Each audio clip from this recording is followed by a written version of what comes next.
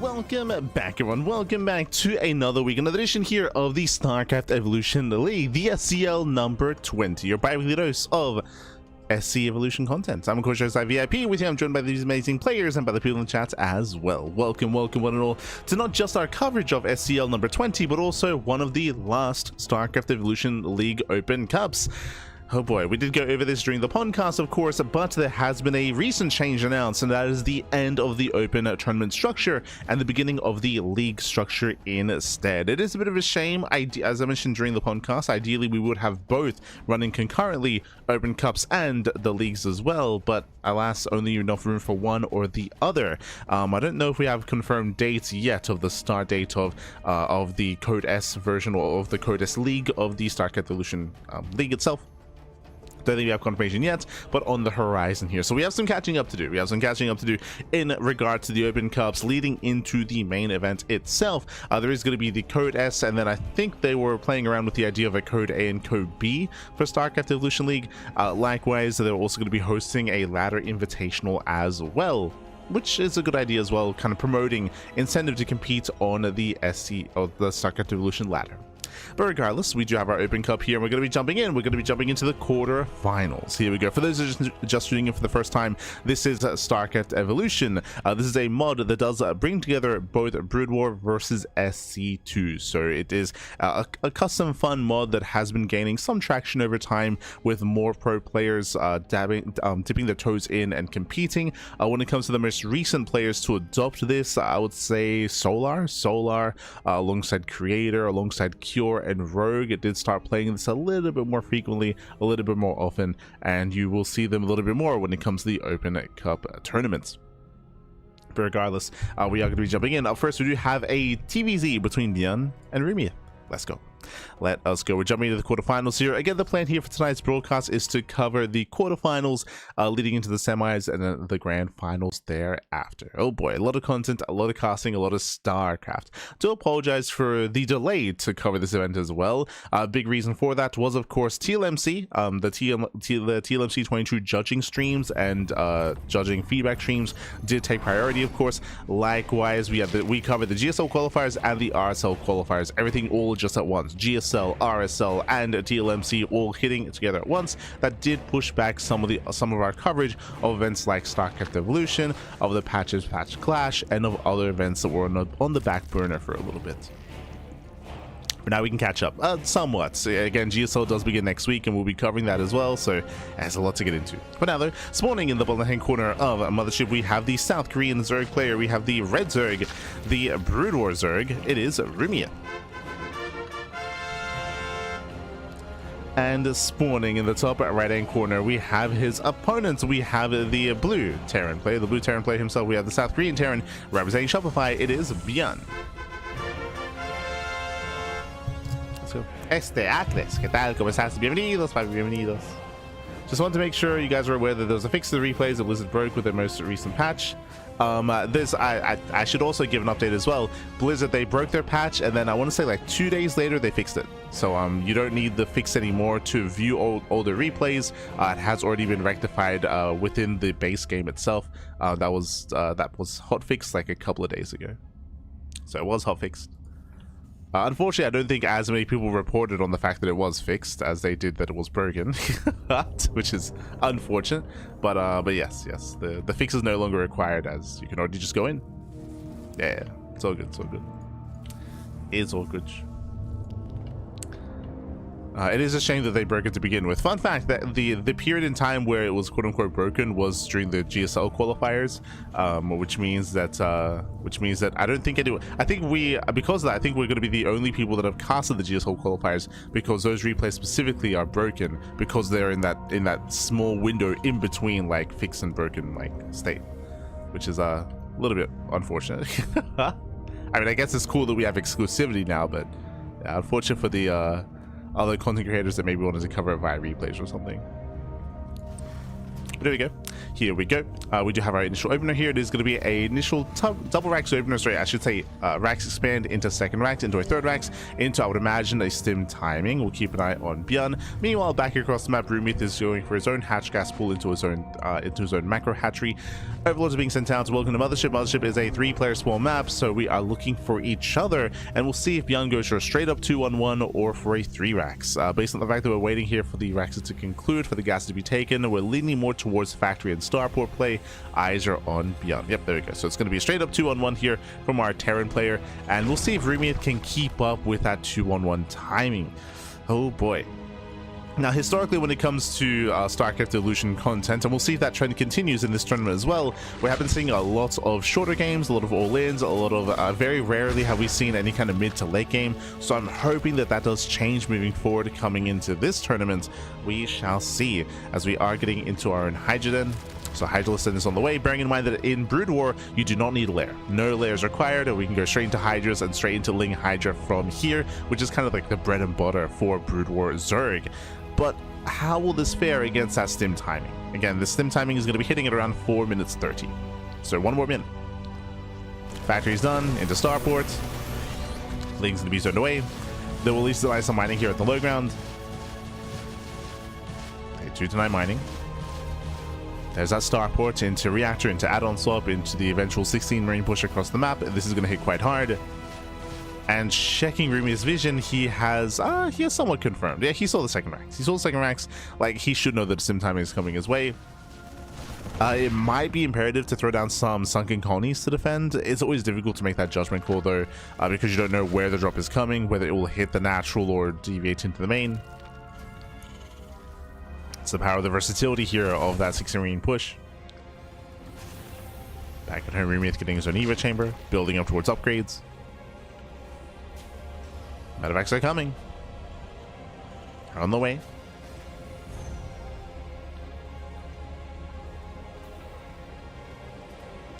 Alright, in production.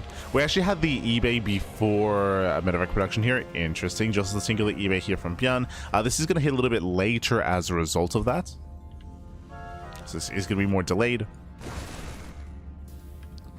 But we make up for that for extra marines, with extra marines. Again, usually this is lined up with 16 marines and the double drop, but here, because it's going to be hitting a little bit later, we will have extra marines to work with. ByuN, he will soon commit. Stim is now done, and now it's go time. As ByuN does rally. Now, as he rallies across, Rumith, he should be making nothing but Hydras, and he should have enough. Yeah, he's got 4 more Hydras on the way. He'll have plenty to defend and plenty to hold. Now, what's a little bit scary here? Do you see what I see? Third racks. Third racks on the way. There should be a third CC. Third CC should be now in production, but it is heavily delayed to the point where we might even see another racks and a 2-base all-in follow-up. And you could even pull the boys with this as well. Just because there are no banelings, right? Banelings usually deter boys being pulled in TVZ, but that may change here depending on how committed ByuN is going to be. But so far, it does scream 2-base all-in. Double drop into the main. Does mass unload. Again, Hydras, they should be able to keep up and defend. Say that one Hydra does go down. Oh, sims into the mineral line, getting 5 drones. Yeah, 5 drone kills. Hydras, they have a hard time engaging, especially with reduced surface area. Yeah, they were choked up. And ByuN is trading well. He's trading very well here. Oof. Going to be eventually zoned away, but he does trade more efficiently. And remember what we spoke about previously here, there's no third CC. Like, we're building up for a second wave. This time with tanks. Hydras, they start step in. They do snipe 1 medevac, just barely. How many Hydras? 10. 10 Hydras for 10 Marines, plus all the drone kills and the Zerglings as well. Sorry, I said 10. 13 Hydras even. Looks like 10 Lings, 6 drones. So far, a more efficient trade here by ByuN. And here comes the second push. As I mentioned, 2-base all-in does opt not to pull the boys and does go for a very delayed third base. Because the third base is so delayed, we need economic damage. Like ByuN, he needs to cripple if not kill. Bearing in mind this will be hitting with combat shields and +1. +1 is going to be done in time, maybe during the fight. Jumping to the main base, catching out more drones. Rumith getting pulled apart. Trying to respond. Does spot the main army. And not much support with the tanks. Tanks are going to go down. Yeah, ByuN, he does abandon his tanks. but he's getting economic damage. Getting 9, 10 drone kills. I mean, this is nice damage, don't get me wrong, but this should trigger a counterattack. We just trade against the Hydras, Pappy. Oh, God. Yeah, Hydras are going down one after the other. Marines are coming from the main as well, and so many Hydras fall, and now there's no counterattack available. That's what, 31 Hydras going down. Insane damage, and the drop is still not even done.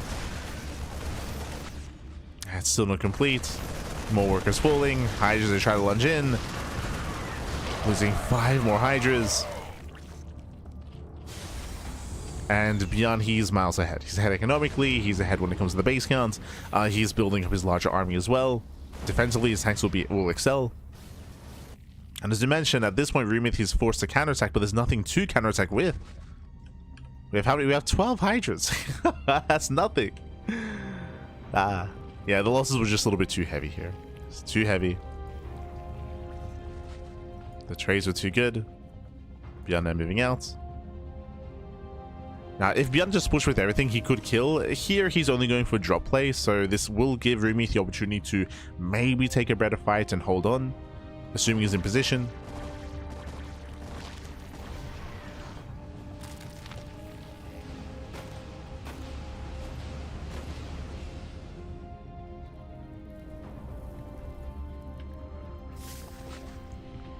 As ByuN does step in. Yeah, Sims on forward here, catching out of the Hydra.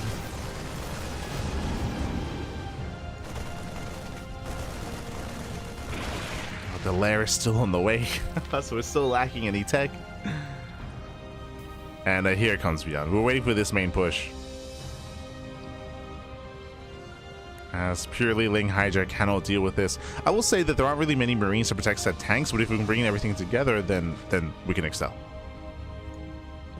Now ByuN going for his double drop.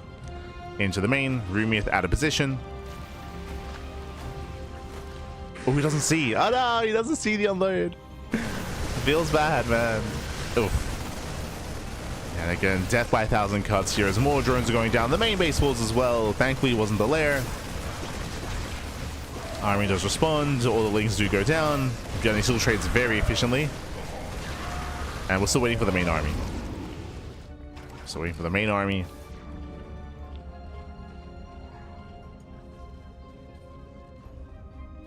Lurker attack now begins. ByuN, of course, he has his 50 supply lead. Again, it's just been an uphill battle for Rumith ever since the first 2-on-1 timing. After it hit, it's been Rumith just fighting, just trying to punch up. Fighting for his life. Yeah. Does lunge in. Does have a decent concave with the Hydras, but the tanks are behind us as well. There are 5 tanks. Oh, God. Yeah, massive tank shots going off. Marines, they pull back. More tank fire. Oof. Oh, God. The Hydras, they cannot engage. GG gets called, and ByuN, he will take game number 1. GG. Whew. GG, well played again. A very brutal 2-on-1 timing attack there from ByuN, able to get across the map, able to do critical damage and start the ball rolling from there. If you recall, we spoke about how Rumith, he was forced into an all-in, but he had nothing to all-in with. He was just losing so many Hydras throughout the course of that defense. He just could not maintain himself, he could not maintain his army, his composure, his defenses, his economy. GG.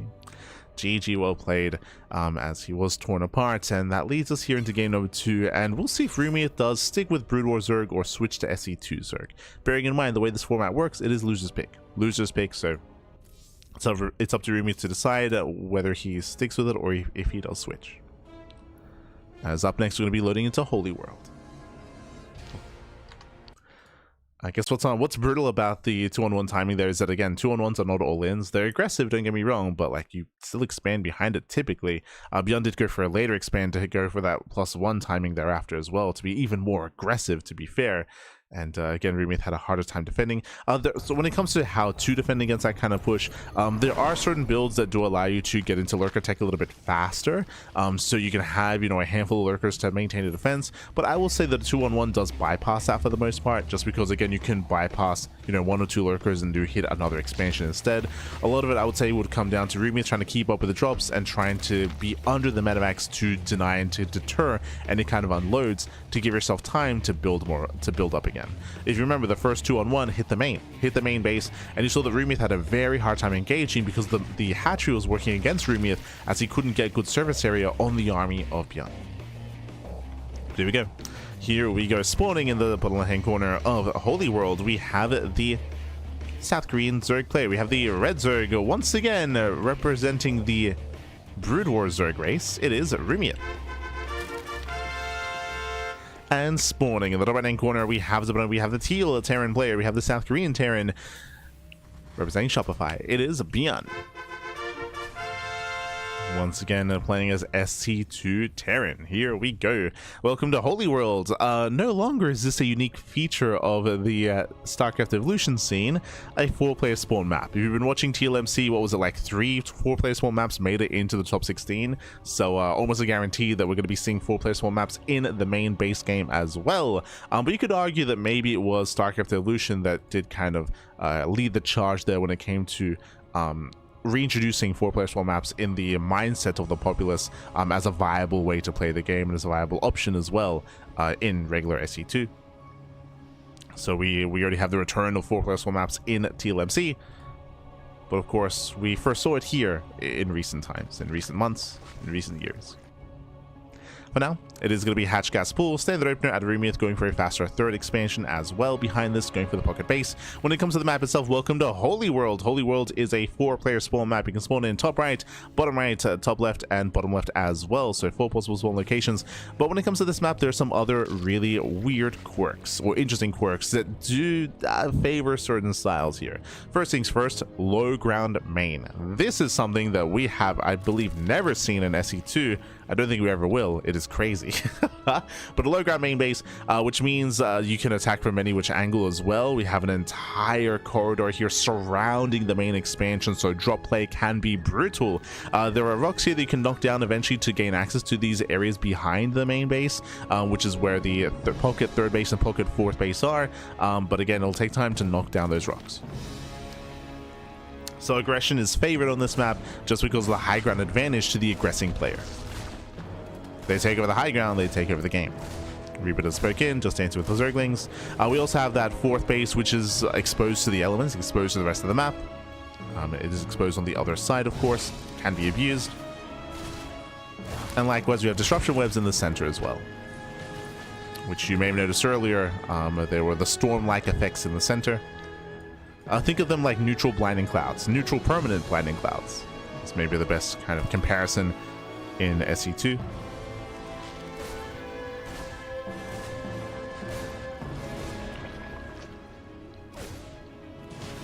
Ooh, speaking of rushing into a lair, Rumiath going into a very fast lair here. Okay, if you recall, I just mentioned this about a possible way to defend. So fast lair into a delayed Hydrogen. This should be for a lurker rush, right? Because your lair is so fast, you can then start lurker production and lurker tech quite quickly. If you remember Su before he retired, he was playing around with a build very similar to this. His variation that was an all-in, where he would hit with lair quickly, then research lurkers quickly, and then go across the map with like 3 lurkers or 4 lurkers to end the game. Would a lurker rush. This is similar, but in my mind, it's going to be more defensive. Meanwhile, ByuN back at home, same build, 2-1-1. So we're going for the 2-1-1, stim timing with the medevacs as well. Again, this does typically hit around 4:30 to 5 minutes. So we're almost there. Almost there. This is a different variation, though. If you remember, last time by now, there was already an eBay in production. Oh.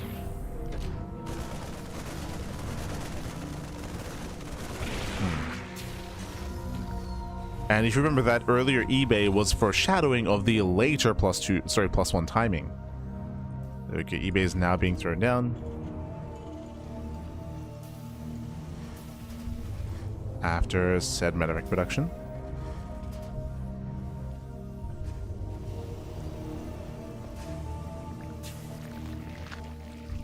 And again, lurkers going to be morphing in. Now, my big concern about rushing into lurkers on this map is just how open the bases are.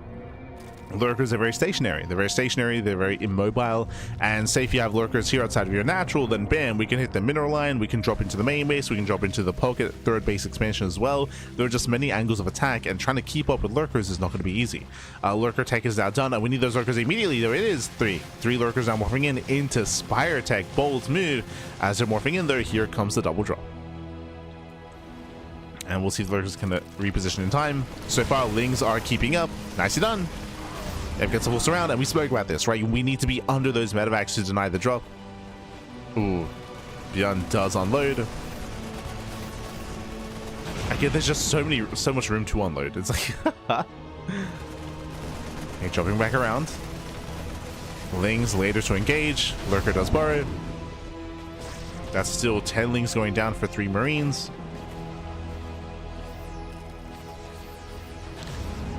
Oh, he wants that lurker. He wants it. Oh no. Gets a couple of shots off. And again, specifically on this map, there's just so much terrain to work with. You can just go back and forth, drop, undrop, pick up, pull away, scans. He's going for, ooh, tempted. Took too long. Yeah, you can see him pre-split, tempted to dive into the lurkers. He hesitated.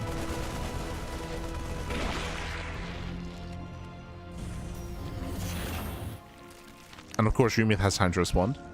So far, Rumith is holding, by the way. This is so much better than the last game. You know, it's still been a little bit difficult. It has bled out a lot of Lings, but at least he maintains his economy. Mineral lines are safe. We have more lurkers morphing in as well. So again, 2 lurkers behind the base, 2 lurkers here in the main, 1 lurker even. Does go for the scan and does not get the lurker.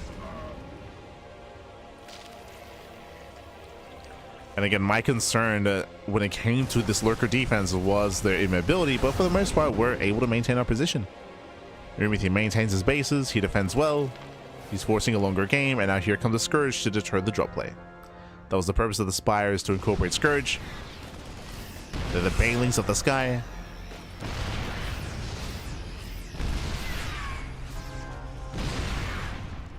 Ooh, as ByuN does reinforce. He's got +1 and combat shields. He takes down the spawning pool. I mean, this is the downside of having a low ground expansion. The pool goes down.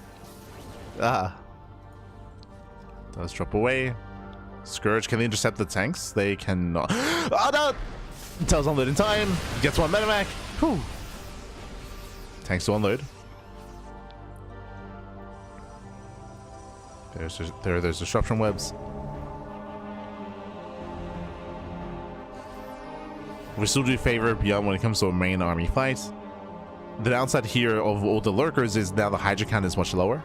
So fewer Hydras, more Ling heavy instead, and the Bio army is going to excel against this, at least if they fight out of range of the lurkers. Once again, going for the Doom Drop.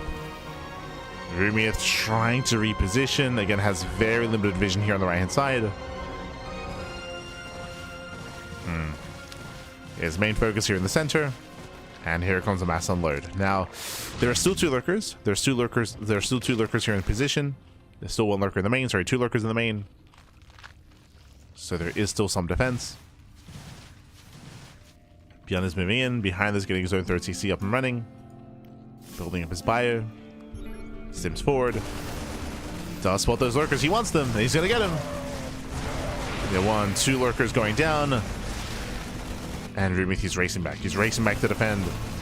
The expansion may fall. Oh god, Lings get choked up. Decent surround, okay. Catching out the army. The Scourge, oh my god, the Scourge will focus down. Not enough, yeah, not enough Scourge. Medevacs they can pull away. And ByuN is not punished. ByuN, he is not punished. Now here comes the main push, the main army. Rumith being pulled apart left and right. He left nothing in position to defend. Tanks are sieged. And Rumith, he tries to engage. Oh my god, massive tank shots. Yeah, tank safe punish the Lings. As I mentioned before, lower Hydra counts. Drop back into the main base. Drone's going to be going down, and Rumith is being torn apart. He's being torn apart here. Again, Rumith, he did well defending initially, but alas, ByuN, he's still snowballed out of control. I would say that a lot of this came down to the lack of overlords. These overlords here were late to reposition. They were late to reposition, so Rumith had very little time to react and respond to these drops. But again, that's unique to this map. Like, I still want to emphasize that The specifically on Holy World drop play is favored so much more.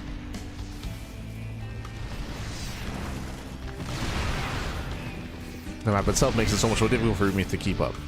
Oh, we just didn't. No, the lurkers are outburrowed. One lurker goes down. Rumi is trying to catch reinforcements, but ByuN, he's actually staying at home with them. Staying back home. Pushing further in. Rumi, he will clean up this small group of Marines at least. He does catch him. Ah. Now here comes ByuN. Now, do we pop off? Do we do something crazy with some hold position micro? Do we? Never mind. He's dropping. Never mind.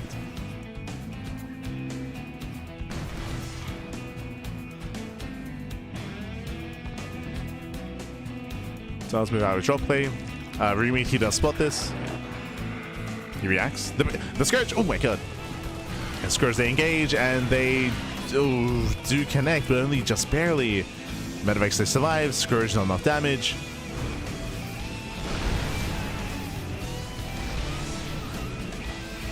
Attacks are moving in and they do outrange the lurkers. Oh boy. Show us the scan. There it is. Oh my god. Yeah, lurkers forcing him in. Marines are ready. Yeah, Marines are ready and waiting. Shut down the Lings. Lurkers, they crumble. GG gets called, and ByuN, who'll claim the series 2-0, advancing on to the semi-finals. GG. Whew. GG, well played. ByuN, he will claim the series. He will advance on. Again, Rumi, he did have a very hard time keeping up with the drop play here on Holy World. I will say that initially, his defense was quite good, was quite strong. Rushing into lurker tech, as I mentioned, that was one of the alternatives to deal with a 2-on-1, is to rush into lurkers as quickly as possible. He was holding, he was defending up until a certain point, but we saw that things over time, ByuN, he opened up the attack path. He was able to catch out 1, 2, 3 overlords, deny any vision, deny any scouting, to eventually get back behind the bases, unscouted, undeterred, and he was able to catch Rumi out of position. Right, Rumi had a very hard time reacting, responding to the drops, as he had no forewarning of them, of course, and he was torn apart. GG. GG, well played. Up until that that double drop, getting behind the main base and pushing into the pocket third expansion, up until that point, like Rumi, he was holding his own. He was holding his own. He was keeping up for the most part. But again, that drop getting into the third base did catch him completely out of position. He lost the expansion. He lost his drones. And as that happened, as he reacted with everything to that drop, then his northern bases were exposed, and that's when ByuN wedged himself in between the fourth and the natural and took it from there. But GG.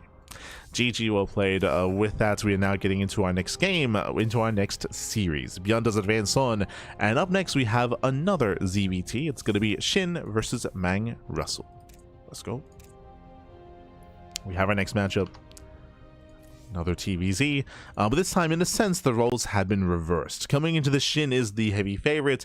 Mang Russell is a little bit more experienced and involved in StarCraft Evolution. We'll see what he brings to the table if he does more than just 3-rack stim when it comes to playing with Brood or Terran. We could even see some mech. I want to believe. I want to believe. Let's go. As spawning in the bottom left-hand corner of Sylphid, we have the Brood War Terran player, the South Korean Terran. It is Mang Russell. I'll fix up his name, Pappy. He is not SHIN. There we go. Filters, and spawning in the bottom right hand corner of Sylphid, we have the orange Zerg player. We have the South Korean Zerg. It is SHIN, representing the SC2 race. And here we go, we're jumping into our fresh series. Coming into this, welcome to Sylphid. It is a 3-player spawn map. We can spawn in bottom right, bottom left, and top side as well. 3 possible spawn locations, and we'll see how our players do open up. It is very common for Terran players to go CC first. Speaking of, we are setting up for that earlier command center, so CC first out of Mang Russell. The follow-up here, which has been quite common and quite trendy throughout the lifespan of StarCraft Evolution, is to go for the second, third, and fourth, the first, second, and third racks into a 3-rack stim timing. But as I mentioned before, we have seen some mech openers as well going into heavy vulture play. We'll keep an eye on Mang Russell to see how he does decide to open up. Let's go.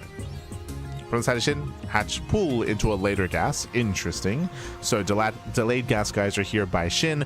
Earlier pull. This means earlier queen production. It does mean later Ling speed.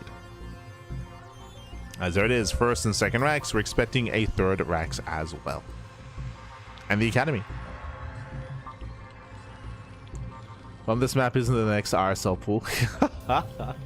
Oh no, not like this. That would be fun if they allowed for some SCL maps to be added to the map pool for their tournament. That'd be wild. It'd be wild. I don't know if Holy World is the most balanced of maps, unfortunately. Though I'll be. It's very chaotic. It's crazy. We appreciate it for what it is. From here we are going to be opening up. Again, we're waiting for the academy into stim, into that 3-rack stim timing. Again, this has just been the go-to in TVX matchups for quite some time. It does hit quite hard. Now, there are different ways to deal with this, but you do have to take it seriously. When it comes to Roach defenses, Baneley defenses, there are multiple options here to shut this down, but you do have to commit. And with the later gas being taken, we may just go for the earlier Roach Horn and delay Ling speed even further. We'll see. We shall see. There's the academy now being produced, now being built. Again, the academies for stim. The way that stim timings work here in a Brood War is you don't have add-ons here for the upgrades. You have a separate building for that. So stim can be researched as you continue to make Marines. Also, the academy is a prerequisite for Firebats and for medics. So once the academy is done, we can start producing Firebats and medics to help support the 3x stim timing to make it hit even harder. Meanwhile, we had assumed that we were going to be skipping Ling speed, and we are. So we're skipping Ling speed, going straight into Roaches. Again, because of the later gas, there was a higher chance that this would happen anyway. This is just a really secure way to open up. And ooh, we're going into a faster lair. Oh my god. What does this mean? This means that Shin, he won't just defend, he'll be ready to counterattack. Fast lair means fast Roach speed, means faster counterattack after Shin defends. Oh boy.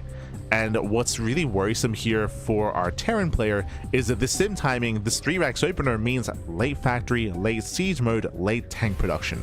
With a lower tank count, Roach Ravager can just overwhelm a Bio-Terran. So this build that we're seeing out of Mang Russell does leave you vulnerable to Roach All-Ins. And the Roach All-In can hit quite hard. It is going to hit quite hard. It may just kill. Oh boy. Have our medics. Stim is on the way. Checking vision here. The Roach one was scouted. Okay, there was a scan. There was a scan. Roach one was confirmed. That does mean no Firebats.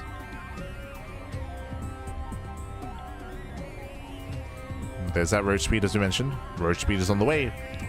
And Shin should be hitting with Roach speed.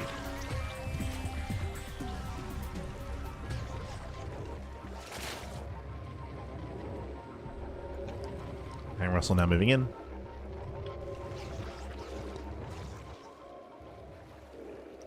Shin can engage ahead of time. And Mang Russell holding onto that stim. Doesn't want to waste it. Well, shit was my... Oh, okay, I see. Sorry, my apologies. My apologies. Yeah, it was. I mentioned this earlier, but it's crazy that we didn't get a single 3-player small map submitted into this season of TLMC. Not a single one. Only 4-player. There we go. We do have Mang Russell. He does step in. He does get into the Roaches. Not bad. Yeah, 3, 4, 5 Roaches going down. The reinforcements are arriving, and the Marines, they will overwhelm the Roaches just barely. Again, Shin was late to react. He was late to react, late to kite away. Heavy losses for Shin. Shin, he will eventually hold on here, but this will weaken any kind of counterattack. True. Does weaken the counterattack. As the soldiers trading, down to 2 Roaches. Ooh, clutch transfuse. And more Roaches are trickling in. And again, it's still a very messy defense, but he does hold on in the end. And now it's time to counterattack. Remember, Shin is all in. Shin is all in. No drones at the 3rd base. Minimal workers here at the natural. We just commit across the map. And remember, there are 0 tanks. There's no tanks on the high ground. Now, there is still the high ground advantage, of course. That does still help. Oh, but it gets on... He breaks through anyway. Yeah, it breaks into the high ground. Bunker's not yet done. 3rd base is going to be denied. And it's going to be a difficult defense for the natural. There's no bunkers set up. No bunkers, no tanks. We mentioned it specifically against Roach Lens, like this 3x, the 3x builds are weaker. They're weaker, they're more vulnerable.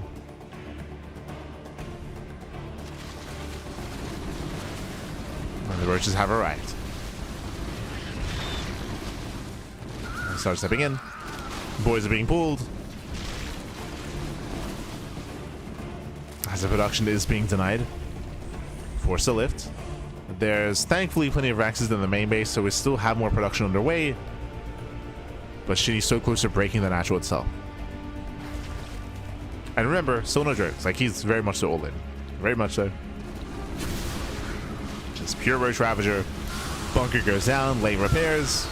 Boys being pulled, a SHIN can just kite back. Yeah, kites back, kites away. Ooh, oh my god, the vials!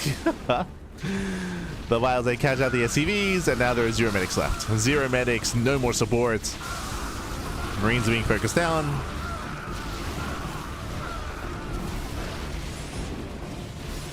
And they're being focused down here. 19 SCV kills. Barely anything left. And now we can just walk in. Now we can just walk in. Now we can just overwhelm. And again, I feel like this game shows one of the other glaring weaknesses when it comes to relying purely on 3-Raxes. Is surviving against Roach counterattacks and Roach all-ins. Tank gets started down. And now there's just no defense. Yeah, there's no defense here. Mangrel still coping a little bit, kiting back. He's down to 1 Marine. GG gets called. GG gets called, and SHIN will take a lead in the series. GG. Does take a lead, and we'll see how Mang Russell will adjust coming into game number 2. I should also emphasize as well that one of the other reasons why this all-in worked as well as it did is the map itself. The rush distance by ground on Sylphid is quite short compared to other maps, especially when it comes to maps like Vermeer or Holy World. Depending on the spawn location, you can have a longer rush distance by ground, which will benefit you when it comes to defending and surviving, giving you time to get bunkers, giving you time to tech up as well. So Sylphid does just favor aggression. And with that, we're going to be loading the game 2, and we'll see how Mang Russell does adjust. And whether or not he even switches to StarCraft 2 Terran.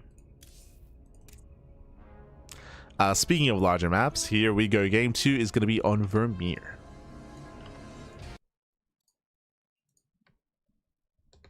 Let's go.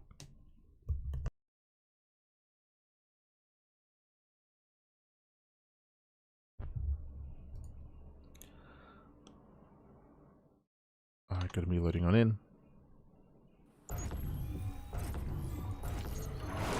And he commits. Okay. No, he doesn't. Okay. Spawning in the bottom hand corner of Vermeer, we have the red Terran player, the red Terran player himself, the South Korean Terran, this time switching to SC2 Terran, no longer with Brood War Terran. It is Mang Russell. I'll fix up his name. Cut. Un momento. There we go. And spawning in the right hand corner, we have the orange Zerg player. We have the Brood War Zerg. It is SHIN. Let's go. Let us go. As we are going to be opening up.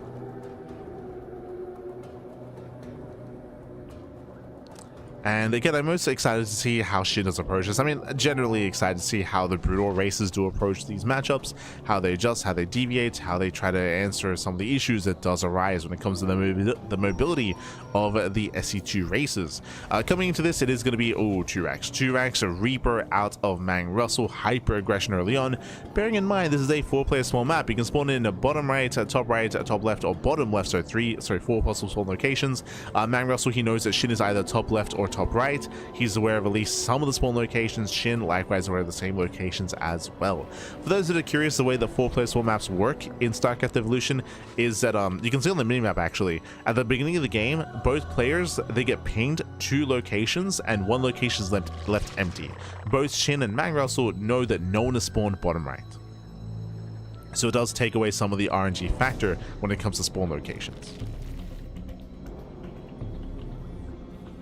if you recall, in StarCraft 2, the answer to this issue on full playstyle maps is speed zones. Is a bunch of speed zones and monorail systems to make it easier for workers to rotate between bases and scouts. So typically, if this was like if this was an SC2 or regular SC2, there'd be like a tubing system here, like a Futurano tube going from top right to bottom right to bottom left to top right to top left as well to get faster scouting, of course. So different approaches.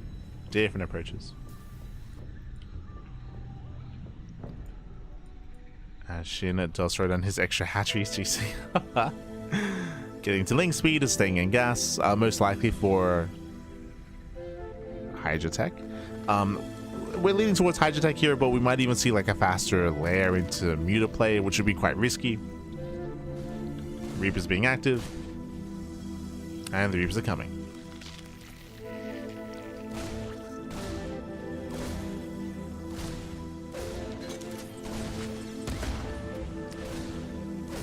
Reapers, they dance with the army. They don't quite get a drone kill, not yet, so Lings are keeping up. And we're just trying to dance here until link speed finishes. Until then, Mang Russell, he's trading well. Killing 2 Lings so far, getting 3, getting up to 4. Getting 5. 5 Zerglings do go down. Lings pulling back here, and these Reapers, there's an extended period of time where they can just dominate. The reasoning for this, no queens, right? Usually in StarCraft 2, there'd be queens deterring these Reapers, but here there are no queens. So as a result, that is going to be 6 Lings going down. Link speed is finishing, and the Reapers have to get the hell out of here.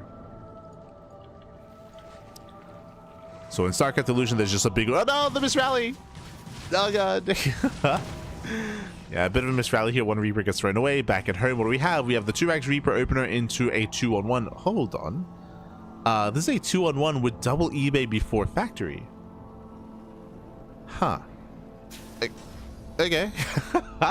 Let him cook back. Are we getting a 3rd CC? No, okay, factory.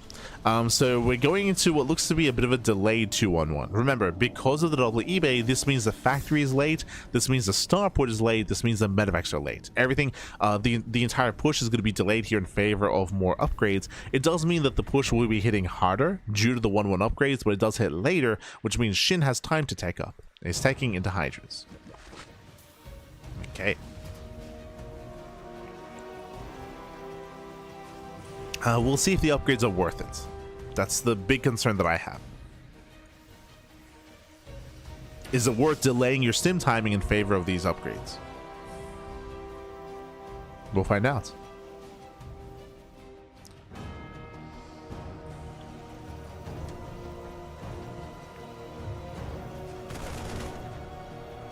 We will find out.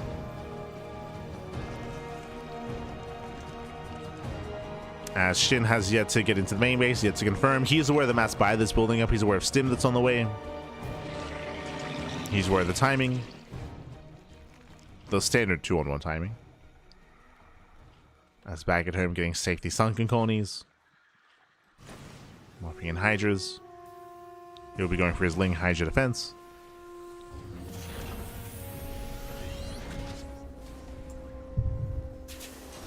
And here come the medevacs.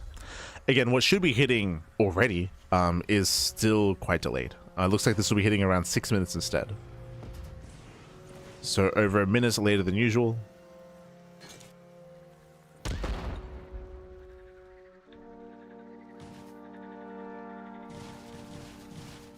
As a result, Hydra speed is going to be finishing.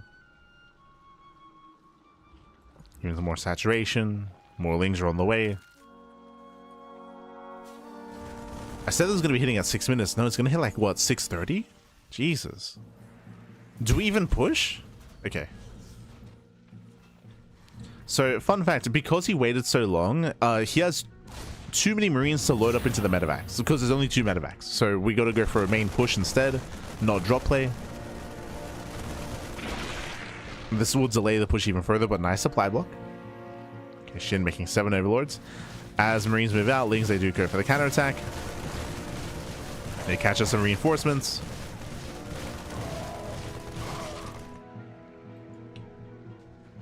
Yeah, this starts hit at 6:30. And there's plenty here. SHIN, he's gonna be careful. Ideally, he wants to lock down the army and surround.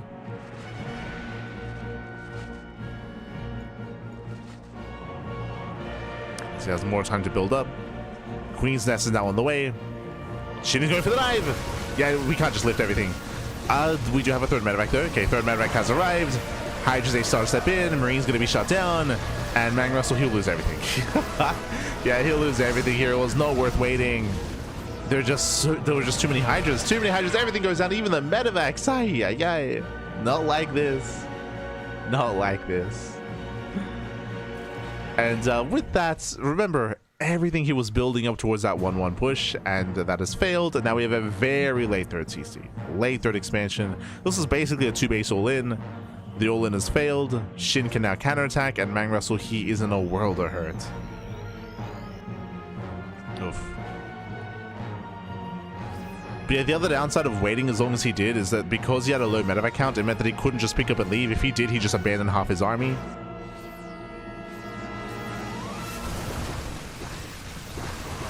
And from here, we'll start stepping forward. This is an overextension. True. Shin does overextend. Shin will lose all these Hydras. Overconfidence out of Shin. We have it back and forth. If Shin had waited a little bit longer for his upgrades, I mean, he's got a Queen's Nest. If he had waited for Ensnare, then it would have been fine. But now we're getting messy, right? Now we have a back and forth. Initially, Mang Russell lost an army, and now Shin lost an army.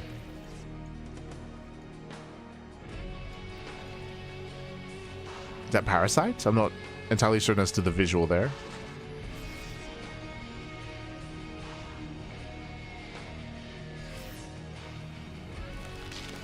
Yo, loving the Overlord speed.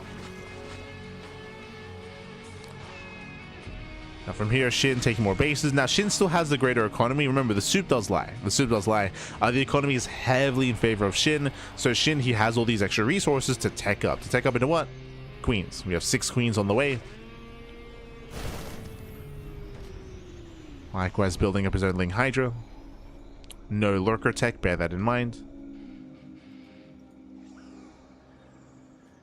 Gary Meiosis, okay. Never mind. I'm assuming that's like an energy upgrade of some kind. Assuming.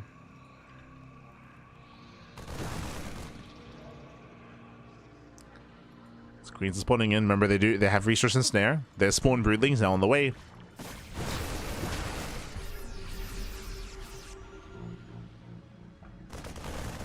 Mang Russell committing.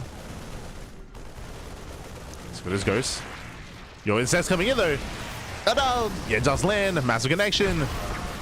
Ooh, but snipes are not going to be stopped. Yeah, snipes are not stopped. This is not a fungal. This is not fungal growth, Pappy. He's spamming it. Ah, no. He's like the Ensnare. It does nothing. For those that are curious what's happening here, Ensnare does slow the army, but does no damage. So snipes are not being interrupted. It's possible that Shin might not know that. He's like, oh no. But the snipes, they continue. True. Yeah, with that, the boys are being pulled. Desperation here out of Shin. Desperation. And Mang Russell, he's done it. He has done it. He snowballs out of control. He breaks on through. The Mass Ensnare does nothing. And with that, we're going to have the ace match. We're going all the way to game 3. As we are trickling in Hydras, to be fair. Trickling in. Okay, that was 18 drones going down. Critical economic damage.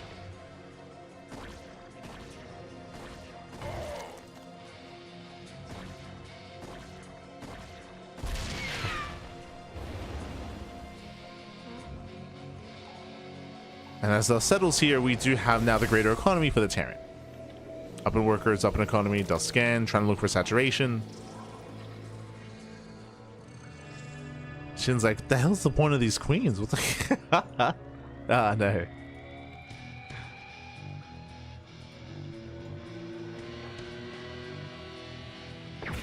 Yo, I mean, it's gonna be feeling good here, being an SC2 Terran player, going Ghost, and knowing that there's no way for the Ghost to be hurt by the queens. Oh no, not like this. For the snipes to be interrupted, I mean. Oof. Yeah, snipes going up, punishing the Hydras. Bio army rushes forward. Jesus.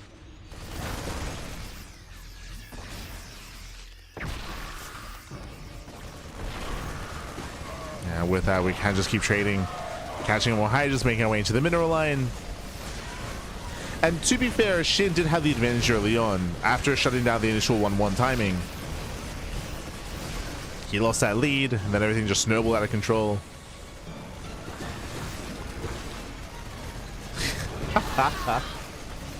GG.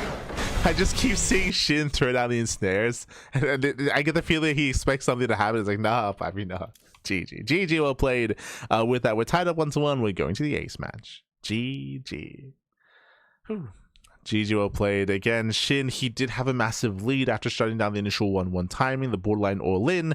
He was able to take a big lead from there, get the economy, get the army, but he then counterattacked and overextended. He did overextend. He lost his lead, losing all of his hydras. From there, he had the greater economy and used that to tech up in towards queen production. But as you saw, queens are a good supportive unit, but when it comes to dealing with ghosts, they are not the answer. Not in StarCraft Evolution. That is where defilers will be more crucial, of course, but bearing in mind the defilers are locked behind hive tech, queens are not.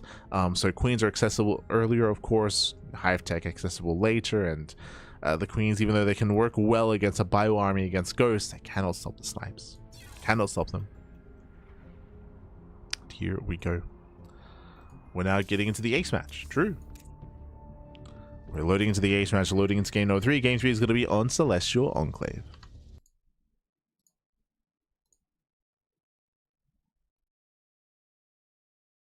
Here we go.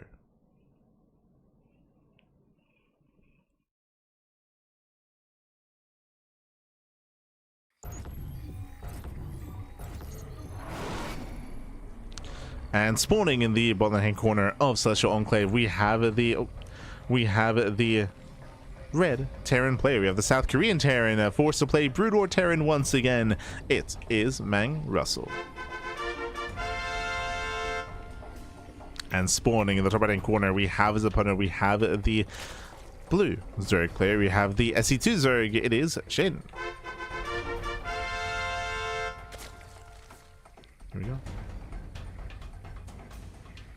Lost some more high ground by killing the Ursa. Are you saying that by default SHIN has more high ground over the Terran? What? True, true. The overmind. Aye, aye, aye.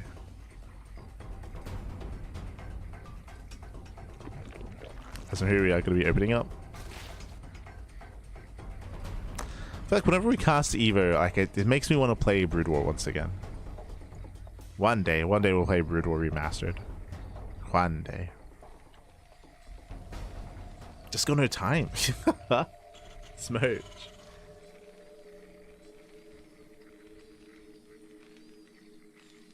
So from here we have our initial opener, CC first out of our Terran player. I'm hoping that we deviate away from going for... No, never mind. It's going to be CC first into 3x stim timing. We have the same build here. If you recall, we saw this build utilized earlier on Sylphid, and we saw that Mang Russell was punished by the Roach all-in. Curious to see if we go for Roaches once again. I will say that Roaches will have a harder time breaking through and dealing damage just because of the map itself. This time, longer rush distance by ground, and we do have the high ground advantage here for Mang Russell as well. So he's got the high ground, he's got the ramp, longer rush distance. I would say that there's a higher chance he can defend against a Roach all-in this time, but we'll see. As we're still just opening up.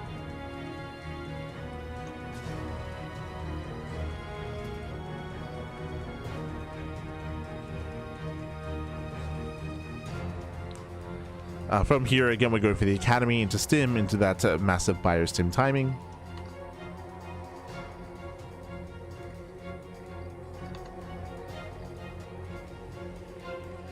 I forgot to change the title, my apologies.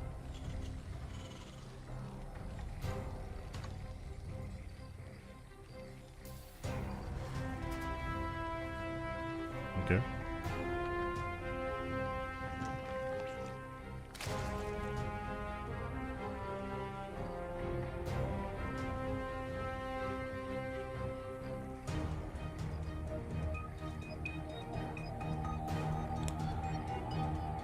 What could he do? What could you do? Defend harder or rush Defiler? I think that's in reference to Rumieth. I mean, it just came down to his vision. If you're referring to the game on Holy World, it just came down to vision to be able to keep up with drop play. Rumieth was defending very, very well up until the drop got behind the mineral line behind the third base. And if you remember, that happened because his overlords were sniped ahead of time. They were sniped, they were killed, and so he had no vision scouting for the drop coming behind the bases. So it would not be like about rushing into like the file attack or taking up in any which way. It would just be about map vision and map awareness to keep over drops. But it is just more difficult on Holy World because your bases are just so much more accessible to drop play. It feels Holy World, man. Just catching up in the YouTube chat.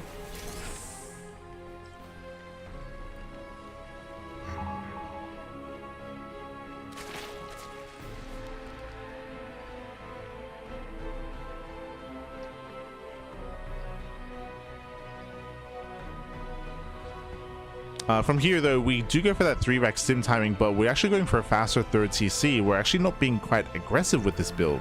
We're building up the Bio army while we're staying back at home. Meanwhile, Shin, he's getting to Link speed. He's building up into Mass Link Bane, going for a much more standard mid-game setup. And we'll see if he takes up in towards Muta play, in towards Hydras, or commits a Link Bane in towards Ultra Tech instead. Shin has options. Has options available.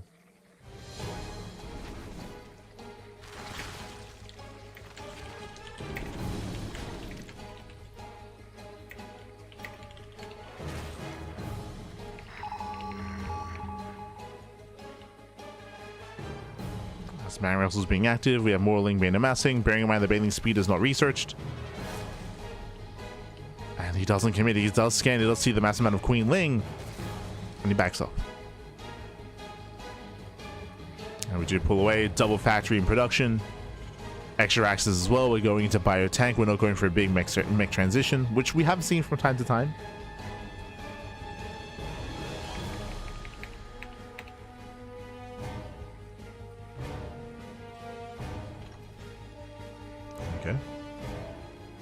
Updating the title.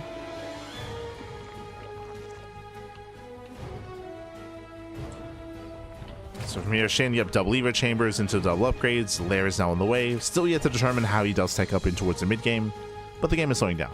Slowing things down. Pretty sure to see some fire bats now in production here for Mang Russell. Fire bats on the way. Building up into our third, and we're just turtling up. We're just turtling up from here. Unfortunately, I mean, there isn't really much way for this army to really be active on the map. The downside, of course, is that Brood War Terran doesn't really have medevacs. We got dropships, and they can help somewhat at least. But the Bio army is stuck at home. Switching into Spider Mines, Ion Thrusters as well. Investing into all the Vulture upgrades. To help fight for some map control.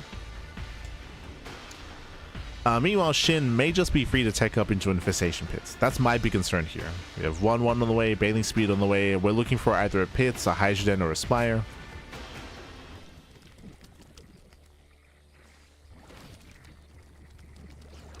And Shin has been very fond of rushing Ultras as of late.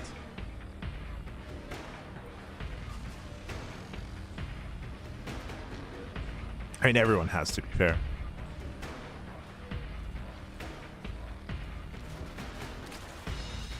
Yep, there's the pit on the way, so it looks like he is rushing Ultras.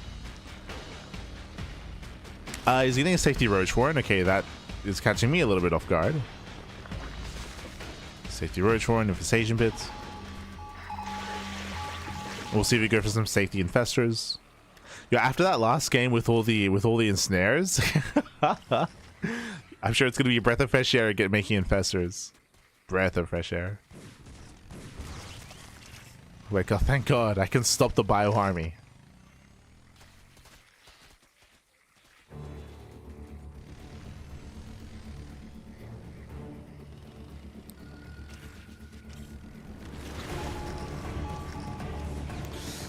Shinny setting up with his right. Oh no, he's getting trapped. Yeah, he does get trapped. He gets hooked in, and Baneling they smash into the army, and with that, Mang Russell, who lose everything. Oh my God. Some brutal connections there. Mang Russell barely holding on. Barely having an army. Behind this, we have Roach production on the way, Roach speed as well, in case this is a bigger commitment into Roaches. it's a little bit odd. You often see Roach into Ling Bane. It's rare to see Ling Bane into Roach. It's quite rare. But again, brutal connections earlier. Baiting out Spider Mines. Couple of Bane is going to be denied, not bad, but Roaches are amassing, and here they come. And Roaches are waddling in. Marines being cleaned up. Mang Russell, he's lost his momentum. Lost some with the push earlier with the Banelings.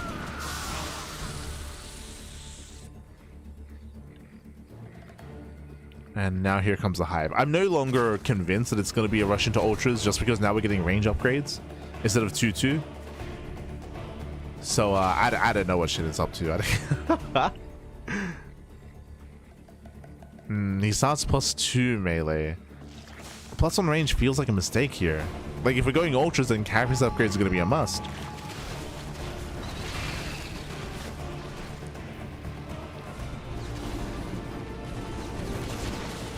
As Vultures, they attempt to dive in. They catch at the Roaches. Shin does overextend.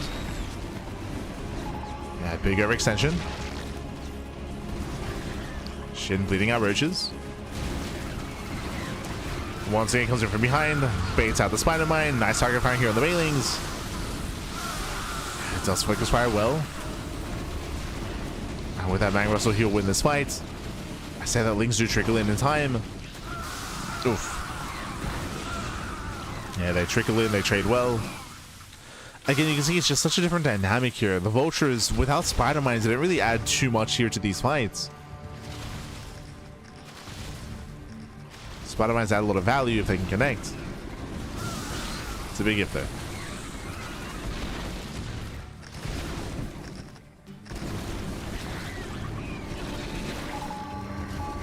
Shin is going to be forced back.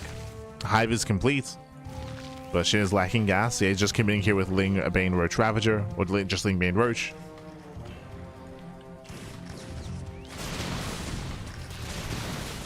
And the Roaches are doing so well here against the army. Again, there are just no tanks, right? There's no tank line. So Vultures struggle. Creating out Spider Mines. And with that shit is overwhelming. Yeah, it does overwhelm the army. Files a zone away. Spider Mines do not connect. And Shin has done it. He has broken Mang Russell. Who needs Hive Tech? Who needs it, Pappy? Who needs it? Yeah, Stutter stepping forward, getting into the final army here. He's boxed in. There's no way out. There's no way out, Pappy. And GG gets called. GG gets called. Shin, he will claim the series 2-1, advancing on into the semi-finals. GG. GG, well played. We did have a little bit of a back and forth here. Again, in each game, the Brood War side of things struggling that much more. It did look like maybe a little bit of an experience when it came to Shin in game number 2 on Vermeer, relying heavily on the Masked Queen. But to be fair, I'm sure he didn't quite realize that ghosts were being prioritized as quickly as they were.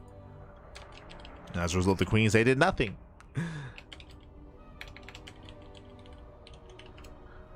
Did do nothing with that. GG well played. Shin, he will claim the series. And now we're jumping into our next quarterfinals match. It's going to be a ZVZ between Solar and 3 Point. Oh boy. We're jumping into our next matchup to determine who else makes it into that top 4. And I'm looking forward to it. I haven't seen 3 Point in quite some time. 3 Point, he's been very inactive as of late, even amongst StarCraft Evolution events. So it's great to see him once again returning to the game. And there was a period in time where 3 Point was the best Zerg player in SC Evolution, and we'll see how he compares in current era and current day after some time off. Oh boy, we'll see how he compares to Solar.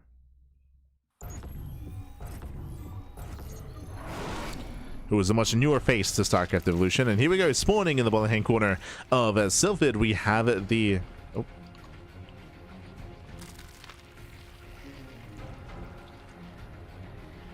There we go. We have the red Zerg player. We have the South Korean Zerg representing Team Hyper 1. It is 3 Point. And spawning in the bottom right hand corner, we have his opponent. We have the blue Zerg player, the SC2 Zerg. It is Solar. Here we go. He may have just one of high for his 3-3 upgrades. He never got the 3-3 upgrades though, or Adrenal either. So yeah, it did feel like a little bit disjointed when it comes to SHIN's overall game plan. It felt like it was kind of freestyling a little bit in the end. But I mean, it worked. His Ling, Bane, Roach did excel.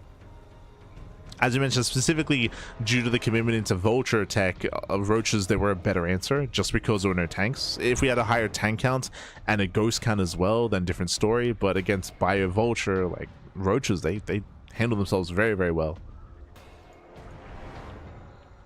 But here we go. Here we go, we're getting to our ZVZ. Now when it comes to mirror matchups, they are very, very, very different in StarCraft Evolution because essentially there are no mirror matchups. Brood Warrior Zerg and SC2 Zerg work very, very differently. We have Ling Bane out of Solar, we have Ling Hydra out of 3-point. Remember, there's no Roach production out of 3-point either, so your typical Roach Wars or Ling Bane battles are non-existent in StarCraft Evolution. Again, these two races work very differently. So as a result of that, we do often see rushes into Lurker tech, like 2-base play into 2-base Lurker from the side of the Brood War Zerg player. From the side of the Blue Zerg, from the side of SC2 Zerg, we often see a commitment into Roaches and we skip Ling Bane just because there's a very low chance that Ling Bane breaks the 2-base setup. We could see Roaches into muted play, but even then muted play is less accessible because there's a very high chance your opponent already has Hydras. Right, Hydra play is just very common from the Brood War side of things. Likewise, going into mutas is very risky because if your opponent goes for their own defensive Spire, they can make Scourge. Right, Scourge is just superior to mutas, and mutas cannot really deal with a mass Scourge, or even with a supportive Scourge army. So certain compositions are more restricted here. So the go-to typically is Roach Ravager versus Hydra Lurker. Typically.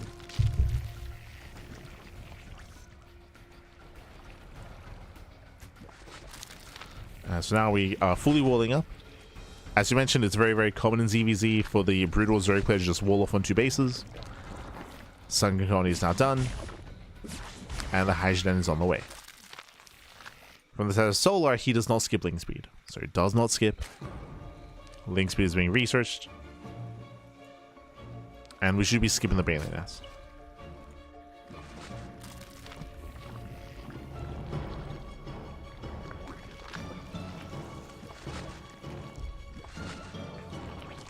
Should be skipping that nest. There are the Eva chambers, there are the upgrades. We're still expecting a Roach one here, but eyes are on Solar. As our players are expanding. Hydra upgrades are on the way.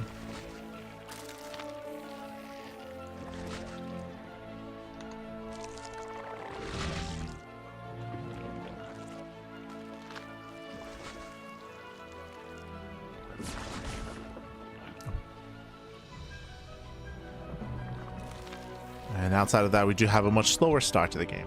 Much slower. Just building up those Hydras. There's that Roach production from Solar. Again, this is kind of like the meta for SE versus ZVZ. And a lot of this will come down to, can 3-point expand? Can he take a third?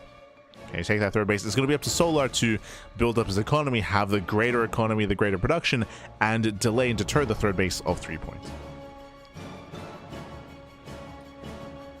Assuming the 3-point even attempts to expand.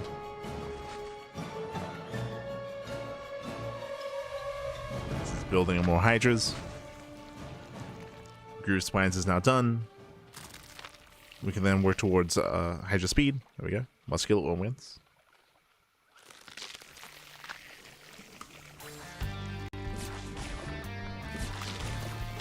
And looks like from here we're going to be breaking out. 3-point is breaking out.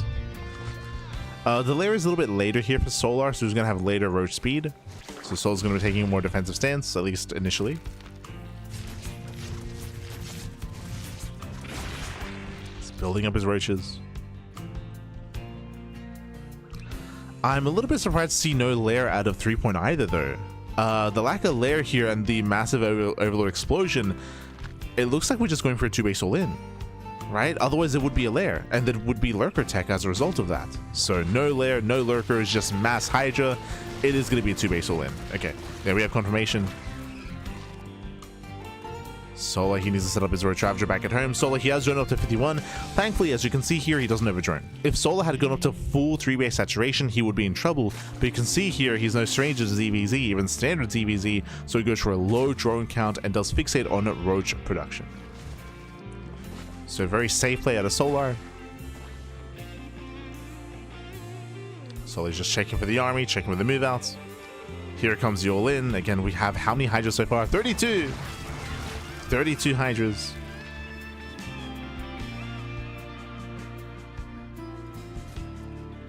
Solar, he already has a +1 carapace.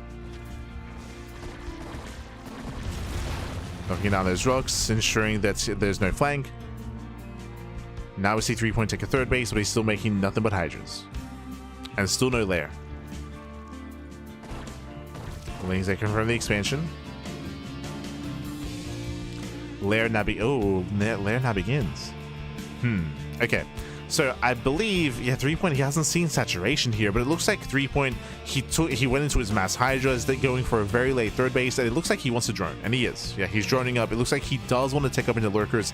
This is just a very safe way to tech into lurker tech. Unfortunately, this does mean that he does fall behind economically. Assuming that Solar drones. He has yet to drone. So very low ecos for both players. Solar now poking in. Getting us up with the Hydras. Hydras are vulnerable. Wow, he just brute forced it. Okay, well, Hydras are reinforcing. Solar is here overextending. That's a lot of Hydras. Oof. Wow, connects. Solar, he has to respect it.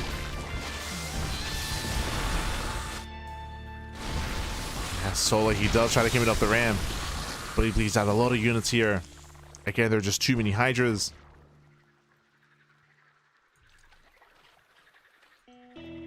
Solar pulls away, does rotate. Solar now drones up, so late drones here by Solar. Late droning, late saturation.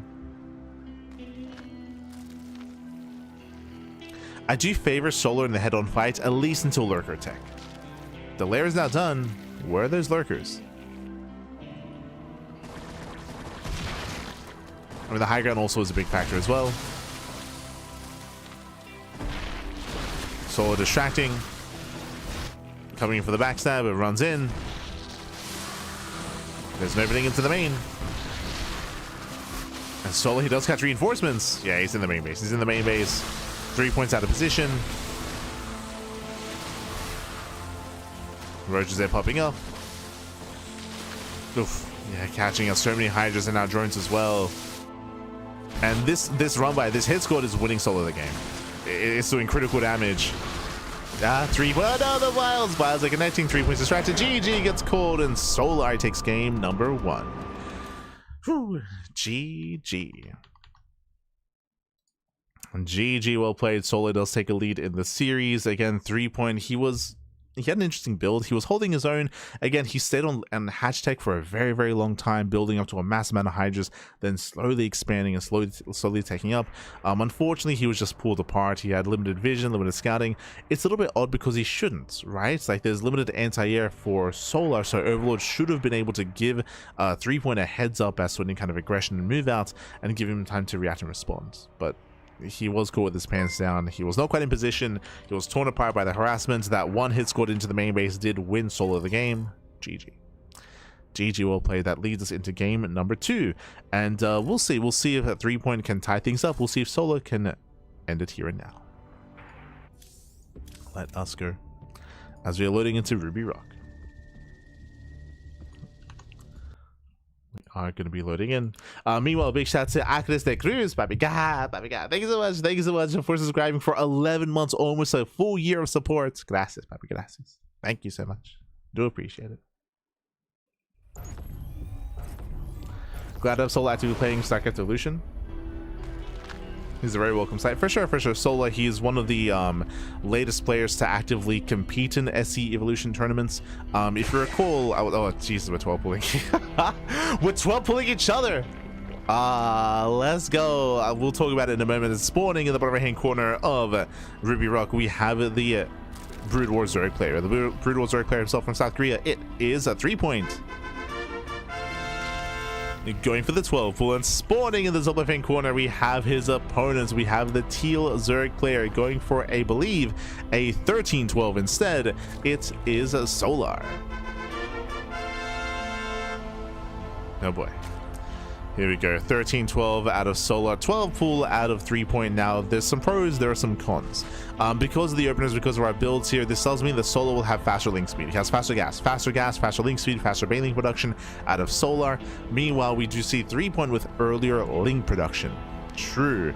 But will it matter? Will it be enough? I do favor Solar because this build essentially means that Solar, he can defend and he can counterattack as well. Meanwhile, that link speed timing is it's gonna kill. Like there's a window here.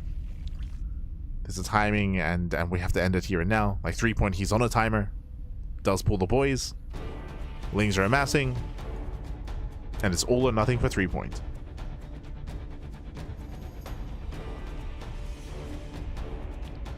But yeah, Solar, he is the latest player to like more actively play in StarCraft Evolution tournaments. I would say that like the quote-unquote newest generation or the latest wave of Koreans to adopt the game was Solar, Creator, and Cure, and Rogue a little bit, but mainly Solar, Creator, and Cure. Creator, he was excelling in the previous SE Evolution tournament. He made it to the finals. Did make it to the finals. Lings are revealed. Yep. Yeah, Lings are revealed, drones are being hunted down, and 3 point falls behind. 3 point, it does fall behind. Baneless is on the way. Here comes the Bane Bust. We can see 3 point trying to have position, but he should not be able to keep up. Does nibble away, does kill one Ling. And remember, link speed is almost done. Link speed is almost complete. And again, 3 point, he sees that there's no expansion. He should know. Something's wrong. There it is. Yeah, link speed kicks in. 3 point, he does get behind the mineral line. Nice positioning.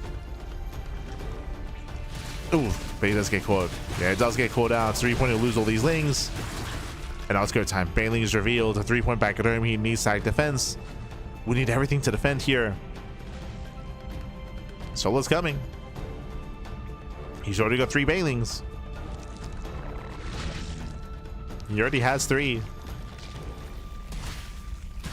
GG. Yeah, GG gets called. There's no defense. And Solar, who'll claim the series 2-0, advancing on to the semis. GG.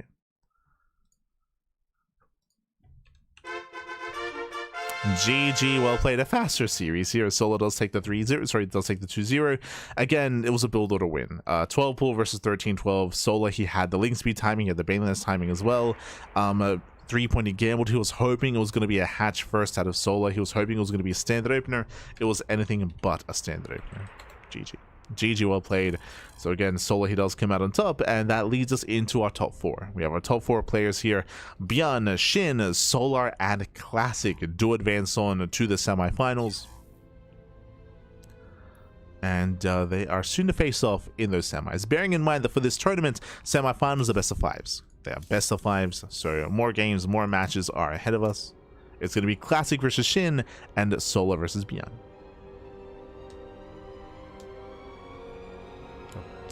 For now, though, we are going to be going on a short break. We're going to be going on a short break here. When we come back, we'll have the semis and then the grand finals thereafter. Again, 3 series left tonight. The semis and the finals. 3 matches. 3 matches to go here. We'll see you guys soon after this short break. See you soon, Pappy. See you soon.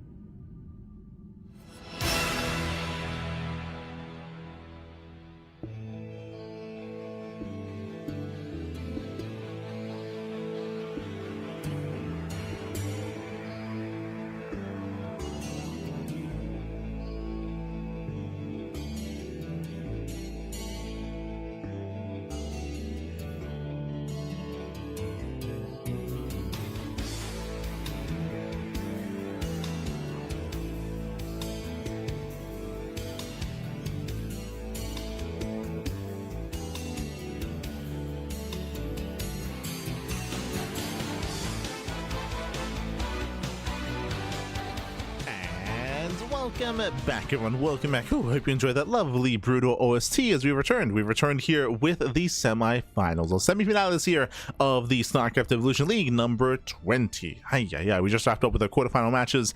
Very straightforward, a lot of aggression, a lot of all-ins. We did see some mid-game play, and we did see SHIN encounter the problem that can be ghosts when encountering them in the mid-game with a Mass Queen. That was quite a sight to behold. But we're getting into our next game. Going to be jumping into our first series, TVZ between ByuN and Solar. Let's go. Game 1 is going to be on Mothership.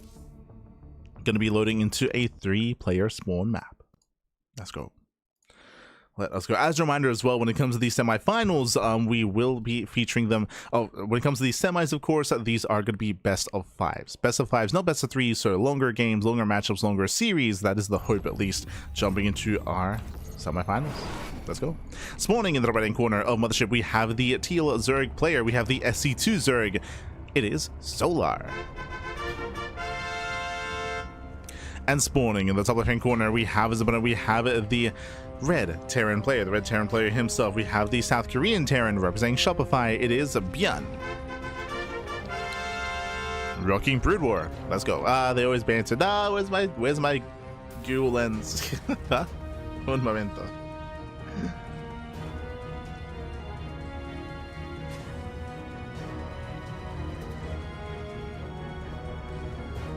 Yeah. As we attempt to Google Translate.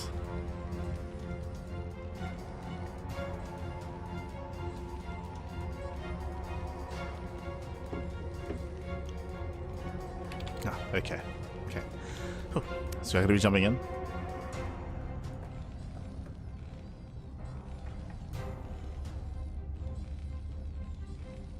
I think ByuN said, I'm going to win 1 game. Let's go. And then Solar says, try to win 2.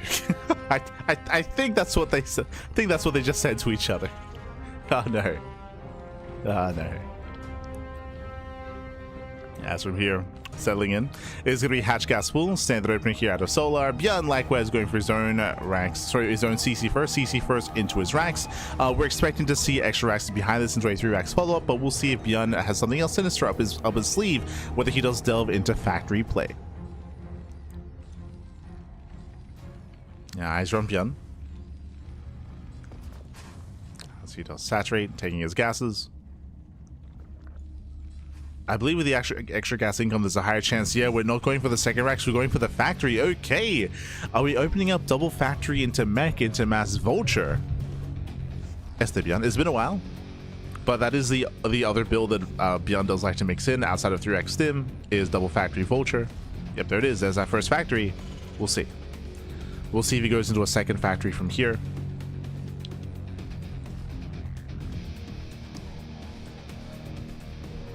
as we're building up into vulture tech.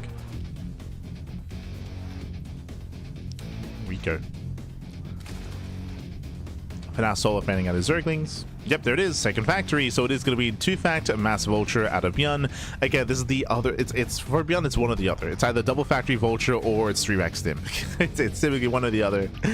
With this, the goal here, of course, is to not just build up the vulture count, but also to hit an early timing and dive into a mineral line and potentially get economic damage done. We shall see. As machine shops are on the way to build up into the add-ons, into iron thrusters, and into spider mines. Again, this does typically transition into mech. So we're seeing mech out of ByuN. Which again, we have seen ByuN play mech when it comes to regular SE2. So no surprise here that he does incorporate it here into Brood War as well. Into StarCraft Evolution. Oh, my apologies. We're going into early siege mode. Not spider mine. Or iron thrusters. That's kind of weird. Okay. Okay. Let him cook, Pappy. Let him cook. This is different. This is different. We still have our vultures on the way. But again, earlier transition into tanks is what it looks like. Much, much earlier. Meanwhile, across the map, it is going to be the Roach one here by Solar. Solar, he dips in. Has yet to really scout, has yet to confirm, but is building up into a more Roach heavy composition.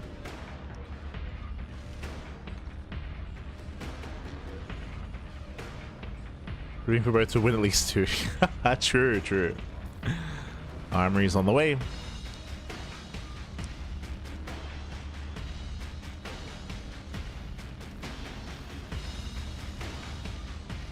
There's no scouting either. Was siege mode intentional?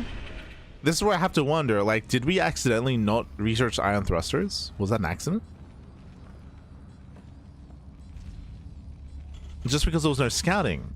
If he wanted to like reactively make a tank in case an all-in was coming, then we would have seen the vultures be active a little bit sooner. Okay, now we have iron thrusters on the way. Much more delayed. I mean, tanks will excel just because of the heavy roach counts, which we're about to confirm. Vultures, they depend. Yep, does convert the roaches. We need tanks. And there it is. He actually cancelled his vultures. Like, he does cancel, does start up his tanks immediately. Does need those tanks.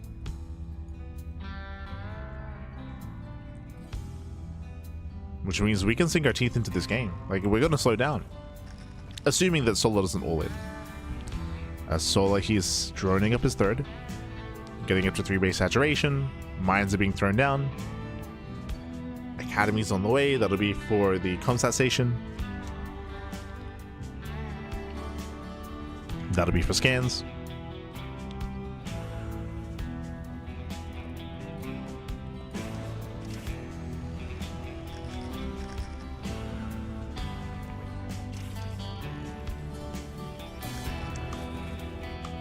As ByuN is looking to contain.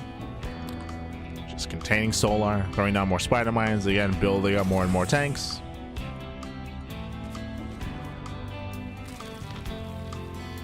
This is more defensive than we usually see from ByuN. Yes, well, it's because usually he would get iron thrusters first, right? He'd go iron thrusters, then spider mines, and then be more aggressive with these vultures. But here, as soon as he sees the roaches, he reacts, he responds. I would imagine he's just had really bad experiences going mass vulture against like a blind roach heavy composition. So just bad, like yeah, bad experiences.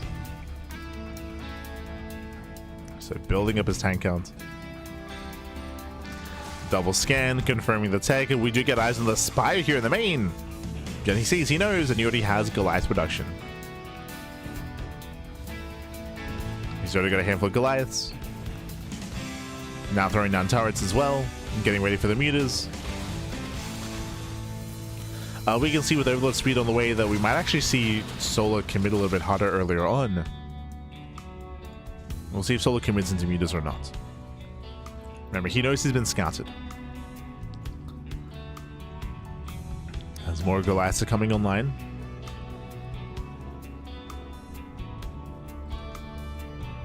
Roaches so far, they're just clearing up all these mines. Does commit into mutas. This is a bold move here, an expensive move by Solar. Making 7 mutalisks behind this. We'll see what they can get done.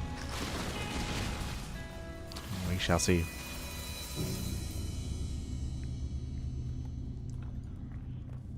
As vultures, they don't quite find a way in yet.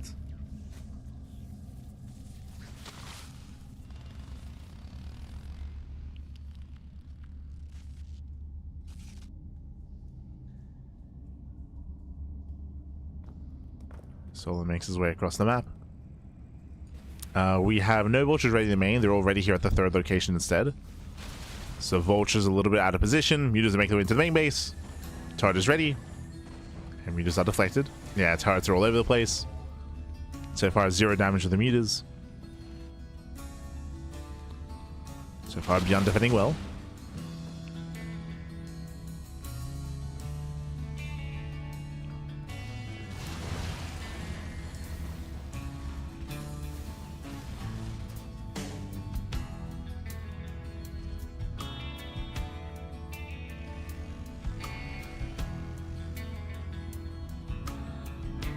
So far as keeping up, Solar, he's now maxing out. He's maxing out with a mass Road Ravager army.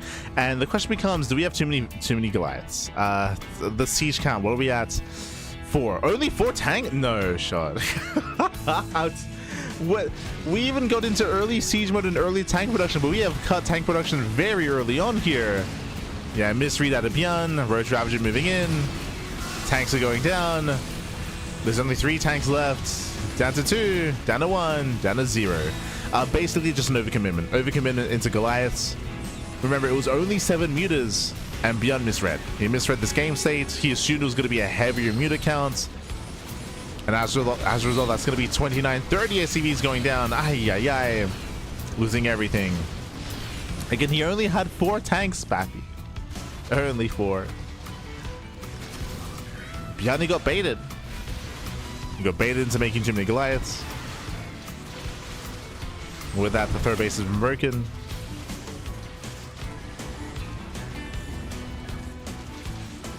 Breaks the 3rd, keeps pushing in. Behind this reinforcement with Zerglings. And ByuN is stuck on 2 bases. Ay, ay, ay.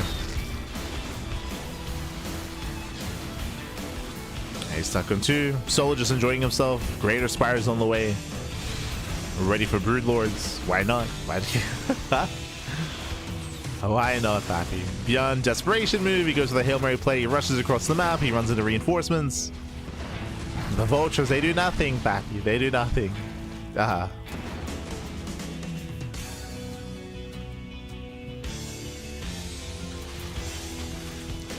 with that Solar, he's snowballing out of control. He cannot be dealt with. Not anymore. Not like this. Even piling down the CC. Oh no, the CC does get piled down. ByuN loses his 3rd. He'll lose the 3rd expansion. Now Solar collapsing in. Covering from both angles. Tanks are exposed. Show says Miles gets 2. Oof, 2 tanks going down and takes down the remaining 3. GG gets called. GG gets called. And Solar, he will take game number 1. GG. GG, well played. Again, winding it back here, ByuN, he went for, I would say, I would agree with the sentiment of a bit of a safer opener. That is true, going into earlier siege mode, into earlier tank production, but he only made the 3. He scanned the main, he saw the Spire, he saw the mute attack that was coming his way, and he overmade Goliath. Went into mass Goliath. He only had 4 tanks, which is insane, by the way. A very, very low tank count. So the Road Ravager just rocked up, knocked down the 3rd base. GG. GG, well played. With that, Solar, he just snowballed out of control. There was very minimal ground army here to defend. Also didn't help that the Goliaths were in the main, if you remember. They were distracted in the main base, so there was very limited buffer for the remaining tanks at the 3rd. And with that, GG. With that, GG, well played. Solar takes a lead, and now we're jumping into game number 2, and we'll see how ByuN will adjust coming into that next game. We're loading into Ruby Rock. Ooh, we're expecting a more bio-heavy style this time. This is a much smaller map, shorter rush distance by ground. All-ins and aggression is heavily favored on Ruby Rock. Let's go. The Kogels, they do nothing. They do nothing, Bappy. They do nothing. Oh, no.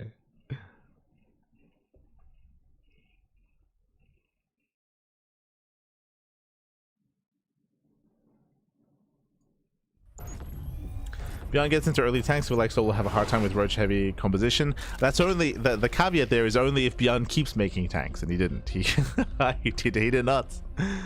But here we go. Here we go. Spawning in the bottom right hand corner of Ruby Rock, we have the teal Zerg player. We have the Brood War Zerg. It is Solar. And spawning in the top left hand corner, we have the SE2 Terran player. We have the red Terran representing Shopify. It is ByuN. Going for the 2x Reaper. So 2x Reaper opener here, hyper aggression out of ByuN. We'll be able to apply a lot of pressure early on, deal some damage, pick off some Zerglings, and contain Solar on 2 expansions. So already we see ByuN shift gears here, and turn the tables on Solar. We have seen many Brood War Zerg players struggle against this style, as this should be 2x Reaper into a heavy 2-on-1 timing attack. We should be seeing... never mind. I was gonna say something that works really well against this follow-up is Roach all-ins, but Solar can't Roach all-in. So I am concerned here, and we'll see how the follow-up works and how he's able to try to punish ByuN and his follow-up after the 2x Reaper. Again, usually it's 2x Reaper into a 2-on-1 sim timing, which can hit very hard. Oh, he's going 3x Reaper. Never mind. He's just going to double down. And as we mentioned, early game defense is going to be difficult here because Solar has no queens. Remember, there are no queens early on here for early game defense for Brood War Zerg. It's certainly slow links. Mass Reaper can pop off. Oh boy. All right, Solar. The ball's in your courts. Like, show us how to survive, Pappy. Show us how to defend. Overlord dips in. Bearing in mind that the map is going to be helping ByuN as the rush distance background is shorter than normal. So Solar, he does scout both both Raxes. He's aware of at least the 2x Reaper. Has yet to confirm the 3rd Rax. Solar's going further in. He's looking for a CC, looking for the expansion. He will confirm that there is none.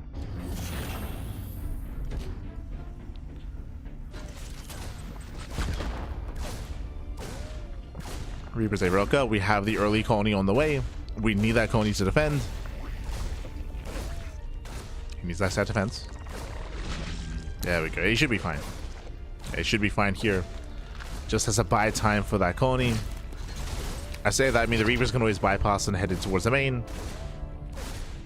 Colony taking a lot of damage already, actually. Yeah, taking a lot of hits. Is there a world where ByuN breaks that colony? No shot.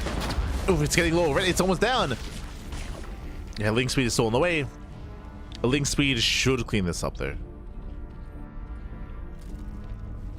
Yeah, and Solar's just buying enough time. Taking away the Zerglings.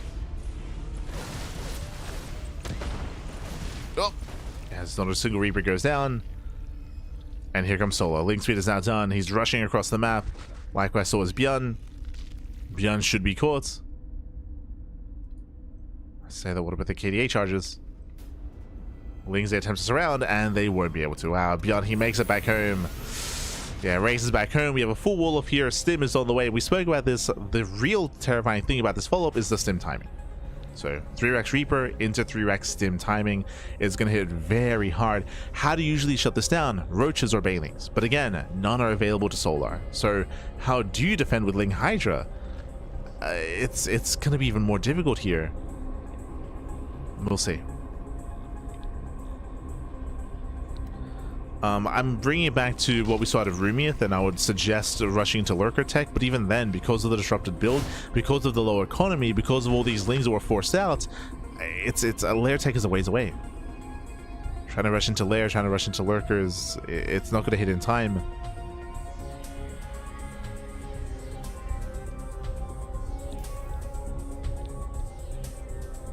There's the Hydrogen that is necessary. Now, I'm curious to see if ByuN hits with Stim or if he waits for Medivacs. In my mind, he should hit with Stim, but we'll see. We'll see if he does give a Solo more time.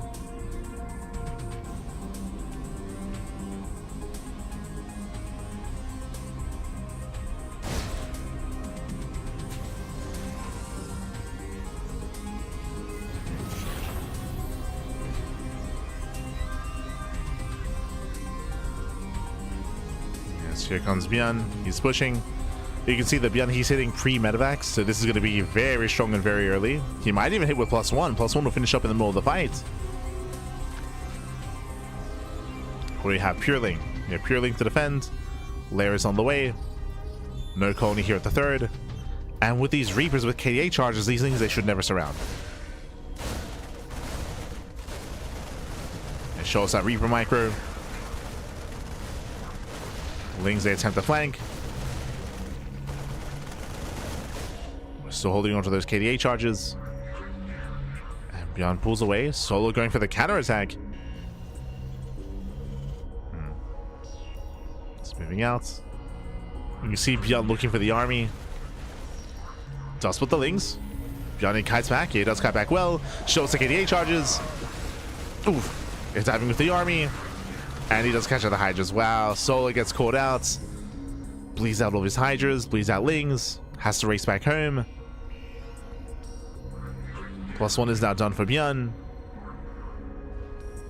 And Solo's in trouble. He's in a lot of trouble here. Now he has minimal Zerglings. Oh, the save. The save, papi.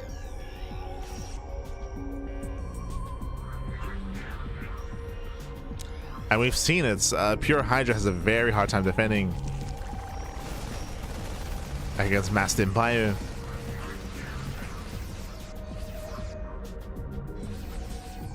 There's a scan.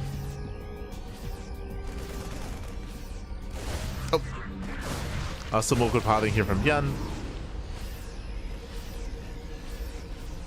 Sol, he's buying up time. He's now got a decent Hydra count. True. Oh no. But again, you can see the map coming to play here. The rush distance by ground is so short on Ruby Rock. The tank is almost here already. I'll be honest, I don't know what this upgrade is. Like visually, I don't think I've seen that before. Curious.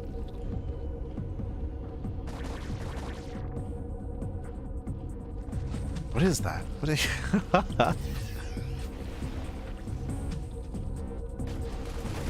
Is that Burrow? No shot. I know they introduced a bunch of unique art assets. Vengeful Sax. Okay, Vengeful Sax. That's a new art model. Okay, cool. It's Drop Lords. It's Drop Lord tech. At the same time, ByuN pushing forward. The tank a little bit late to siege, but the Hydras are going down. Yeah, again, Hydras, they cannot hold their own. They're plummeting. GG gets called, and ByuN pulls Solar apart. Ties up the series 1-1. GG. GG, well played. ByuN, he does tie the series up here. He does fight back. Again, it was just a very rough start here for Solar. The build itself excels on Ruby Rock because that shorter rush distance, going 3 racks Reaper, forcing all these Zerglings, not getting caught out, pulling back home in time with that stim follow-up as well. And despite the upgrades, despite the Hydras, Solar, he was torn apart, forced to defend his main base and his third at the same time. GG. GG, well played. And with that, ByuN does tie the series up. Let's go. Let us go.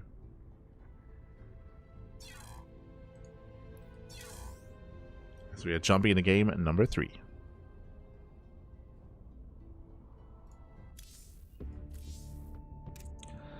Gonna be loading into Radion. Okay. A map that I'm not too familiar with. I haven't covered too many games on this map, as this is one of the newer Evo maps. It's a little bit newer.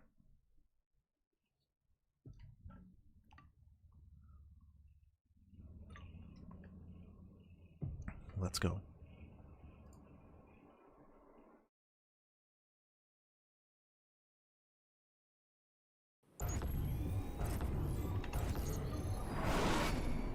As spawning in the bottom left-hand corner of Radion, we have the Teal Zerg player. The Teal Zerg player himself. We have the South Korean Zerg. There it is. It is Solar. And spawning in the top left-hand corner, we have his opponents. We have the Brood War Terran player. We have the Red Terran. It is ByuN Shopify. And welcome and also Radion. Radion is a 4-player spawn map. You can spawn in top left, top right, bottom right, and bottom left. Checking the quick spawn location. Solar, he's aware of either ByuN being top right or top left. ByuN likewise is aware of either bottom left or bottom right spawn locations. So both players know that there's no horizontal spawn. They both know that at least, and let's embrace the map a little bit here as well. So we have our natural expansion. It is tucked away a little bit further in. It does allow for some high ground defense to also facilitate a little bit of defense, bearing in mind that the entrance is a little bit wider, so you can try to slip on in on the right hand side. We do have a pseudo island base here on the right, I'm assuming. No, never mind. There's no towers here. Okay, no towers. I'm spoiled by Troy. Troy spoiled me. So we have the base here, the center expansion on the high ground. There's a ramp coming into it. It is narrow initially, but it can be opened up over time. The center of the map is littered here with with steam vents. Okay, we have steam vents, but no high ground advantage. It's all in the same plane of elevation. That's something you don't see too often in StarCraft 2 maps, and even in the SEVA maps as well. Just a flat plane here in the center. Does remind me of Troy. Yeah, no high ground, no ramps whatsoever. Whoa. Yeah, no ramps whatsoever. The only elevated positions are the main base and the center expansion. Interesting. Okay. I mean, the steam vents, they do help a little bit when it comes to obscuring vision, and when it comes to main engagements. But it's quite flat. Behind this, we have our 3x sim timing. This is what we know and love out of ByuN. If you recall, we did mention this in the beginning of the series, how ByuN has two builds. Either 3x stim or double factory massive ultra. We did see a different variation in game 1, to be fair, going massive ultra into a faster tank switch. But here, the sim timing is on the way. And we'll see if Solar can hold.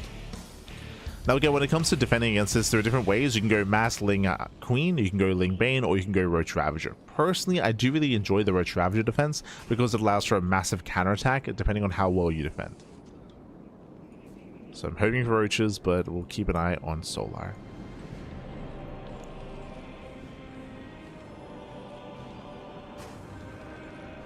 I think you like Death Valley. I think I've casted like 1 or 2 games on Death Valley before. I'd have to double check. Let's see.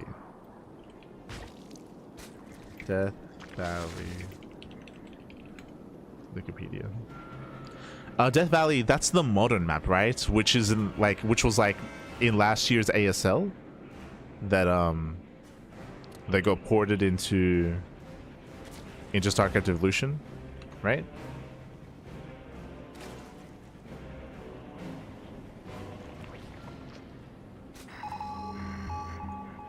I believe so. It was a recent ASL. Yeah. That's it. It's the recent ASL. Yeah, I think I've cast like 1 or 2 games on Death Valley. I don't know if it's still in the map pool of StarCraft Evolution. I remember being told that that it was hated in ASL. That it was not a map looked fondly upon from the Brood War players. But yeah, it led into some interesting games. But unfortunately, it's often vetoed, so haven't casted too much on it. Just like 1 or 2 games. Meanwhile, here comes the sim timing. Again, sim is finishing up in 4 seconds. We have medics with the main army as well. It is going to be the Roach defense out of Solar. But he's getting caught off of creep. Oh, gotta be careful. Yeah, Solar getting engaged on it already. Losing 1, 2 Roaches. Yeah, 2, 3 Roaches going down. There's 4 left. And Solar's holding. Yeah, Solar, he's holding on. There's only 4 Marines remaining. With reinforcements, he should stem the tide. The Queen is not caught out. Queen holds, Queen defends, and Solar does survive. Now from here, Solar's going for a later lair. We spoke earlier about SHIN's defense, and SHIN had a much earlier lair and a much earlier Roach speed to counterattack into all in. This time we can see that Solar's going for a later lair, so we're droning, we're saturating, we're building up into the mid game. Solar's he's not being nowhere near as aggressive as SHIN was. SHIN was set up to defend against the sim timing, then bam, counterattack and just kill. Here, it's a much more tame response out of Solar.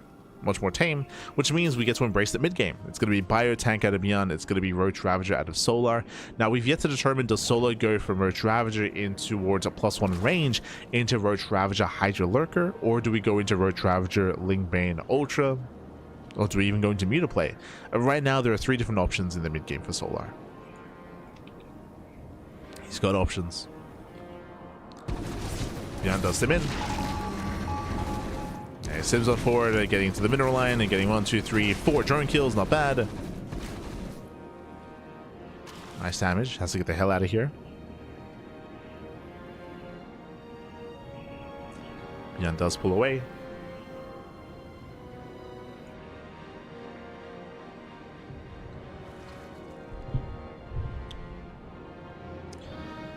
Does pull out, does pull away.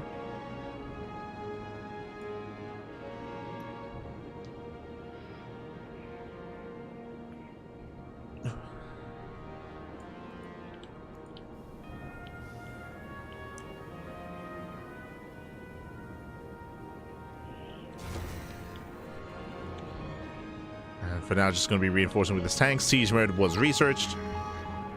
ByuN pushing towards the third. Ravagers, they are not ready. Okay. And Ravagers are ready. ByuN moving in. Getting within range of the expansion. Tanks are within range. Ooh, and I don't know if we can save this. The Ravagers pushing forward. Does get one of the tanks. One tank gets piled. Marines, they stim in. They catch every single Ravager. And ByuN is snowballing out of control. He breaks through the roach line. Oh my god. The Marines, they just chew through all the roaches, baby. The tank is still alive. And with that, ByuN has done it. ByuN, he has broken the expansion before we could even think about the mid-game. No, ByuN, he arrives, gets into the mineral line. He cannot escape. Solely pulls away too late. 12, 13 drone kills. And with that, the third has been broken. The economy has been broken, and ByuN takes a massive lead. Again, Solar, he just wasn't able to engage ahead of time to slow down the tank push. He was resting on his laurels, back. He just wanted to drone. He just wanted to drone up. GG gets called, then ByuN, he'll overwhelm. He'll take a lead in the series 2-1. GG. GG, well played. Again, comparing Solar to Shin, Solar, he had, again, a much more tamer response compared to Shin. He went for a later tech structure, later lair, later upgrades, later move outs, and more drones. So Solar, he had a much more tame follow-up that allowed ByuN to be the aggressor, allowed ByuN to build up his army and build up into that follow-up stim timing with tank production, of course. The onus was on Solar to engage ahead of time, and to slow down the push, to force early sieges, and to delay the move outs. But ByuN, he just rocked up. He just walked across the map. He rocked up at the third base, sieged up his tanks within range of the expansion even. And that was game. That was game then and there. GG, well played. With that, ByuN does overwhelm. And now we're getting ready for game number 4. Oh boy. ByuN is 1 game away from claiming the series. Solar has to fight back here and now. Going to be loading into Celestial Enclave. Once again, it's going to be up to Solar to pick if he wants to play SE2 or Brood War. It's up to Solar.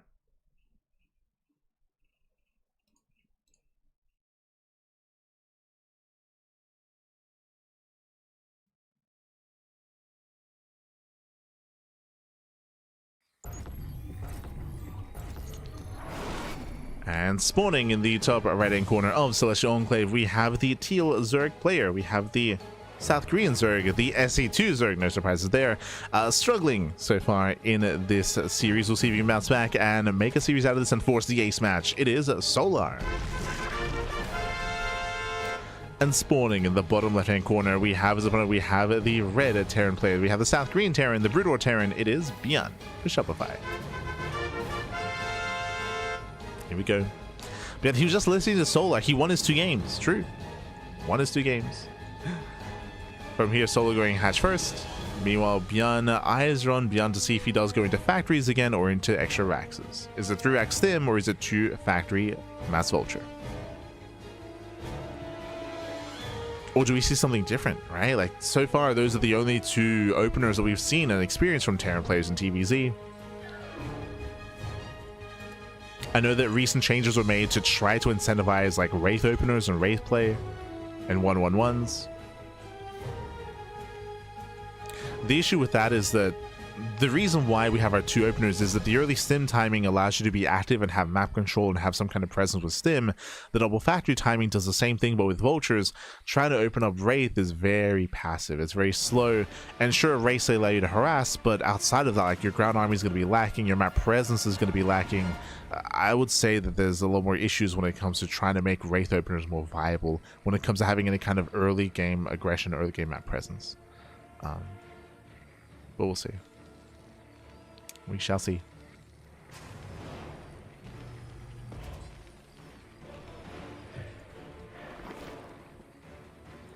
Ooh, third TC. Okay, third TC before any other tech structure. ByuN going for a very greedy build here, but you can get away with this because welcome to Celestial Enclave, where you have a pocket base, you have a pocket expansion.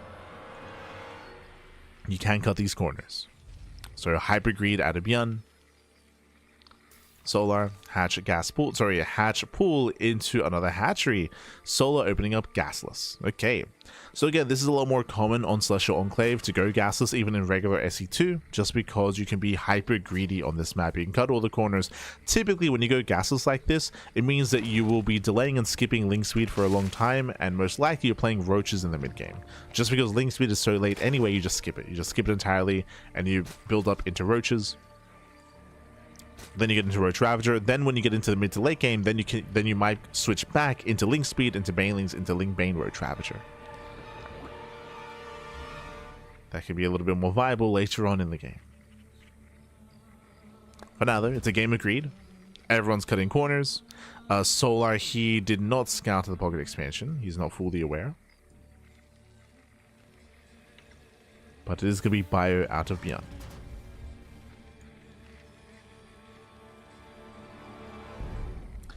ByuN's race that one is the Sons of Korhal faction. Yes. When it comes to the victory screen, if a Brood War race, or it might even just be period, but a different logo does show instead of like the regular Terran logo.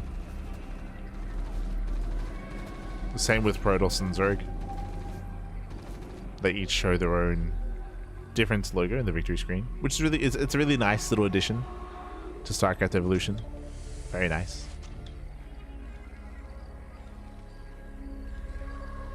To once again distinguish between regular SE2 races and Brood War races. That's why you can actually see next to ByuN's name on the bottom left, down here, bottom left, you can see he's got the whip. He's got the whip, happy. The Dominion.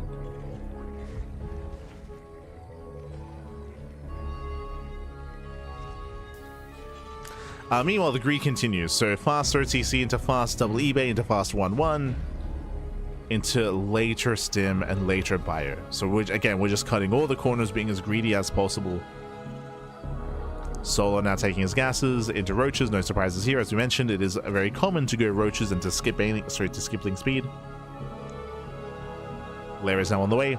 Now the question becomes: does Solar commit into Roach Ravager, or does he from here switch into Aspire? Does he go into Aspire? Does he go into Mutaplay? Does he throw down another tech structure? Does he try to rush into Infestation Bit, into Ultra Tech? How greedy is Solar going to be?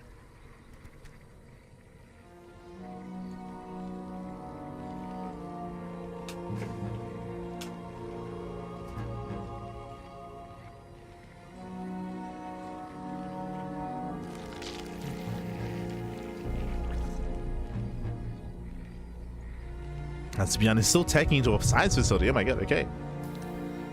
Taking him into science vessels. Just cut again, just rushing in towards the mid to late game, which I appreciate, just because we've not experienced this yet today at all, right? When it comes to this broadcast, it's been a lot of early game, a lot of mid game, a lot of hyper aggression. We have yet to experience any attempt at mid to late game. That just hasn't happened yet today, and we're finally getting there on Celestial Enclave, right? The map does allow for that to happen. Meanwhile, it looks like we are making that switch into Link Bane. So Roach Opener into 1-1 upgrades, into Baneliness, into eventually Link Speed. Link Speed has yet to be researched. We should get there soon. So it's going to be Link Bane Roach Ravager.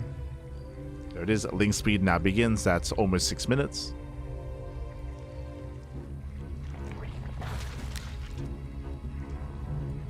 Meanwhile, we're waiting for Irradiate.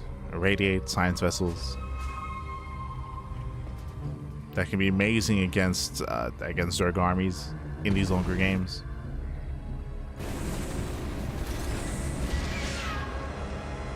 Safety Infestors. Hive is now on the way. Again, in my mind, this should be Hive Tech for Ultras. That would make the most sense. It's the most standard.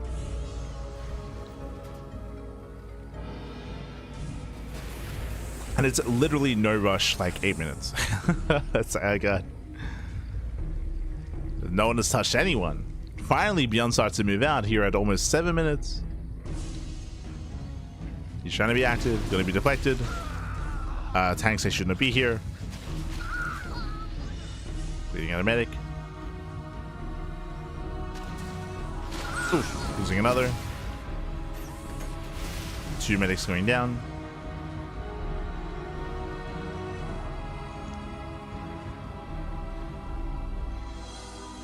There's that control tower.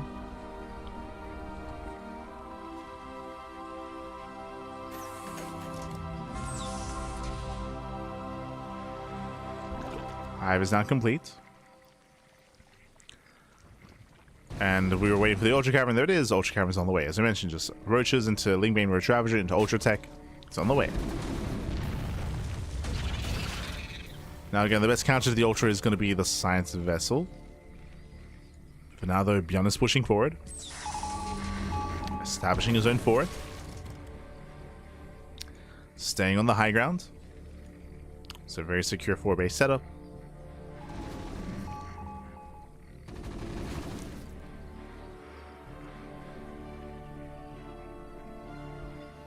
Vessel's now on the way. Array is being researched. As I mentioned, that's what we're waiting for. So the way this works here, think of Irradiate almost like a parasitic bomb, right? With the Viper. Almost. The Viper is limited. Parasitic bombs are limited to only air units. And the parasitic bomb persists over time even after the unit dies. Meanwhile, here for Irradiate, the Irradiate does expire when the unit dies itself. And likewise, it can be targeted on anything biologic, whether it's in the air or in the ground. Whereas parasitic bombs, it doesn't matter if it's biologic or not. So they have very unique quirks. Typically, because Irradiate expires when the unit dies, you want to irradiate high health units. Oh, Spouse Connect. So think of Ultras or think of Roaches. Ultras, Roaches, Ravagers, Queens. Those are typically the targets for Irradiate.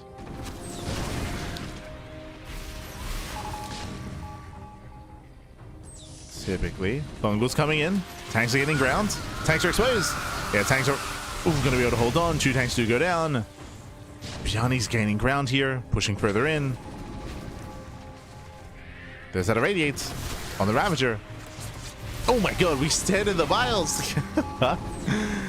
Yeah, a bit of miscontrol there from ByuN. Nice split against the Irradiate. Does split, does run out. Full unit dies. And ByuN has to pull away. His tank count just isn't there. And he has to pull back to the rest of his tanks. Vipers are coming from behind, going for the Binding Clouds. Very nice Binding Clouds, covering every single tank. And the tanks are caught. No Irradiate, no enough energy. Yeah, still not enough energy, but nice kiting here from ByuN. He kites back, getting caught out there, bleeding out too many Marines. It does get both Ultras, but GG gets called. GG gets called, and Solar, he will tab the series. We are going to the ace match. Whew. GG. GG, well played. We're going all the way to game number 5 here. Once again, when it comes to those final moments here, ByuN, who's being so active, so aggressive, but he didn't really have his Irradiates ready, and going against Mass Ultra, getting caught out in the open, was a little bit too ambitious. I feel like the end goal there should have been for ByuN to just turtle. He was turtling up initially, just keep turtling up. Again, he didn't fully confirm that Ultras were coming, so if he had known that for certain, I'm sure he would have stayed back home, but he was very active, very assertive, and he got punished for it. GG. GG, well played. In the end, he was punished, he was broken, and now we're getting into the ace match.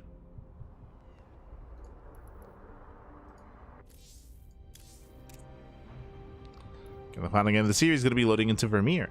Let's go.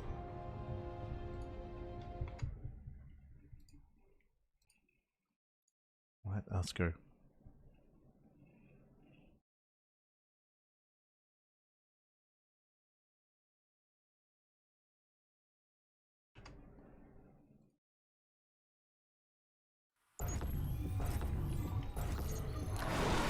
Spawning in the top right-hand corner of Vermeer, we have the teal Zerg player, himself, the Brood War Zerg. Forced to play Brood War. It is a Solar.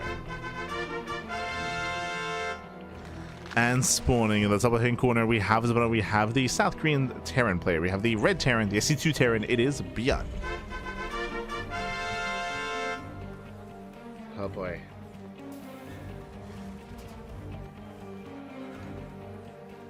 What was Sedge? Okay, nothing. I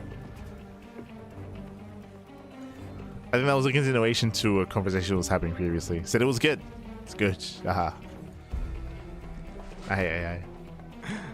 But from here, welcome to Vermeer. Vermeer is a 4-player small map. Solar, he's aware of ByuN's location, either top, left, or bottom right. He is aware there's no diagonal spawn. Meanwhile, ByuN, he's aware of the same thing, top right or bottom left. So both players are aware that there is no diagonal spawn location, there's no cross spawn. It's either vertical or horizontal. As Solar, he does go hatch gas pool, standard opener. And we'll see if Solar can embrace the mid game here. Again, I do feel like early game Brutal or Zerg is quite weak, but we'll see if he does make it into lair tech and make it into lurker tech. We'll see if he can get there, if at all, if that's even the initial plan.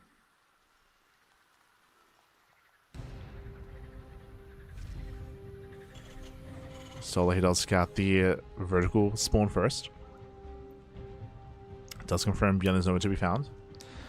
I'd be behind this double expanding, getting his own third, settling in.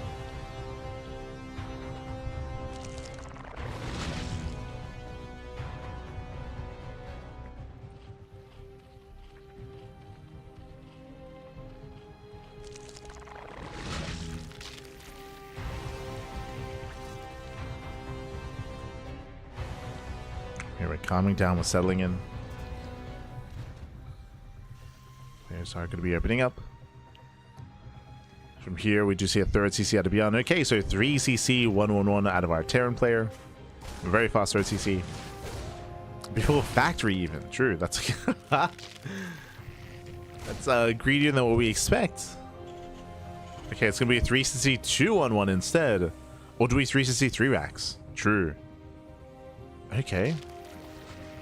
This is a rare sight in Zerg versus Terran. Curious. It's a build that ByuN is quite fond of against Protoss.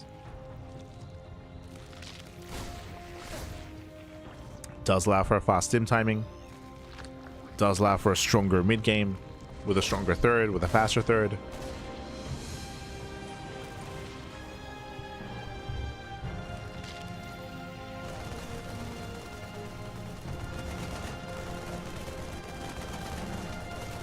Solar does not get into the main. He has no idea. As we mentioned, there's that third rack. So as we mentioned, it's 3 CC 3 racks. We often do see this in TVP in regular SC2. This allows for, again, a very strong stim timing to get across the map. It makes sense that we would incorporate this in Zerg versus Terran just because there are no banelings, right? There's no banelings, there's no roaches, so these stim timings do hit harder. And likewise, is the greedy version, because we have a fast third, it leads into a very strong mid game with faster 3-base saturation. Faster 2-base and 3-base saturation, as we can make 3 SCVs at a time and triple mules as well. Typically, the way to deal with this is to punish. You typically want to punish this with your own aggression as a Zerg player, but I mentioned before, I don't really see many aggressive options for Solar. On top of that, Solar didn't scout. He has not seen the main. He doesn't know how greedy ByuN is being. So if this doesn't get punished, it's gonna get out of hand.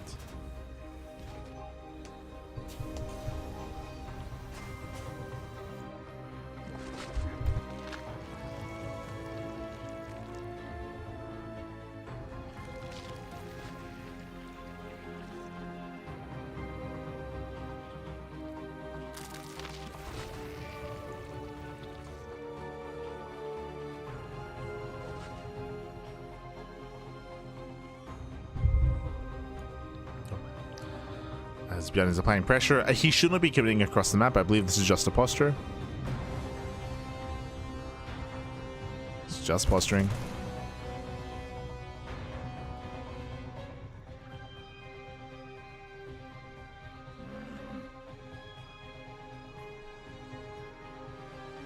As he pokes in, pulls away. He's forcing out Hydras, forcing a response, forcing a reaction. And this is delaying Solar's droning. Does delay, Solar, he scouts the army racing back home.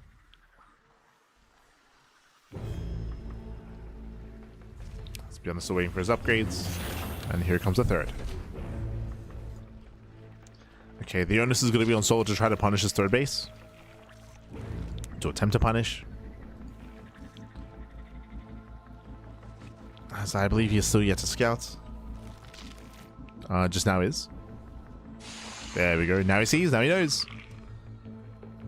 Solar, he's now aware. ByuN is already being proactive. Holding onto their stims.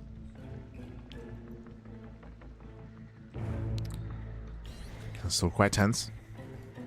Solar going for the backstab. Does sit by, making his way towards the natural. There's a bunker in position. And there are marine reinforcements at the third. But no bunker. True. Lings, they dip in.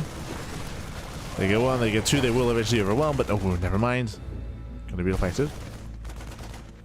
ByuN, he defends. Oof. This is a little bit worrisome. ByuN, he defends well. ByuN, he is ahead economically. He has a lead, and that will soon translate into a larger army. I do like this out of Solar. He's now taking up in towards lurkers, but there's a window in time pre-lurkers where Solar is vulnerable.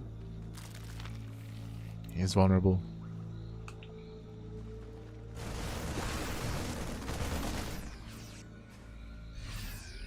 ByuN is reinforcing.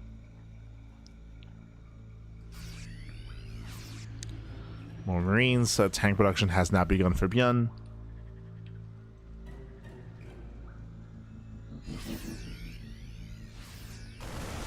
And we'll see if ByuN can make use of that timing pre-lurker. Can he use it? As ByuN stepping in. Plenty of Hydras. As Solar, he can hold his own. Lurkers are almost available. So far, so good. ByuN going for his own split push. Dropping on the south side.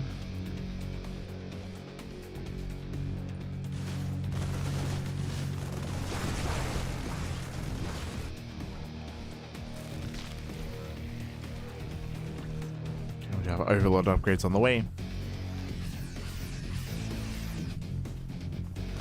Drop gets spotted. Solar, he knows. He's stimming his heart out. He's rushing towards that base. Getting himself with the fourth, but he should not kill. Yeah, he should not kill. Solar, he responds in time. ByuN, he trades, and he will lose every single Marine here. Does speak of a decent chunk of Hydras. But we'll lose the army. Now we'll lose that army in the end. He traded 16 Marines for 14 Lings and 10 Hydras. A bit of a back and forth trade. So he's breaking out. So Lurker's now in the mix. And the Lurker's going to be enough. Tanks are revealed. Solar, I don't think we can do this. He's pushing in. Oh, massive tank shots. Solar, he's choked up. Oh god, this is not the play. Yeah, this is not the push. Solar, he's punished. We don't have to move into 3 bases. We don't have to be here. Solar, calm down.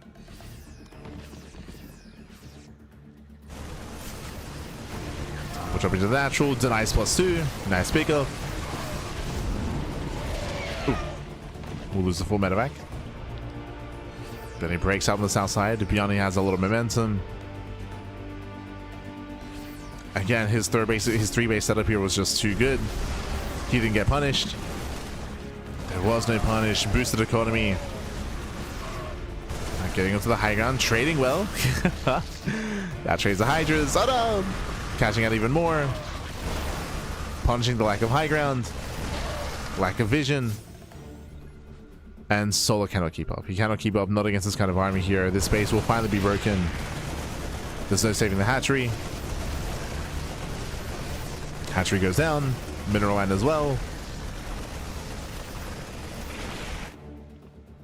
And again, as I mentioned previously, Solar unfortunately didn't scout the opener. He didn't scout the opener, didn't scout the build, and as a result, he could not punish it either. He didn't know he needed to. Wasn't able to punish. ByuN boosting further in.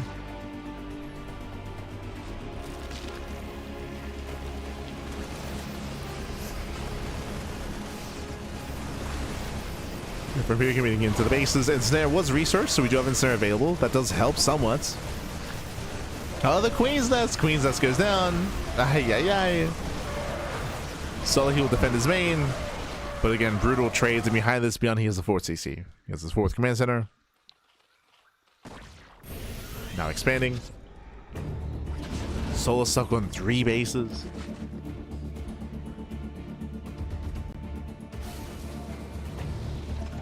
He needs a 4th back.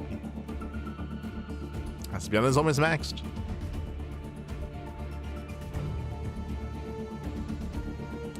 His almost maxed out.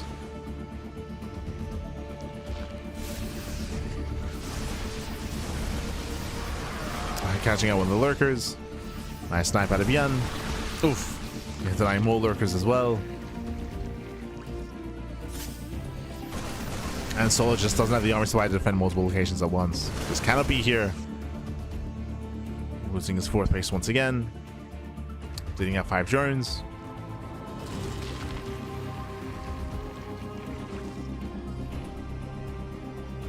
Solo's gonna have 1 push in him, like 1 big all in. And so far, Solo, he's got 6, soon to be 12 lurkers. Okay.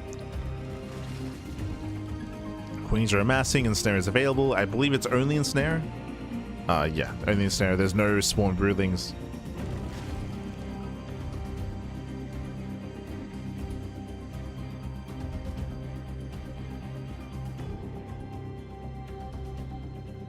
Solo's trying to push forward. 3-3 is now going to be done for ByuN. Oh, T's going to have the massive upgrade lead. And Ghosts are amassing as well. There's no good answer for Ghosts. The Fire's still on the way. Here come the snipes. Oof. Just 3 damage on the Hydras. Picking up one of the lurkers as well. Nice repositioning from ByuN. Snare does catch out 2 of the Ghosts though.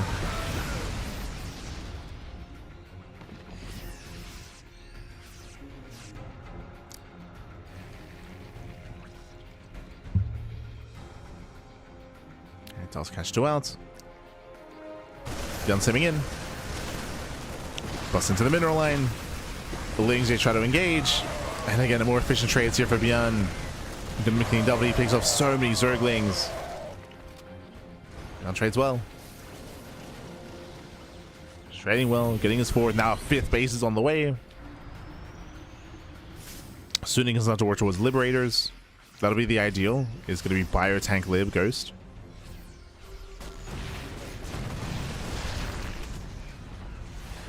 Lurkers are being annoying.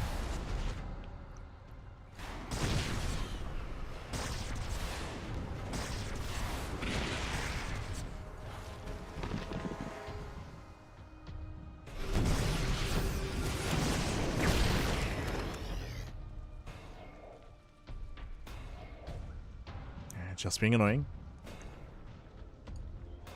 Queen's pushing forward. Have we reached a spawn broodling? Not yet. Going for the Dark Swarm. Still not able to engage.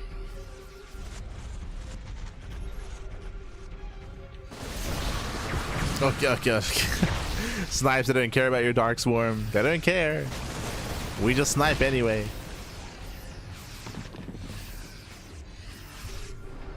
Yeah, Soul just getting bullied back. The Dark Swarm, it does nothing, Pap. Yeah. The snipes still penetrate.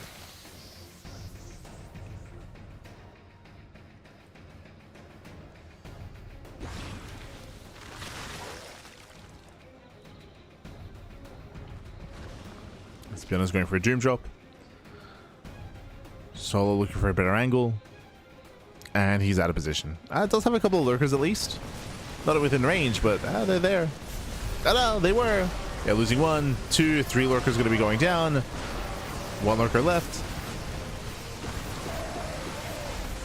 ByuN just stands his ground, trades well against the Zerglings.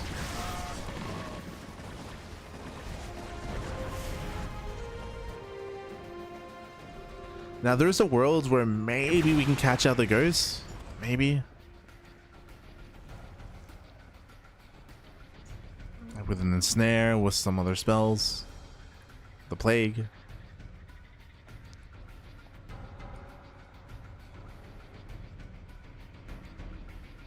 Outside of that, ByuN just still freely expanding, still freely enjoying a greater economy and a larger bank as well, which is often seen from the Zerg side of things. That's just how far ahead ByuN has been for the past, what, 6 minutes?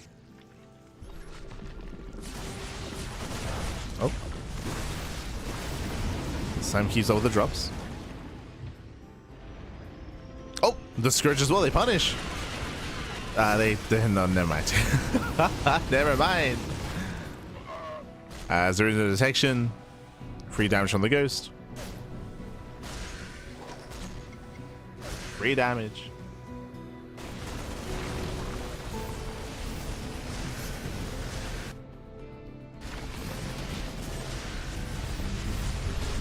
Now, because we've only been relying on drop play, Solar, he has been able to max out. Solar, he is now maxed. He was, for a long time this game, he was down, what, 50, 60, 70 supply. Now he's caught up, he's maxed out. He has a standing army. From the side of ByuN. Ooh, a plague did land, Jesus. That will slow him down. Okay. And with a couple of well-placed plays, Solar can still win these fights.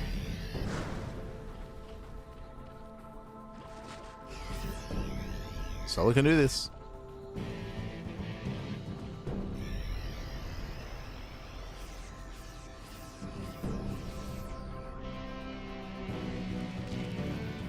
Again, it's so heavily reliant on those defilers.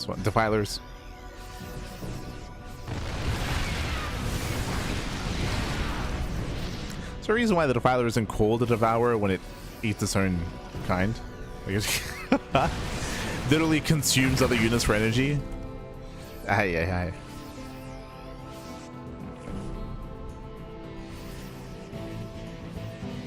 There we go.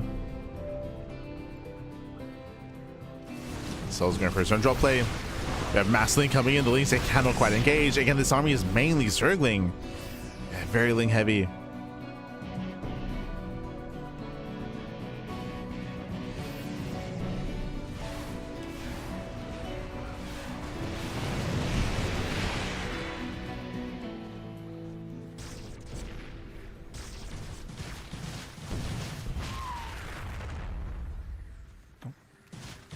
Things they get across the map.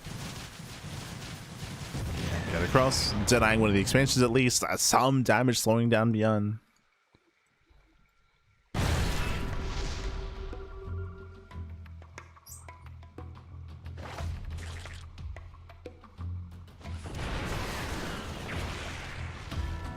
The battle was named by humans, so I didn't know it was Zerglings. I mean, if we're going by the logic that the humans named it, at the same time, why would they call the Devourer when it doesn't attack or doesn't eat, right? Like the Devourer is a spellcaster, right?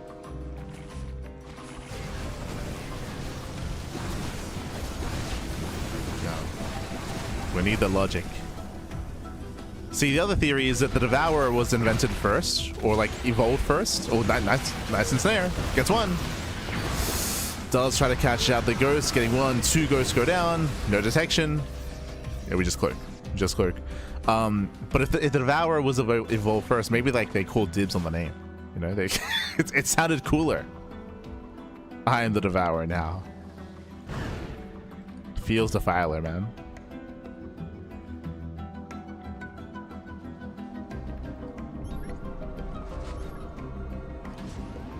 So we have our dance. Plague on the one ghost. Likewise with the counter EMPs. ByuN finally pushing forward. Okay, we're moving in. So we're gonna have a bit of a micro dance here. The goal is to EMP the Defilers. I want to say Devour. Speaking of, EMP lands. The EMP does land. No plague. So we need more energy.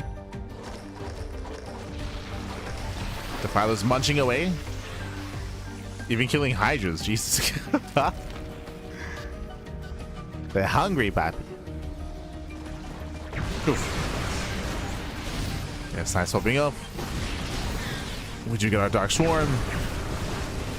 But alas, there's no Plague. Yeah, not enough energy, not enough energy. Trying to push forward. Tanks they pop off. Massive Plague on the army. Does land a Plague. Solar's holding. Kind of. I mean, still a brutal trade. He still bleeds out so many Hydras, so many Defilers as well. That was only half of ByuN's army. Now pushing with another half. Threatening Solar. Solar plummets in supply.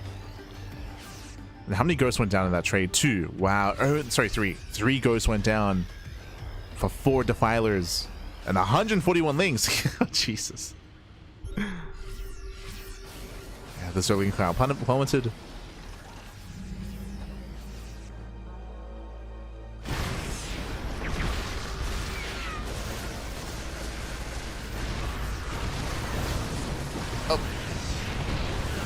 Once again, we're pushing into siege lines. The tanks, they just punish. The tank shots. Oh my god. GG gets called. GG gets called.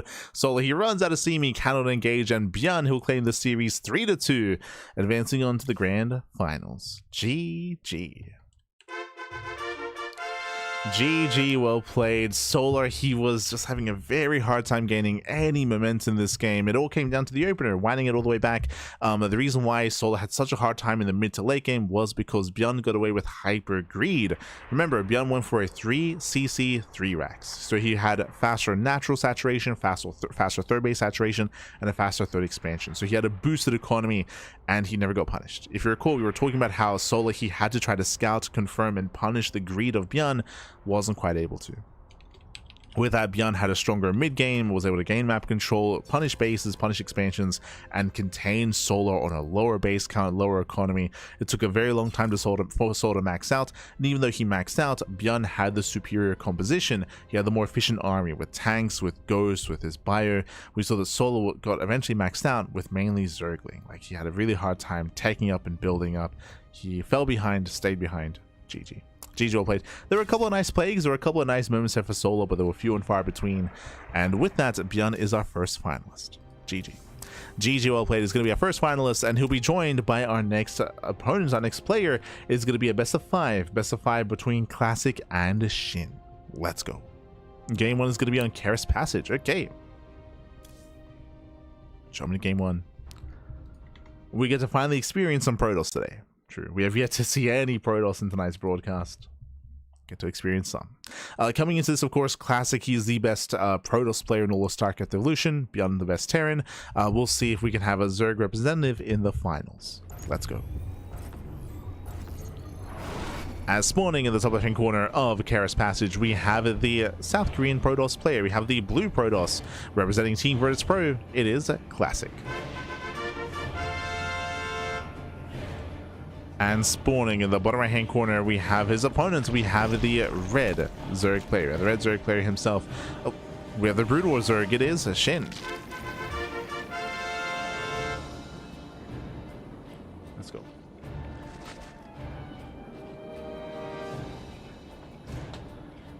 Really does feel like there's any of that range buff. Don't think it arrived yet for this tournament. I mean, I don't think that would have helped that game between Solar and ByuN specifically. I do think it might have influenced or impacted some of the other games, but yeah, like if you recall, a lot of it just came down to lack of scouting, lack of vision, lack of realization, to force more aggression out of Solar earlier on. But regardless, here we go. Here we go. We're going to be settling into our next game, and SHIN, he rushes into the gold. Let's go. Welcome to Karis Passage. Karis Passage is a very unique map. I believe is this a ported Brood War map, or is this something different? Yeah, Karis Passage. No, sorry. I think this is an old map, right? Let's double check. Karis Passage.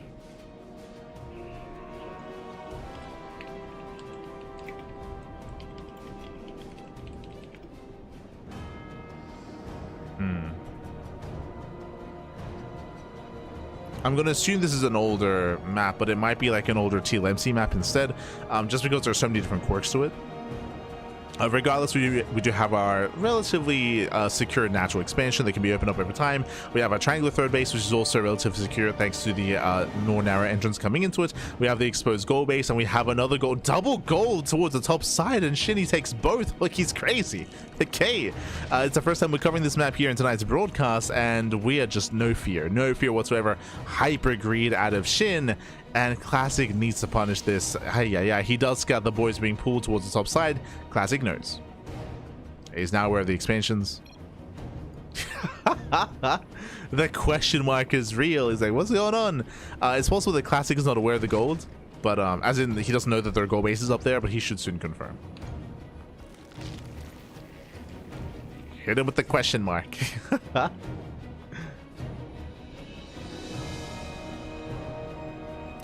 Twilight Council opener out of Classic. Ooh, with this we can go into Glaive Adepts, by the way. We're leaning towards Glaives. This could otherwise be charged. Classic does scout, does confirm, does shade in, and can he punish?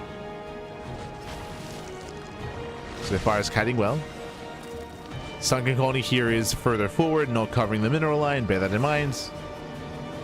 I'm loving the shading here, allowing for like these more darker gold patches. Let's go.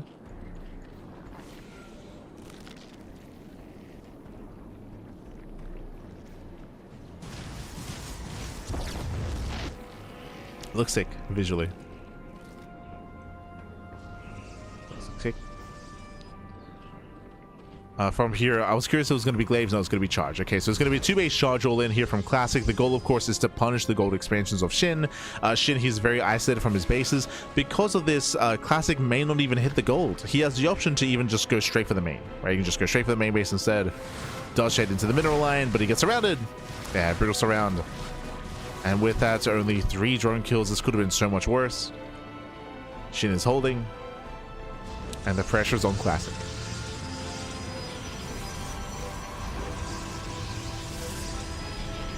Pressure is on.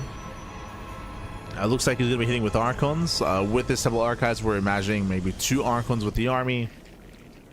No Robo, no War Prism. Interesting. Not yet, at least.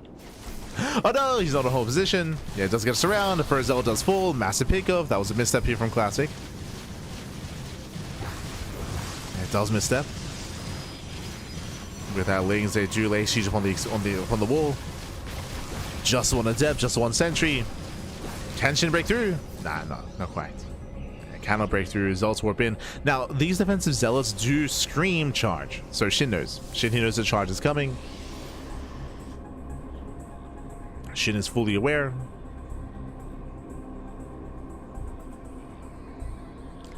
Carries patches from TLMC 8. Okay.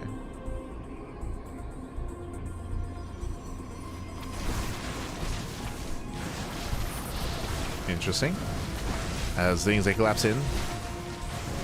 They collapse in, catching out 1, 2 more Zealots. Oof.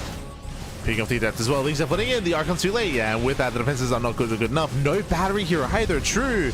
Yeah, no shield battery. No defensive setup. The Massling is too good. And before Classic can pop up with his 2-base all in, Shin is here. Yeah, Shin is here. Shin is right. He's just rallying across the map. And Shin will break that natural. As more boys are being pulled, we have 4 Zealots warping in. Where are those Hydras? Where are they? They're still coming. And again, Classic, he was just so greedy here, defending without any batteries. And likewise, I mean, the early slip up as well. Nice Storm. Storm connects. Alright, just pick away the wall. 2 pick away.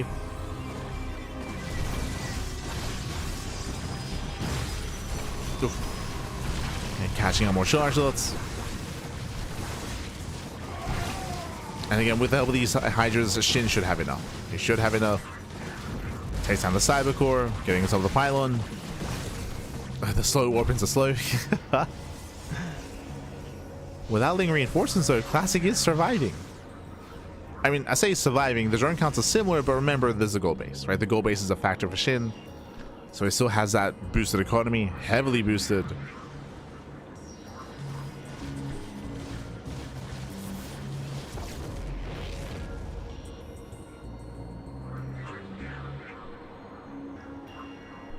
Shin does pull away. Just gathering his forces. Regrouping. Starts up the lair. Begins to drone. Shin backs off. Okay, Shin, he does back off. He's droning, saturating. The game will continue. Classic still has a chance to overwhelm, especially with all these storms. But the numbers just aren't there. Yeah, the army is still lacking. Even with all these High Templar. No shot Shin, Classic expands. Yeah,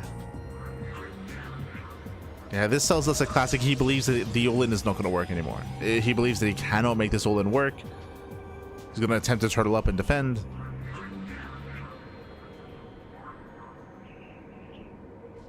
Okay, never mind. Doesn't expand. He pushes. No Nexus. This I prefer. Shin, he's about to confirm there is no expansion. Classic pushing through the center.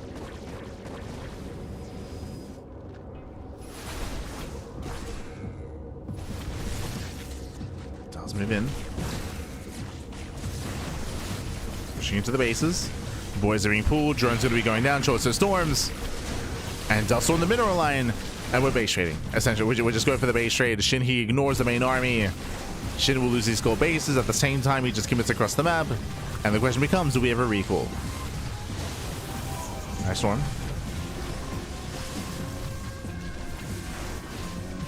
Storm goes up. There is a recall available in the main. Shin is flooding in. He's flooding into the main base. Gets us around. A nice hold position micro. Oof, gets the mineral line. Yeah, and now there's no way to recall either. If we were to recall, then Shin can surround. We have stack defense to defend, buying more time. He's buying time. And these are the final buildings. There's no probe. There's no probe. GG gets called. Shin, he comes out on top with the base trade. And Shin, he will take game number 1. GG. Whew. GG, well played. But even if there wasn't a base trade, I do favor Shin when it comes to head-on fights. Again, Classic was gearing up to a 2-base all-in to punish Shin's greed, but Classic, he got caught with his pants down. He was very underprepared and underdefended at the natural. No batteries, no hold position micro either, so Classic, he was broken very early on, and Shin was able to hit Classic before he could get his own all-in underway. GG. GG, well played. With that, Shin takes the lead, and we're going to be jumping into game number 2. We'll see if Classic can bounce back. We'll see if Shin can keep the ball rolling. Let's go. As game 2 is going to be on Radeon.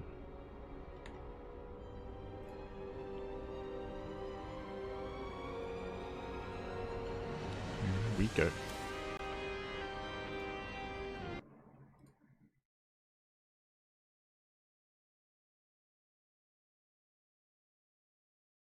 Here we go. So we are going to be moving in.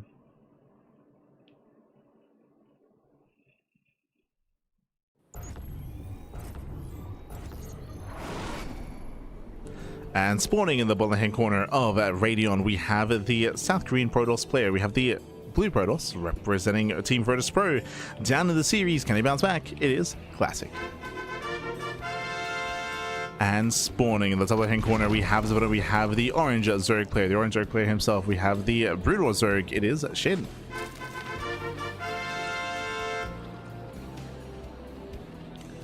Checking third for natural, non-equal base trade. I mean, kind of. Like, bearing in mind that the base trade was the best chance for Classic to win. Like, Classic, he was the one that was behind. He was the one that had taken some hefty losses early on, and it was his all-in that was disrupted.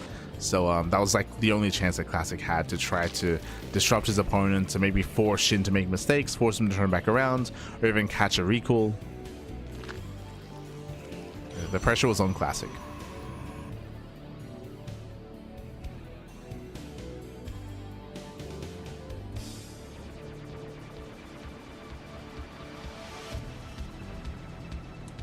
Pressure was on. As from here, we're opening up. Welcome to Radeon. Radeon is a 4-player spawn map, 4 possible spawn locations. Classic is where there is no cross spawn. Likewise, Shin is the same.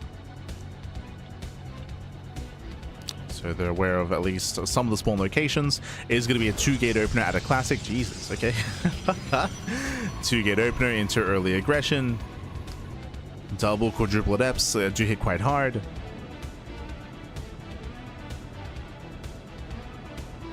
And classic is looking. So again, classic, he does delay his expansion in favor of an extra gateway for all those adepts. Let's go.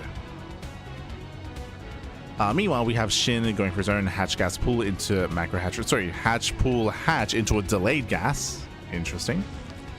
So later gas geyser, later link speed, later tech, more greed out of Shin. He's being more greedy. Here come the adepts. Again, the first and second wave of adepts are going to be hitting very fast and very hard.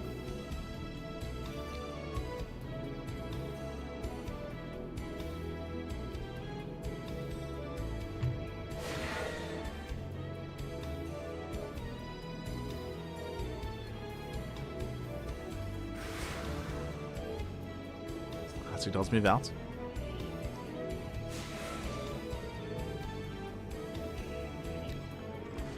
We are fully walling off, I believe. It's going to be close. Oh no! Can he wall off in time? He can. Never mind. No, it was misplaced. Feels bad, man. GG gets called misplaced wall. Ay. Classic even laughed in his face. See, that's the... on the Korean keyboard, that's the letter for laughing. Ay. Not like this. GG well played. With that, Classic ties up the series. Classic ties it up. Feels well, man. And with that, we're tied up here 1-1. We're getting into game number 3. A bit of a lackluster game here, but see, this is why you need to watch Gemini's wall off guide, Pappy. We're gonna learn to wall off, learn to set up. Feels bad, man. I mean, this also comes a little bit when it comes to some inexperience when it comes to the Brutal Zerg race, just because different buildings are different sizes, and it is imperative, of course, to try to know how to fully wall off and how to shut that down. And with that, we're getting into game number 3. Going to be loading into Vermeer, another 4-player swarm map. And hopefully this time we can sink our teeth into Vermeer. Hopefully, Pappy, hopefully.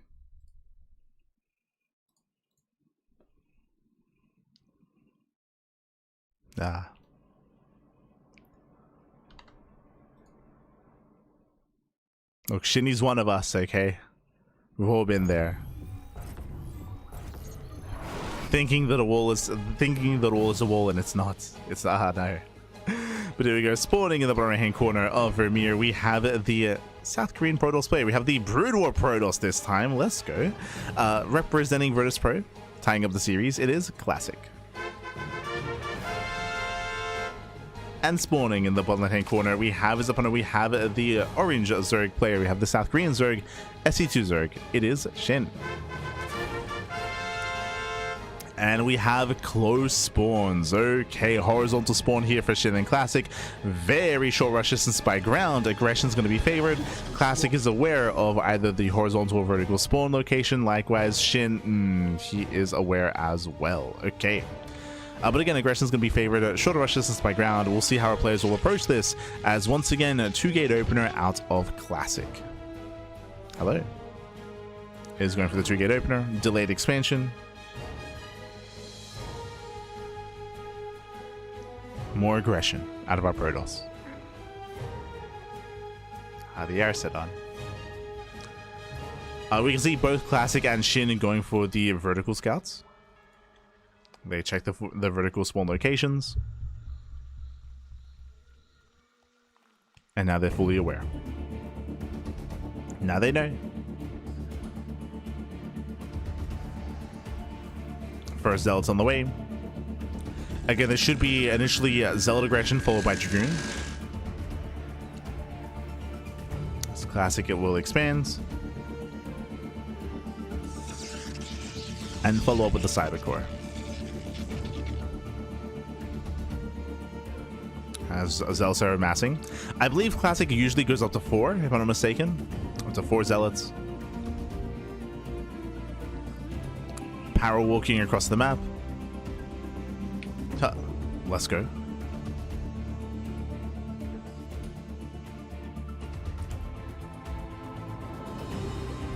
I don't know what it is, but it's like the size of the model and the long strides that they take, like it reminds me of like a Warcraft 3 model. Like it's like the Blade Master walking around or something. It's very distinctly different to like the regular SE2 models. There we go. Let's also make their way across the map. They will deny some mining. It's so majestic. They're walking with purpose back. True, true. So take control of the area between the bases. Forcing out a spine cooler.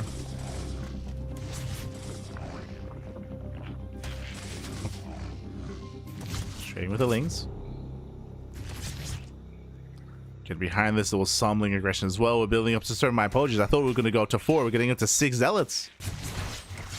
8 even. Oh my god. 8 zealots are amassing. Again, denying mining, forcing out the spine.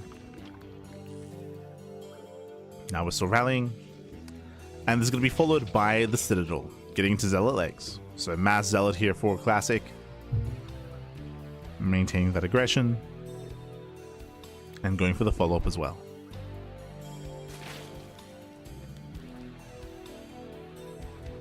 No Dragoons. And this is already doing damage, right? It's already forcing delayed mining, more Zerglings, early spine crawler, no saturation. Classic respecting that link speed timing, pulls away. Does want to get surrounded, speaking of. SHIN is being active. Jeez, that's going to be a lot of zealots.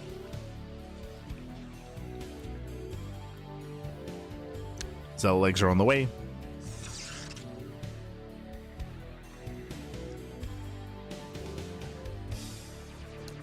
And we need roaches. I need roaches or banelings. One or the other. Roach Warren has been thrown down. And we'll see how many roaches are ready in time for charge. I keep saying charge. Zealot legs. Zealot speed. 2 base muta? No shot. This is greedy, papi. Ay, ay, ay. Rushing into the spire. And SHIN not paying attention. Bleeding out some Zerglings. Very bold move, considering that Classic's going for a 2 base all in. Like, Classic's being hyper aggressive here. We have a couple of DTs in the mix as well. A couple of Dark Templar. Zealot legs almost done. We need roaches more than anything right now. Okay, there's going to be 4 defensive roaches. To be fair, because of the Ling movements... no, he just pushes anyway. Okay, he doesn't even care. Does he, though? Here we go. As we are moving out across the map. We've got our legs. Back at home, there are, I believe, 4? 5. There are 5 roaches to defend and 2 queens. We have the full wall off as well. So far, so good. SHIN is holding. SHIN is holding on.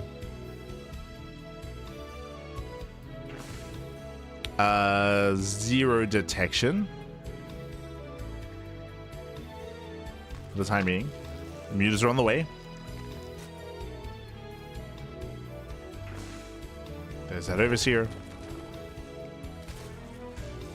The Mulus will force Classic's hand. He himself is already going double Stargate there. Did he scout? No, not even. Going full Brood War, ready for Corsairs.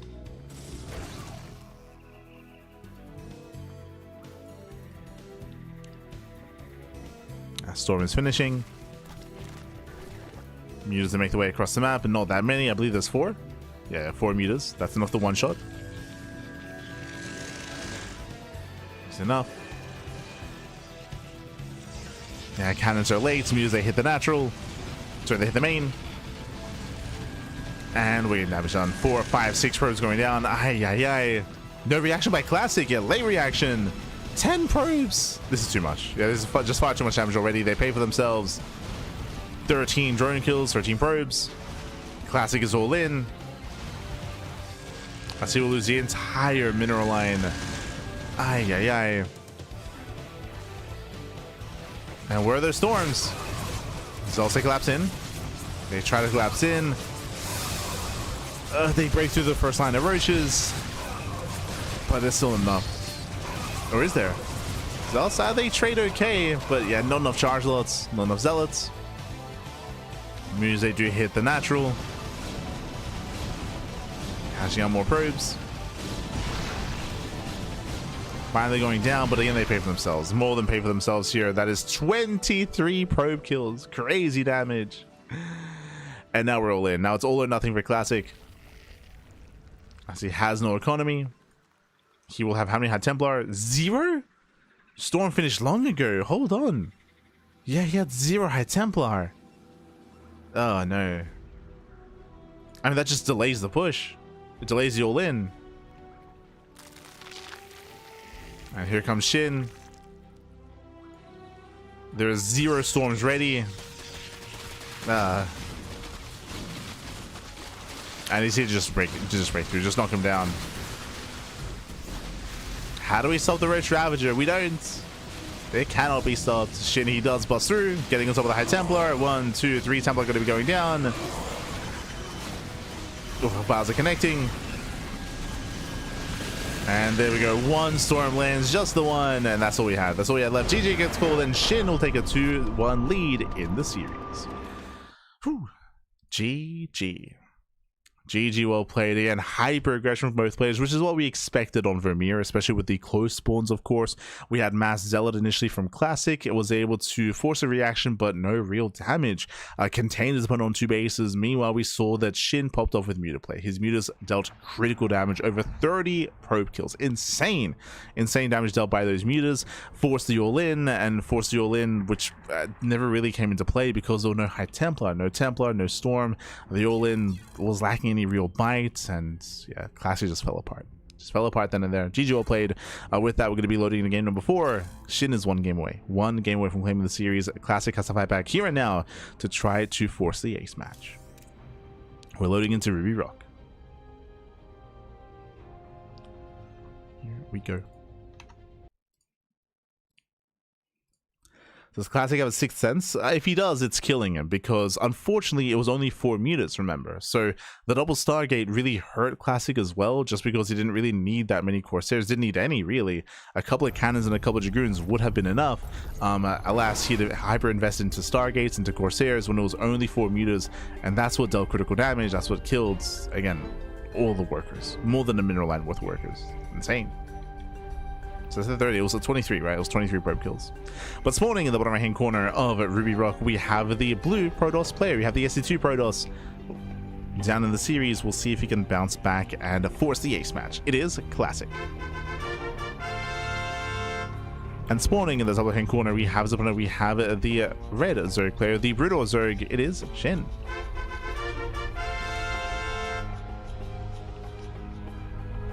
And welcome. Welcome here to Ruby Rock. Ruby Rock does favor aggression. All-ins are expected on Ruby Rock. They are expected. But now, Classic does delay the expansion, going for the pylon block, disrupting the opener, and forcing out the macro hatch. Classic 6th sense told him he was about to die to mutas, but not how. True, true. Oh no.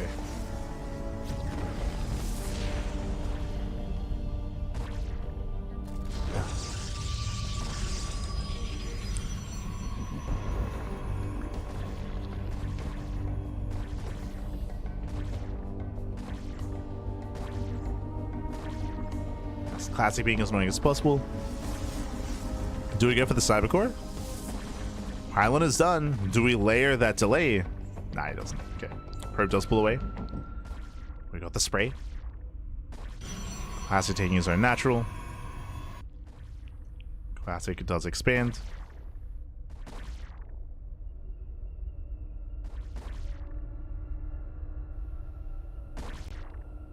Jeez, this is such a massive delay.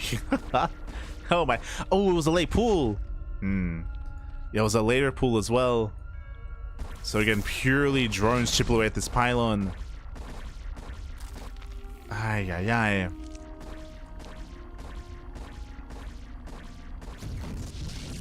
So with that, Classic has a really comfortable start, denying mining, delaying the economy, building up back at home, and show us that early Twilight Council. I'm expecting an early council here out of Classic because he knows he's ahead. So typically you want to capitalize on that by knocking your opponent down and making sure they don't get up. Yep, Twilight Council, 2 base all in. So early council, early aggression. Classic knows he has momentum and he wants to make sure that SHIN doesn't recover. Now, it is too early to call this an all-in. That is true. My assumption is that Classic is going to be hyper-aggressive just because he has a lead. We'll see. We'll keep an eye on the gateway counts. We'll keep an eye on the charge. Either charge or glaives.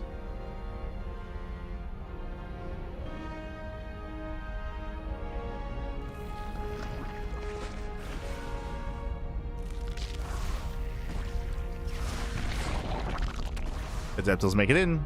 Already free damage. Getting 1, getting 2, getting 3. 3 drones going down. This is getting out of hand. 4 drone kills. This is critical damage already, by the way. 5 drones and still no mining. 6. Oh no. Okay. Does force a full wall. Charges on the way.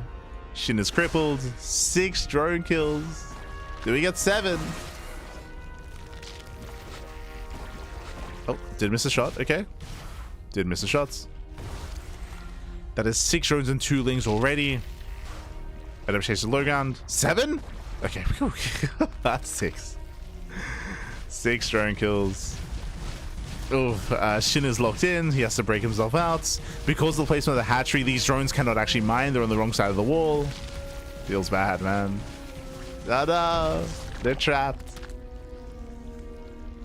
And there's the gateway explosion. We have confirmation it is a 2 base all in. So 2 base all in by Classic. It makes sense just to knock SHIN down just because he has been crippled. And it's going to be a very difficult defense here by SHIN. Oh boy.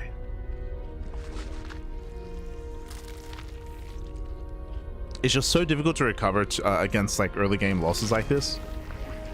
To lose this much of your economy early on, it just slows everything down. And here come the charge lots.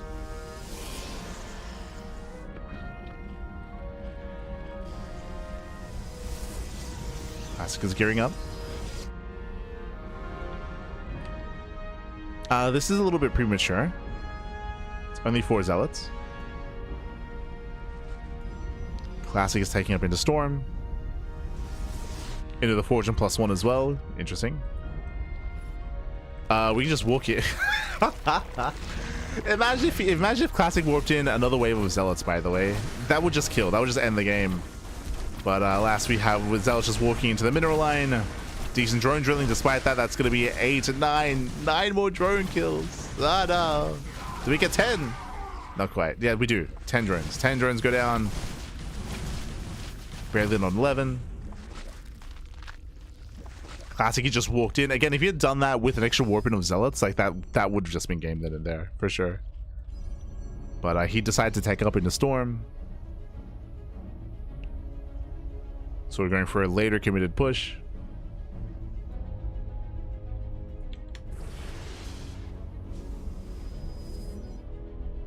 And we are building up into the mid game, technically. Third base is on the way.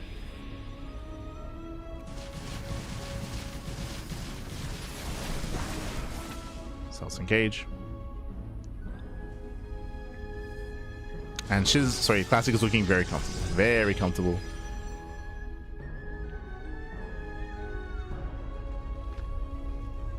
We'll see how SHIN reacts. SHIN, he is building up his Hydras, working towards Hydra speed, working towards +1 upgrades. Trying to macro from here, it would be, I would say at this point, impossible. You cannot macro, like no shot. Like SHIN, he cannot macro out of this. So you can see he's massing up lings. He's going for a 2 base all in. This is the one chance that SHIN has. The best chance is to ideally catch Classic in the open. If Classic gets caught in the center of the map, and if we can flank the army and surround, that would be ideal. God. As we're trying to fix up the wall a little bit here. But Classic is already across the map and he has his storms. He's already across. Ah, no. Oof. Brutal Storm on the Hydras. Lings, they attempt to flank. Oh, he does have the High Templar. Never mind. Yeah, the Templar survived. GG gets called, and Classic, he will tap the series. We're going to the ace match. GG. Whew. GG, well played. Again, a very, very rough start there for Shin. He did fall behind early on, losing any kind of mining time, delaying the expansion, losing so many drones at the start of the game as well. 6 drones going down, and those Zerglings, and the delay in the expansion. That was critical damage, and we saw Shin trying to recover from there, trying to catch back up. He got caught out by 4 Zealots. They just walked in. They just walked right into the natural, killed another 9 drones as well. That was insane damage. 15 drone kills in total from a handful of units. From there, Classic just could have gone for his own 2 base still in, took a 3rd base just to get some light saturation, then just pushed across the map anyway. GG. GG, well played. With that, we have the ace match. We're going all the way to game number 5 here, and we'll see if we can sink our teeth into this. We're going to be loading into Sylphid. Ooh, a 3-player spawn map. Let's go. Let us go. Coming into this, Shin, it's his race of choice, whether he wants to pick Brood War or SC2, and he is picking StarCraft 2.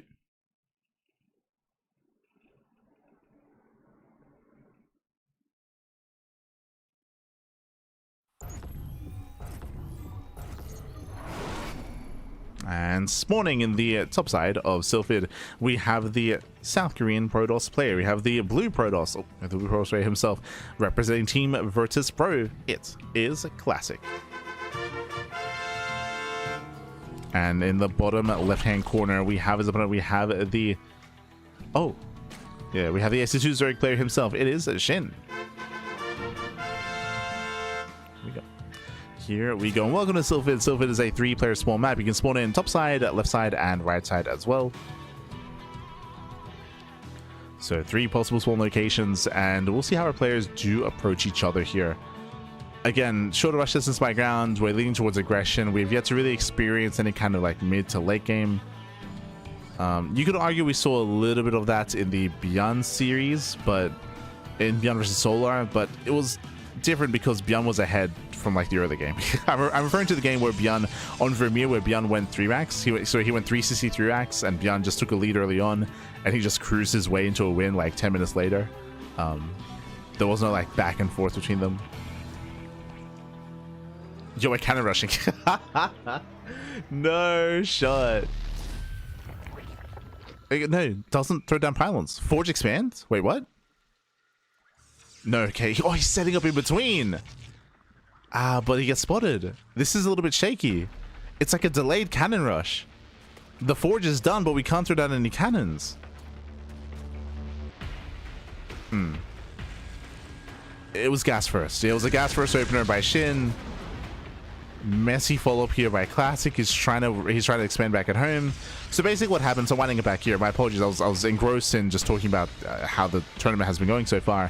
But Shin, he went for an earlier gas and earlier pool build. He went for a later expansion. So Classic showed up to cannon rush, but there was nothing to cannon rush, right? There was no expansion. There was nothing here. So Classic, he ended up in a really awkward position where it's like, there's nothing for me to really do here. Ling production has begun. He does set up cannons behind the expansion, but Ling's already out.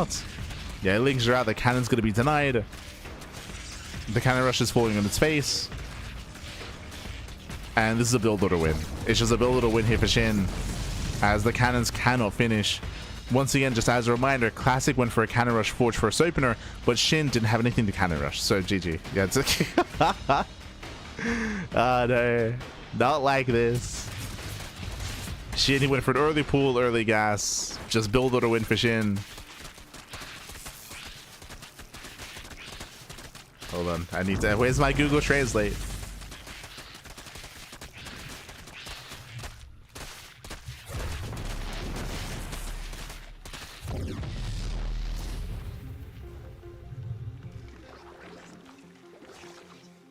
Yeah. The Google Translate doesn't help. And now we're just going for a roach roll in. Now we have the roach roll in follow-up. We have the roach rush. Back at home, there's nothing to defend. We got 1 cannon. We got 1 cannon to hold on. Sorry, and the zealot. Sorry, did miss you. We got our zealot as well. Let's go. Here come the Ravagers. They're waddling across.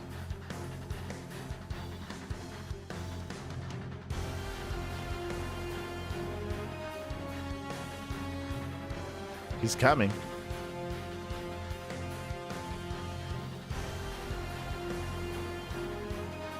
And SHIN has a massive army to work with. He has 4, I believe. Yeah, 4 Ravagers. Going for the cannon. Oof. Yeah, cannon taking a lot of hits. Did he cancel the Stargate? No, okay, did finish the Stargate. We'll go with Robo, cancels the Robo, now makes a Scout. Oh, God. When you're making a Scout, you know things are bad. Ah, no. Yo, the hero Scout, Bappy. He'll be fine. Copium, Bappy. Copium. As here we go, the army just breaks into the natural, and there's nothing here. There's nothing here.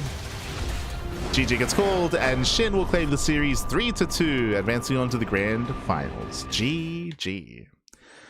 Whew. GG, well played. Again, unfortunately, just a build order win there for SHIN. As a reminder, Classic, he did open up with a committed cannon rush, but again, he didn't. I mean, our players, they blindly went for their openers. Cannon rush out of Classic, early pool, early gas out of SHIN. So because that, he had early link production, early gas income, and as a result, he just completely shut down the cannon rush. The cannon rush was late, it was delayed, just because there was nothing to cannon rush, and by the time there were already Zerglings out. So SHIN shut down the cannon rush, and because of all the gas income, it could follow up with a Roach all-in, with a Roach flood, with a Roach follow-up, and GG. GG, well played. With that, Classic had nothing to help defend. That's why we had a crying face emoji from Classic once he realized what was going on. GG. GG, well played. And with that, we have SHIN. SHIN does advance on into the grand finals. It's going to be a best of 5 between SHIN and ByuN. Oh boy. GG. GG, well played.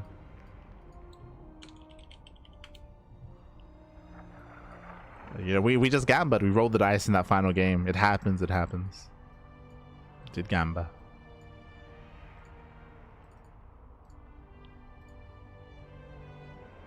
Now we have those finals. Here we go. And again, we're hoping for a back and forth. We're hoping for some mid-game play between our players. That is my hope, at least. But the pressure is going to be on both SHIN and ByuN. Oh boy, we'll see. We'll see what the spawn location is going to be like as we're getting ready for our grand finals. The best of 5 is upon us here. Game 1 is going to be on, I believe, Vermeer. Yes, yes. It's going to be a Vermeer. Let's go.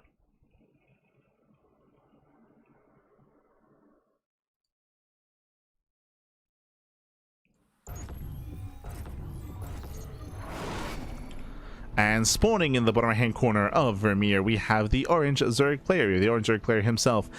It is SHIN, rocking that SC2 Zerg. And spawning in the top left hand corner, we have the Brood War Terran player. We have the South Korean Terran representing Shopify. It is ByuN. What are we saying, Pappy? What are we saying?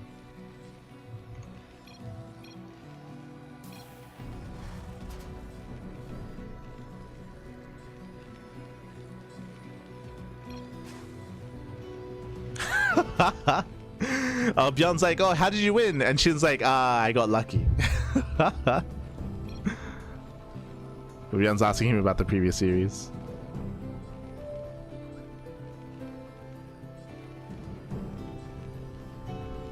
Oh yeah. Yeah. Just some friendly banter. Oh no. I think ByuN asked him, what do you want me to do? Like build, I mean.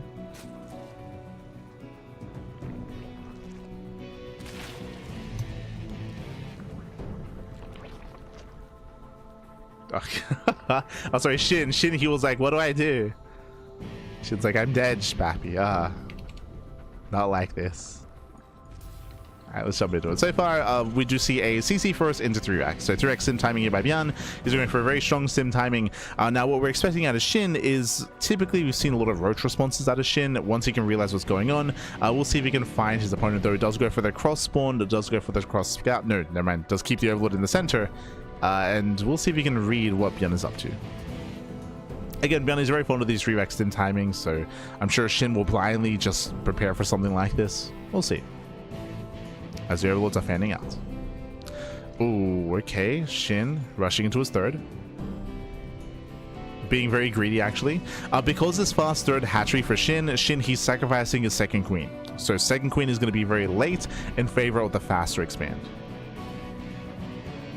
So a bunch of greed here from Shin, greed from ByuN as well, going CC first. We're all just cutting corners. And to be fair, I mean, Shin doesn't need the early queen counts in this matchup just because there's no Reapers. True, true. So you can just be greedier as a Zerg player. Can be greedier. Meanwhile, the Academy's on the way, working towards stim, medic production, the initial stim timing.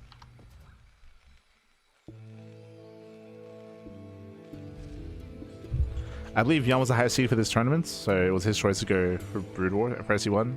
Okay, let's go. Let's go. I mean, I could be mistaken. I'd have to double check, but have we seen much success from the other players when it comes to playing Brood War? Like from Shin, Solar, Classic? I mean, I guess... No, I guess Classic did punish when he played against Shin on Vermeer. True, true, true. Did punish him. With the 2-gate opener and mass zealots into the charge. Zealot legs.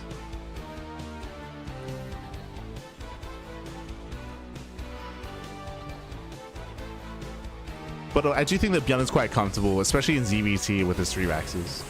Like, ByuN is very comfortable. He likes it, he likes it.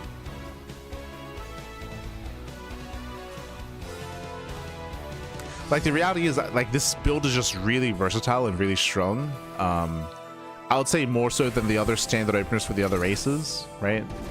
Referring to, like, Reaver drop openers and Reaver drop play. Or referring to like fast Hydra play from Zergs.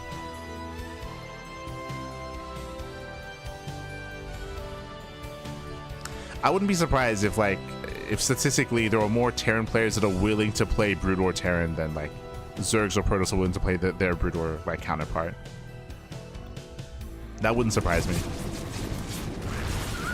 As ByuN does step in. Yeah, Sims in, gets 1, gets 2 queens already. And I think we're just dead. That's 3 queens going down. And remember, Shin's queen count was lower to begin with. Ling's taking with this round, and Lin he's gonna be able to hold on. Shin he does hold on. Ling's a surround, thankfully, but these were some heavy losses here. That was what, 3 queens?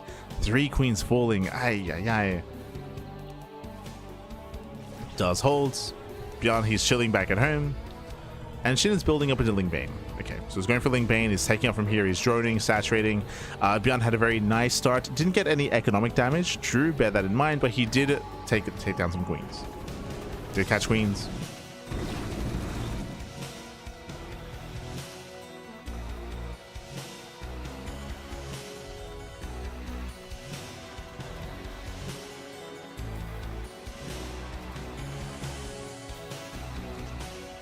Three-point often plays Brood War, Remyth as well.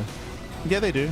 I think I stand by what I said before, though, how I feel like the percentage of like Terran players willing to play Brood War Terran is probably higher than the Zerg and Protosses. Like, I can think of like 3-point or Remyth for Zerg. For Protoss, I can think of maybe Prome and Rebellion. Maybe they are more willing to play Brood War Protoss every now and then as well. Maybe. Maybe on that one, I see.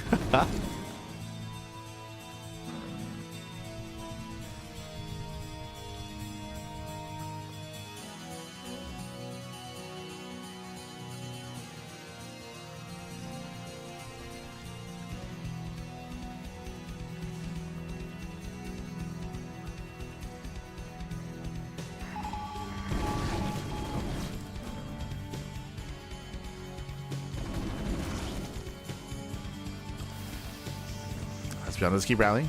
Does rally across, sitting up on the high ground. Once again, he wants those queens. He wants them. And again, the aggression isn't ending here. This all came from the 3 racks. Behind this, there's no third TC, so hyper aggression out of ByuN, rallying across. And we'll see if Shin can hold on. Bailing speed, I mean, Lair is not done. No bailing speed. Ideally, Shin, he wants to lure the army in and then come in for the surround. So lure him in. Oof. Tank shots going off. Second tank has arrived. ByuN is gaining ground. Uh-oh. Yeah, he is gaining ground. Pushing further in. Bailing speed just now began. SHIN catching reinforcements.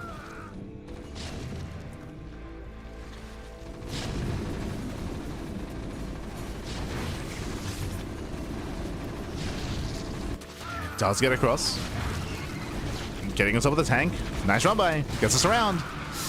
Yeah, catching out one of the tanks. Getting on top of the bunker as well. At the same time, though, he will lose an expansion. Yeah, the bases are falling. ByuN is pushing in.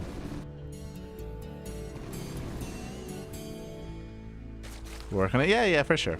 I mean, I know that I think after this, I think it was after this tournament, there was the Hydra up, the patch which buffed Hydras and Lings, if I'm not mistaken. Maybe it was before this. I can't quite recall. I know. It's a work in progress.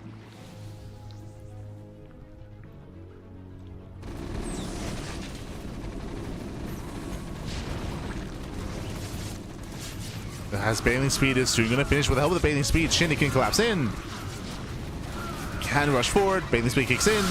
And SHIN holds. Yeah, SHIN is holding on. Cleans up the army. Shuts down ByuN. And how many drones did we lose here? Only one. Okay, minimal economic losses. SHIN, he saved his workers, preserved his workers, expanding here towards the top side instead. And the game will continue. We're getting into the mid game for the first time. For one of the first times this series, we're getting into the mid game. SHIN defends back at home. ByuN, likewise, he deflects the army, and now we're taking up. Infestation bit and hive tech here for SHIN. Likewise, irradiate out of ByuN. We're building up into the mid game. It's happening.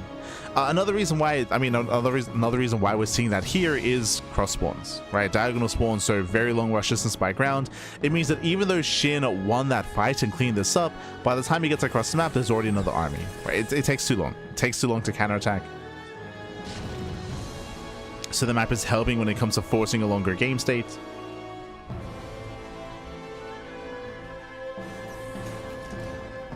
And we can calm down. We can calm things down and build up.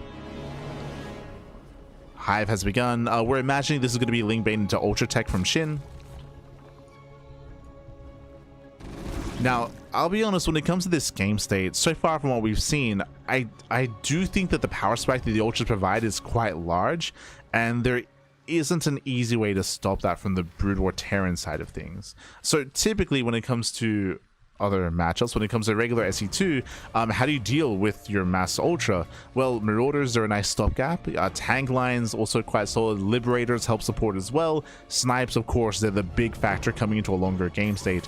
Here there are no Liberators. Irradiate is nice, but Irradiate is damage over time. Like Irradiate, there's no burst damage from the Irradiate, so it does feel like Ultras do have a bit of a bigger power spike here once we get there, if we get there.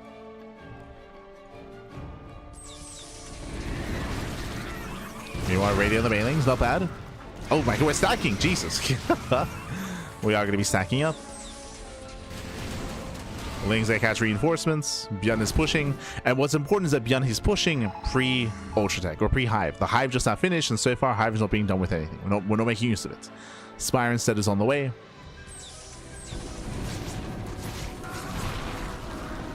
There's that Ultra Cavern. But again, what's important is that ByuN is doing damage pre-Ultra. Breaks the expansion.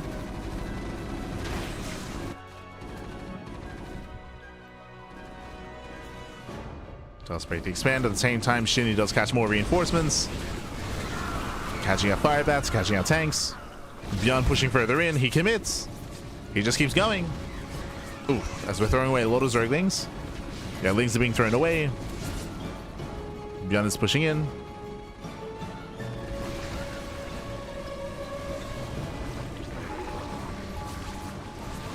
Oof. As Fungal does delay, Bailey's popping up. The Lings get into the mineral line, 17 SV kills, ByuN is forced into the all-in. Ay. Yeah, back at home, critical damage. ByuN, he has to end the game, but now he has to all-in against Ultras, and that's not going to happen here. No shot. I mean, he's going to go for it. He has, what, 2 Radiates so far? Soon to be 3.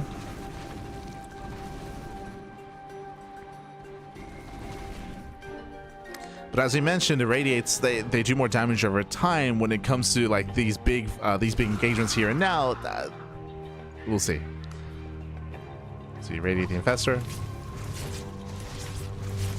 Let's catch out the Infestor.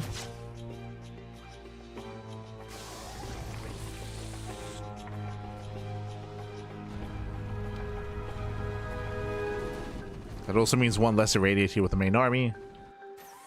ByuN, he turns around? No shot. He turns back around. He rotates. Okay, rotating over. How many ultras so far? Just one. Okay. Only one ultra. Thankfully, Shin's economy is also lackluster, so he can't really afford many ultras either. True. Low eco. Low economy.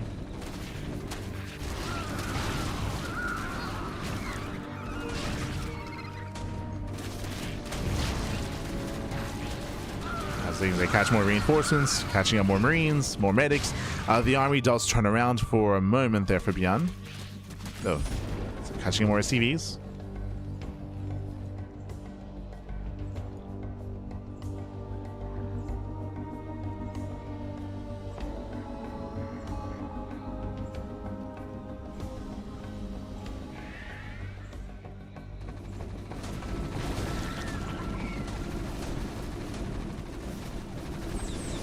ByuN does try to break out. Lings, they once again do go for the backstab. They go for the counterattack. And Shin, he just can't build up. He's just broke. Oh no! Does get a science vessel. But Shin just can't afford ultras. He cannot afford them. He has no economy. He has no money. He only has 2 ultras. He cannot build up. ByuN, he can just keep going. I say that he does bleed out another science vessel. Down to 1. Oh. Yeah, 1 vessel remaining. Shin still doesn't really have much to work with. We have a 3rd ultra on the way. The irradiates. Again, there's only 2 ultras. There's just not much here.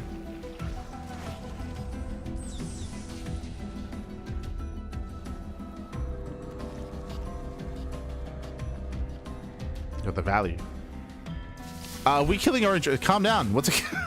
Where are we going? Where are we going? Este Shin, don't go into the mineral line, papi. Don't go in there. Ay, ay, ay.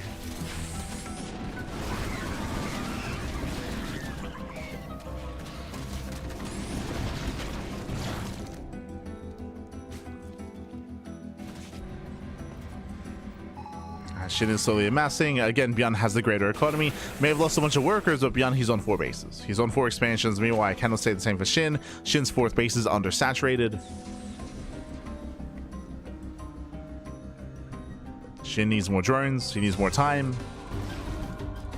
And ByuN is coming.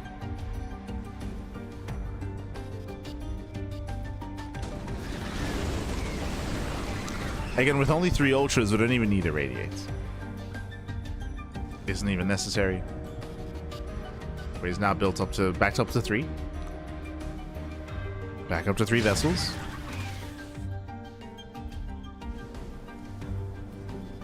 ByuN is supply block. That will slow him down. He's going to be somewhat slowed down.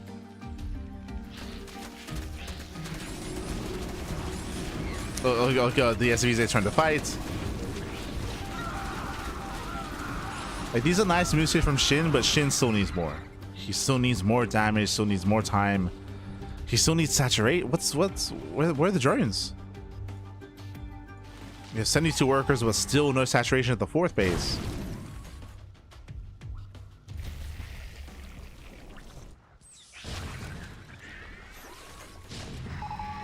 Still no saturation. We catch out the final remaining ultras.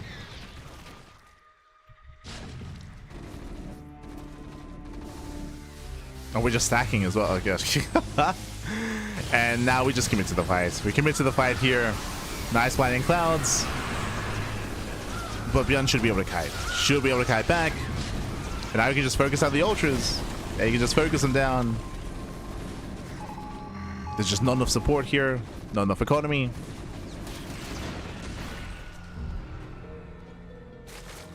And ByuN breaks through. It breaks through. GG gets called, and ByuN, he'll take game number 1. GG. Whew.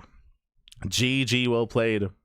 With that, ByuN takes the lead in the series. Again, we didn't quite get to see that mid to late game back and forth as SHIN, he got crippled early on, which was quite crucial there for ByuN.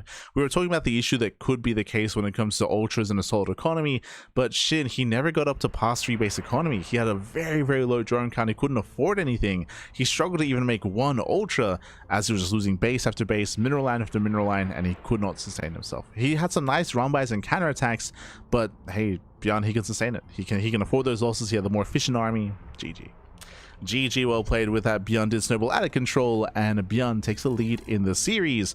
And we'll see if SHIN can bounce back. We'll see if he can bounce back. We'll see if he can recover. Bearing in mind, it is going to be SHIN's race of choice.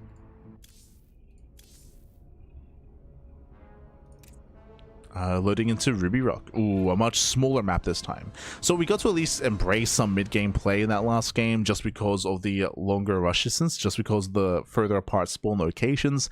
Here we're spawning into a smaller map, a much smaller map, a shorter rush distance by ground. We're expecting more aggression here. We'll see. We'll see how our players open up. We're imagining another 3-rack stim timing. Let's go. And spawning in the top left hand corner of Ruby Rock, we have the South Korean Zerg player. We have, sorry, the South Korean Terran player. We have the Brutal Terran leading the series 1-0. It is ByuN. And spawning in the bottom right hand corner, we have his opponents. We have the red Zerg player. We have the S2 Zerg. It is SHIN. Let's go. Let us go. So jumping in game 2. Now, as a reminder, game 1 we had a bunch of greed. We had a bunch of greed when it came to our openers, faster expansions, more droning, later tech. Coming into Ruby Rock, we should be taking a much more tame approach here. As we can see already, early gas. Ooh, okay, gas pool opener into a delayed expansion. SHIN, what's the plan here? Now, with this early gas, this can lead into an early Link Flood, this can lead into an early Bane Bust, or it can lead into an early Roach Rush. What's it gonna be? Eyes are on SHIN, eyes are on how the gas is spent.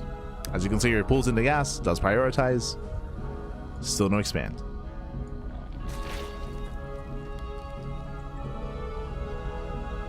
SHIN heard the eraser was a really cool trick in Brood War.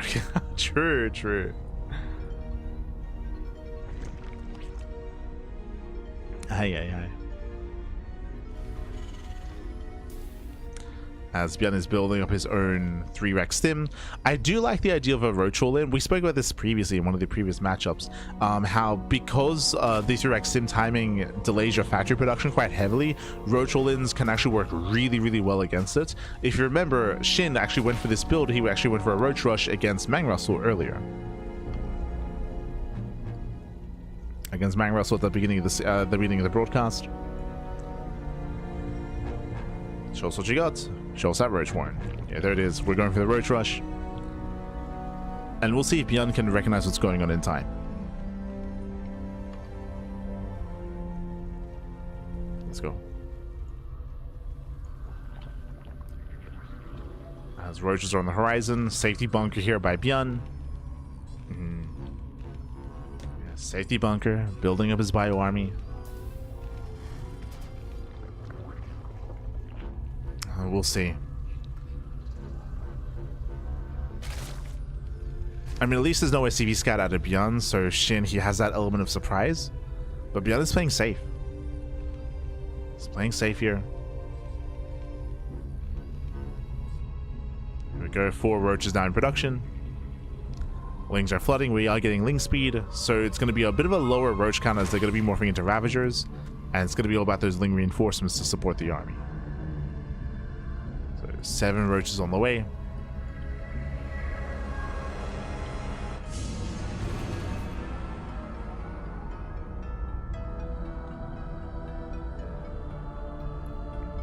Here comes the all-in.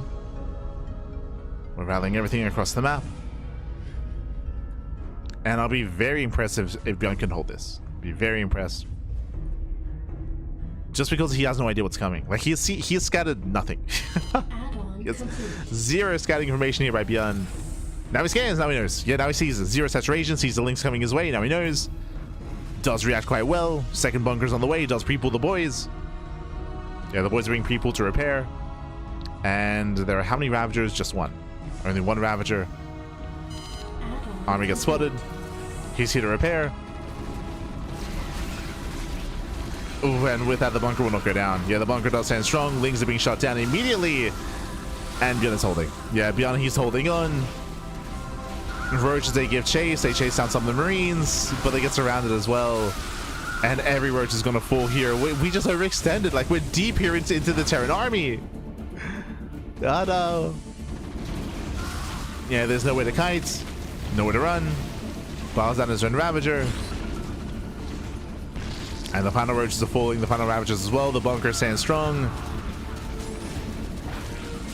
And SHIN is running out of steam. He's running out of steam. He's running out of army. I say that he's still flooding across the map. Oh, the boys, can they kill the Ravager? They can. The Ravager goes down to the SCVs. Ay, ay, ay. Yeah, and with that, ByuN still has a worker lead. SHIN, now he starts droning. Oof. So SHIN, at this point, he knows he cannot kill. He now starts droning up, but he's behind. He's far behind here. Stim is done. And GG. Yep, GG gets called. The all-in fails, and ByuN, he'll take a 2-0 lead in the series. GG. Whew, GG, well played. A very crucial scan by ByuN, to be honest. A very, very big scan. If you remember, he only had seconds to react, but he scanned the natural. He saw lack of saturation. He saw the Lings flooding across the map. He confirmed the all-in, and in those seconds, he was able to get his second bunker up, and more importantly, pre-pull the boys. It is crucial that you pre-pull those workers to be able to get the mass repair. Not just repair, but also reduce service area from the Zerglings. So Lings cannot deal with the bunker, and likewise, neither could the Roach Ravager. So the bunker was immortal, would stand strong there. We saw that SHIN, he reacted by pushing into the mineral line, which is crazy.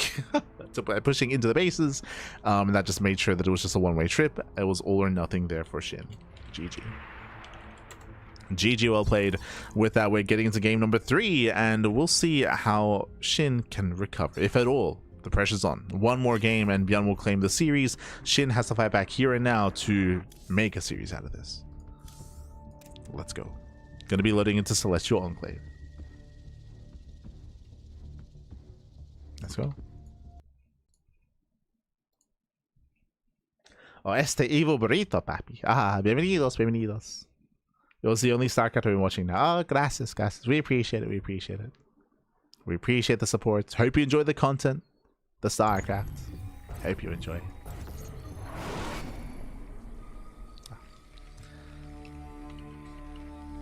Hope you enjoy as we're getting into game number 3. Oh, what are we saying? Spawning in the right hand corner of such Enclave, we have the Broodor Terran player. We have the blue Terran. It is ByuN. And spawning in the bottom hand corner, we have the SC2 Zerg player. We have the red Zerg. It is SHIN. They're already saying SCVs. Imba. Hold on. Opening up the Google Translate. Ah, okay, okay, okay.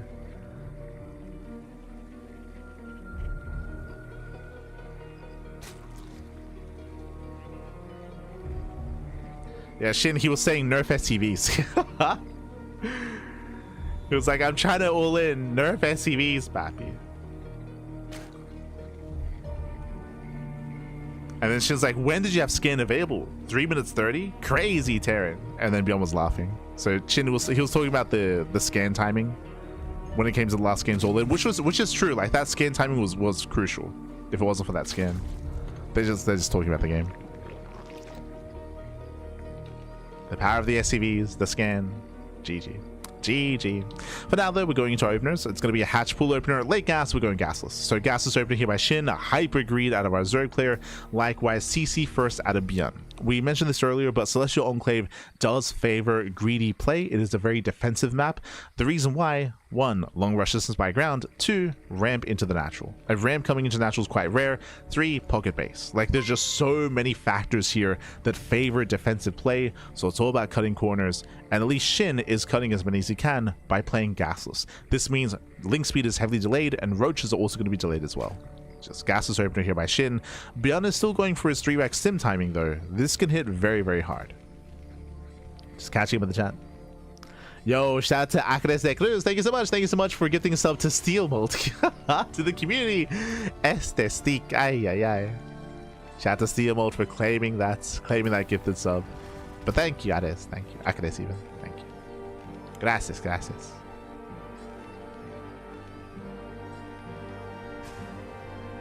Well, we're going for 4 base mech plays versus Zerg here. Yeah. You can do that. Like, you can be hyper defensive and get into mech. You can be hyper defensive and go into Sky Toss as well. Like, there's a lot of defensive and greedy styles that you can go for that are much more viable, specifically on Celestial Enclave. True. That is true. But despite that, ByuN did go for an economic opener, but he's still going for that stim timing. Now, my concern, if SHIN is too greedy, hold on, so the players. If SHIN is too greedy, this stim timing can kill. So that's my big concern here, because we still have 0 gas. Still 0 gas, which is by design. Gases are now being taken, and because the gases are so late, SHIN will be skipping Ling speed and he'll be going into roach production. But again, will it take too long? That's the big question here. Is it going to take too long to build up those roaches? Will ByuN punish that greed? So it's going to be a very close timing, very close defense for SHIN. Head off the gym. Take care, baby. Take care. Take care. Enjoy the gyms.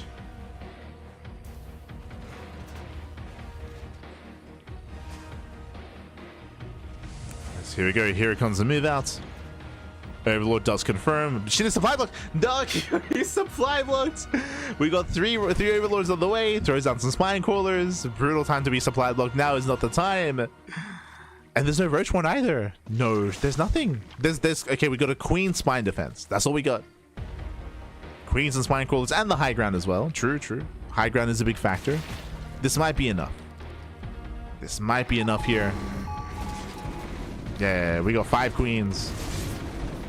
1 queen goes down, no transfuse, no energy. Oh, he gets one. He gets one. Takes down the spine as well. Takes down one of the queens. Is getting out of hand. Boys are being pulled, and this is brutal damage here as every queen has got to go down. Ay. 3, 4, getting up to almost 5 queen kills. Not like this. Some steps against the Zerglings, and he still gets more damage. And this doesn't kill, but this cripples. This does cripple SHIN. That is how much? That is 8 drones, 5 queens, 8 Zerglings, 1 spine crawler for the initial 3x stim timing. And remember, ByuN was not all in. ByuN, he has his economy behind this. He's building up into U238 shells, into more bio, into towards the next wave, the next push. Hi. So SHIN does hold. He does hold. It'll survive, but that was a messy defense here from SHIN. Still taking gases. What are we doing with the gas is my question. Are we going into roaches? Are we going into lair tech? Ling speed is on the way. We're going into double evo chamber. Okay, it looks like we're not going roaches. It looks like we're going into what looks to be Ling Bane, or at least a Ling into lair tech. But here comes that second wave that we spoke about.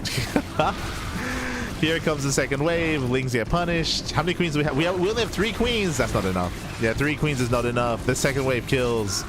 Boys are being pulled. 3 drones going down. We got 1 transfuse. Just the 1. Oh my god. SHIN, he's barely holding.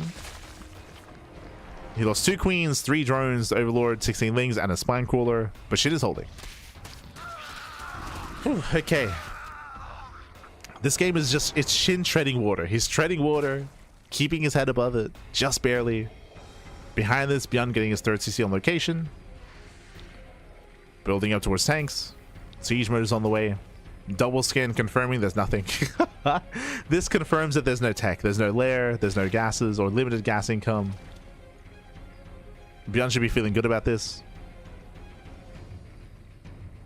He knows, like I don't have to worry about mutas or hydras or roaches or anything.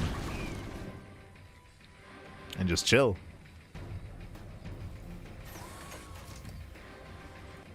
And the pressure's on SHIN. The onus is on SHIN to find some damage here.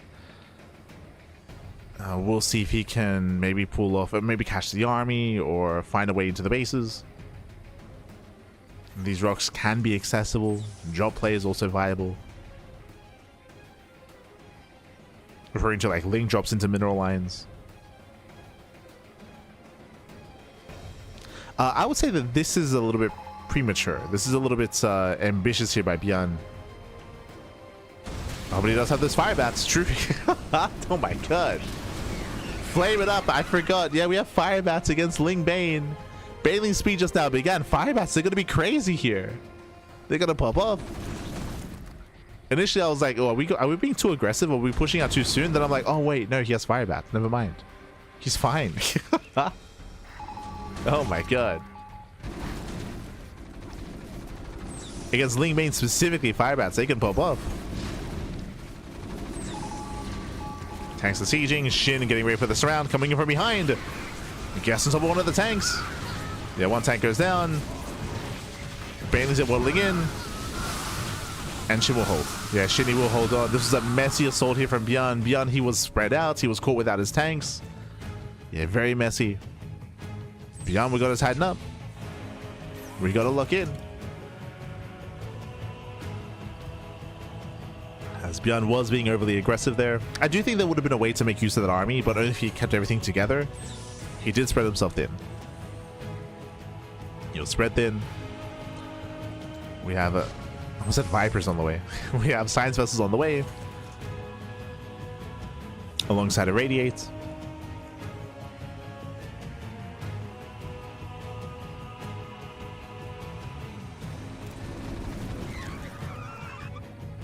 Meanwhile, Shin, based on the fact that we have no further tech here, it looks like Ling Bane into Hive into Ultras. Now, last time we saw Shin attempt this, we saw this on Vermeer, Shin failed to maintain his economy, and he never built up past 3 or 4 Ultras. Like, his Ultra count was very, very low, and ByuN shut him down, as Shin couldn't afford any Ultras, couldn't afford his army. Here, on Celestial, I mean, Shin's also had a very shaky early game, he's also had a very shaky economy, but if he can stabilize with that economy, he can afford Ultras and build up into a longer game. It's going to be difficult to get there, though.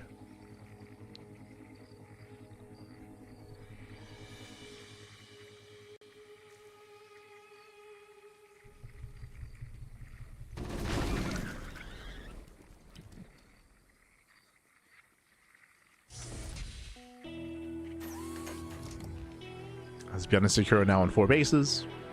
Hive is almost done. Hive is almost complete.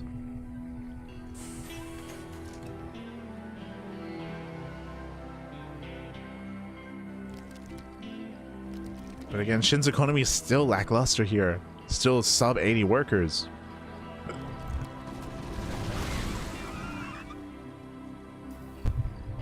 So here comes ByuN. Does split, does trade well, short C radiates. Not yet. Ooh, double drop is denied. ByuN is all over this. Calm down. Denies the link drop. Deflects the main army. Science vessels are looking for any kind of stray units here. They're hunting.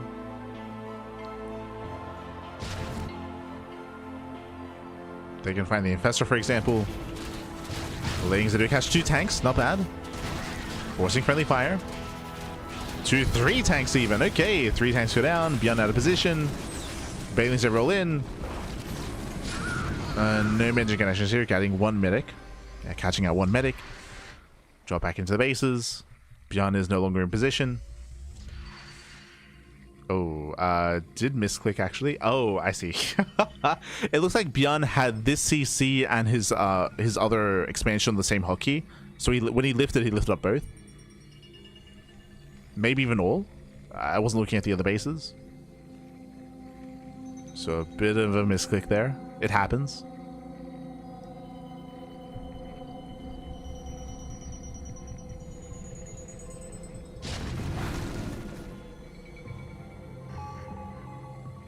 The mass lift back.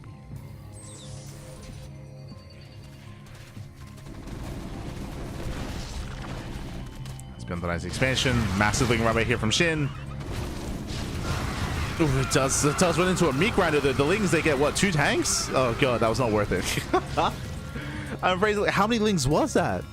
70 Zerglings for 3 tanks. Ay ay ay. Behind this 3-3 on the way. Ultra production has begun. Shin is almost there. He's getting into his max out ultras. Still only 3. Only 3 ultras.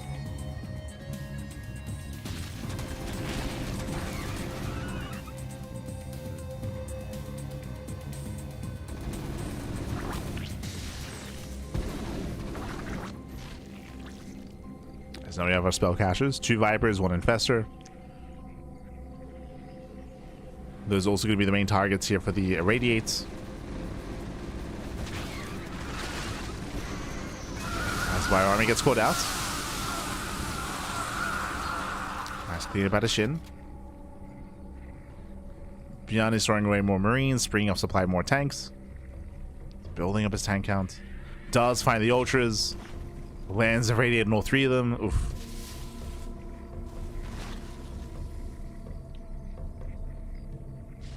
Does find them. Does irradiate. Oh, and SHIN, his own lings are dying. Oh my god, he clumps. SHIN. Yeah, he clumps up very, very hard. And with that, SHIN is going to lose everything. He tries to get into the siege line. Tanks, they hold their own. Ultras, they get shut down. And SHIN's army gets deleted. Oh my god. Pappy, we gotta respect the irradiate. Oh my god. He lost half his lings just pushing in before the main fight occurred.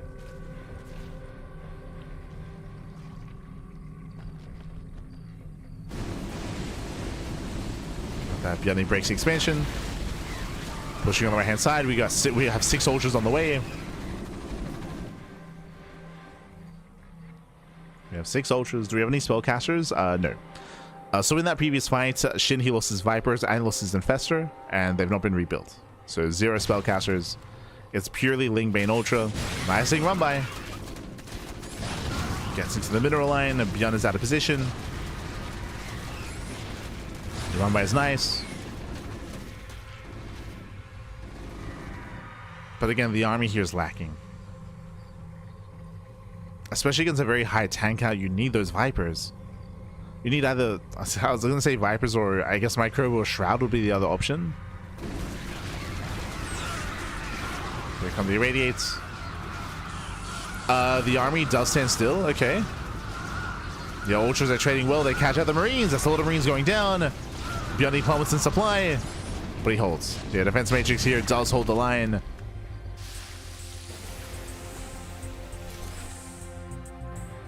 As we're getting messy here. Again, the Bio Army on the right hand side, there was no micro, so ByuN just got surrounded, he got shut down. Bled out a massive chunk of Bio. And hey, oh, he's listening to the stream. I just mentioned it. We need either Blinding Cloud or Microbial Shroud. He's going for the Shroud. But this is late. This is after 2 big fights. It's a late realization here from SHIN. But he's going for it. We need the Shroud, Pappy. Yeah, one or the other, right? Either Blinding Cloud or Microbial Shroud. One or the other.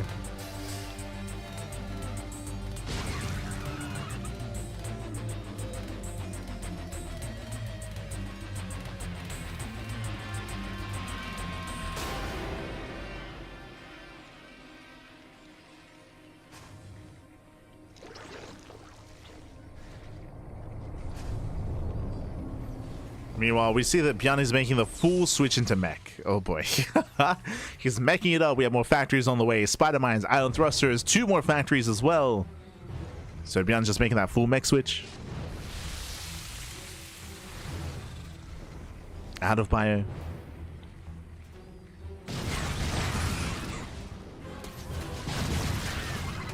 Yeah, Lings are rolling around. They get punished.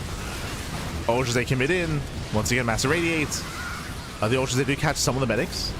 Oh my god, the tank shots though. Jeez. Oh god. Yeah, SHIN cannot engage. It was 1 Microbial Shroud, just the one. We need to like blanket the area with Microbial Shrouds, then we can commit. But it's also like, how do you expect the Infestors to get close enough to the tanks as well? You don't.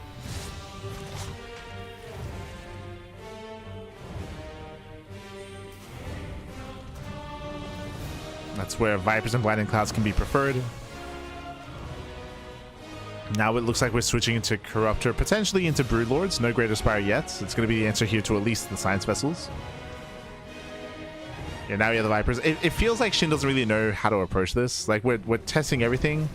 Like, first we tried doing it without any spellcasters, then Microbial Shroud, now back into Vipers. Nice catch in the bio at least. A lot of Marines go down. He gets on top of the tanks as well. But again, we should be switching into a more Vulture heavy composition. Here come the spider mines.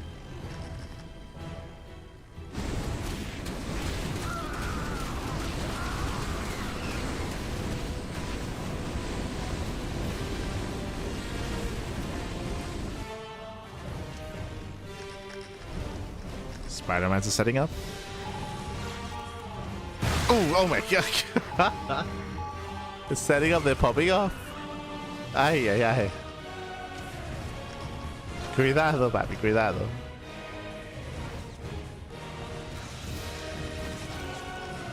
Oh god, the Spider-Mans, they do punish once again. Respect the Spider-Mines. Be careful, SHIN. As ByuN's trading very efficiently here. And more Spider-Mines popping up. Just a sea of red, just... Ay, ay, ay. And now ByuN's pushing. ByuN is moving out, pushing to the center. So, man, I should have gotten these vultures earlier. I should have... Goliath support as well. And Goliath to do punish. And try to punish the Corruptors. Blinding Clouds coming in. Tanks are... They're stacked. Tanks are stacked up, massive blinding clouds.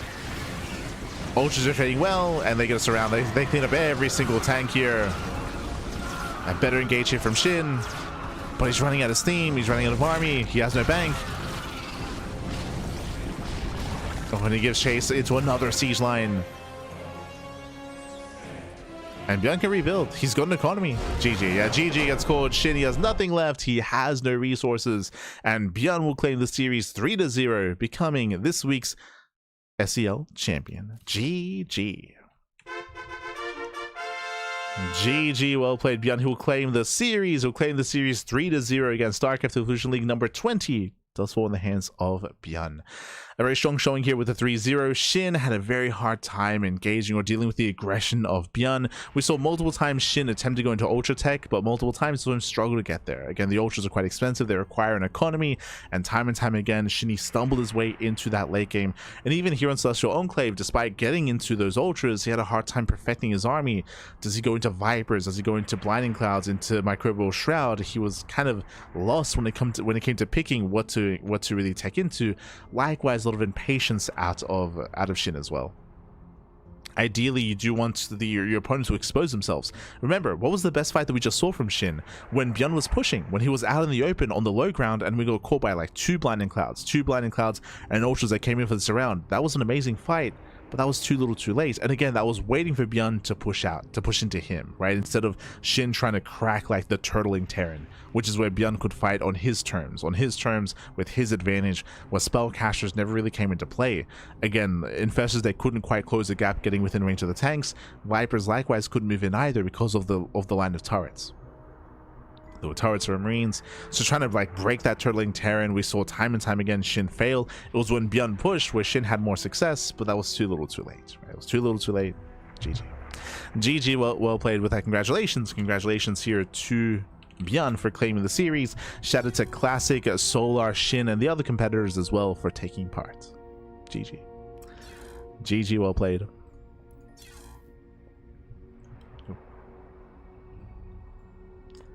You need that StarCraft 1 Zerg Defiler Plague and Dark Swarm. I mean, Dark Swarm is quite powerful. It is easier to work with for sure.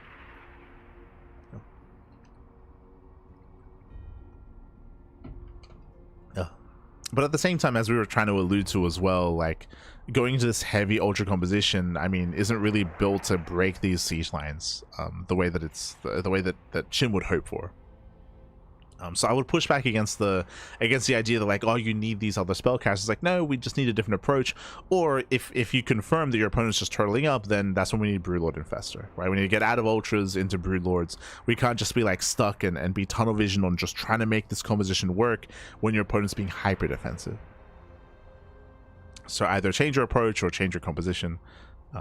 Ultras aren't the end all be all when it comes to late game ZVT. At the same time, I also understand that Broodlord Infestor is a much slower style and it's not as enjoyable, right? It's a very slow composition, very methodical. SHIN's the kind of player that just wants to commit. He just wants to dive in. He just wants to ape it up, and there are limitations to that. There are limitations.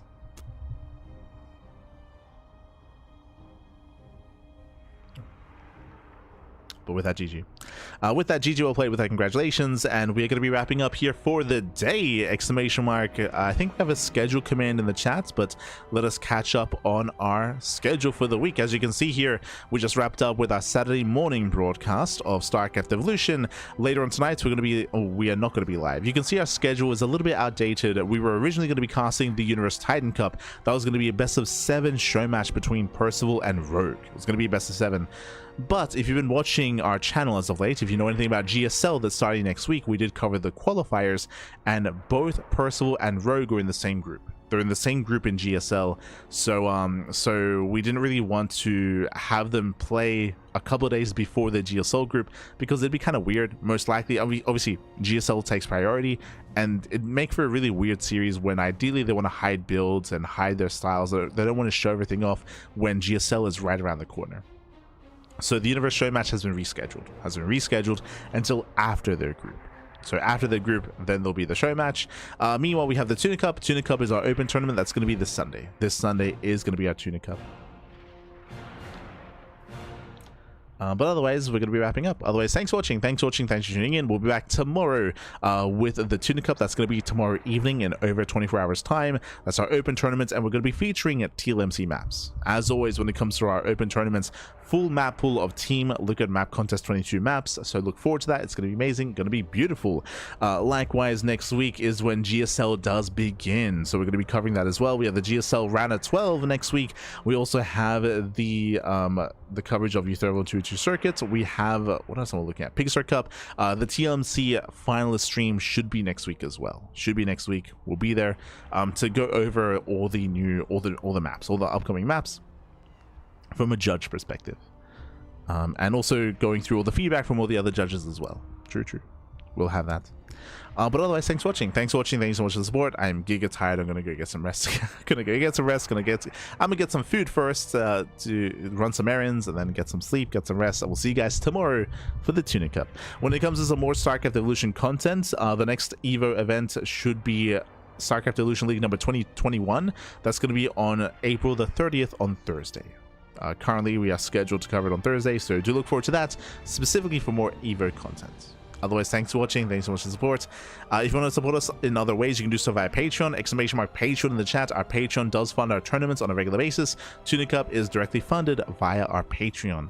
Likewise, if you missed out on some of these VODs, if you want to watch the GSL qualifiers, if you want to watch the RSL qualifiers, or the podcast, some Brazilian StarCraft open tournaments, more SE Evolution, it's all on our YouTube channel. So check us out over on YouTube. Aye.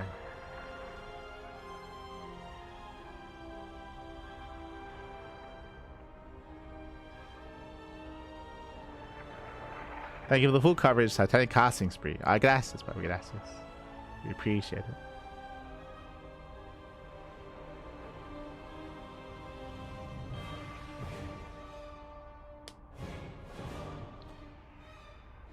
Just catching it. SH really needs some buffs. I mean, I as we were trying to emphasize when it came to SHIN's style there, like it did feel like he was a little bit stubborn in his approach, but also a little bit lost as well. I'm sure he hasn't been in that kind of position too often against like a later game Brood or Terran. But you know, with experience, I'm sure we'll be seeing some adjustments. Regardless, GG. So we'll see you guys somewhere for Tuna Cup. Otherwise, thanks for watching, and we'll see you guys next time. Ciao, bye, ciao, hasta luego. See you next time.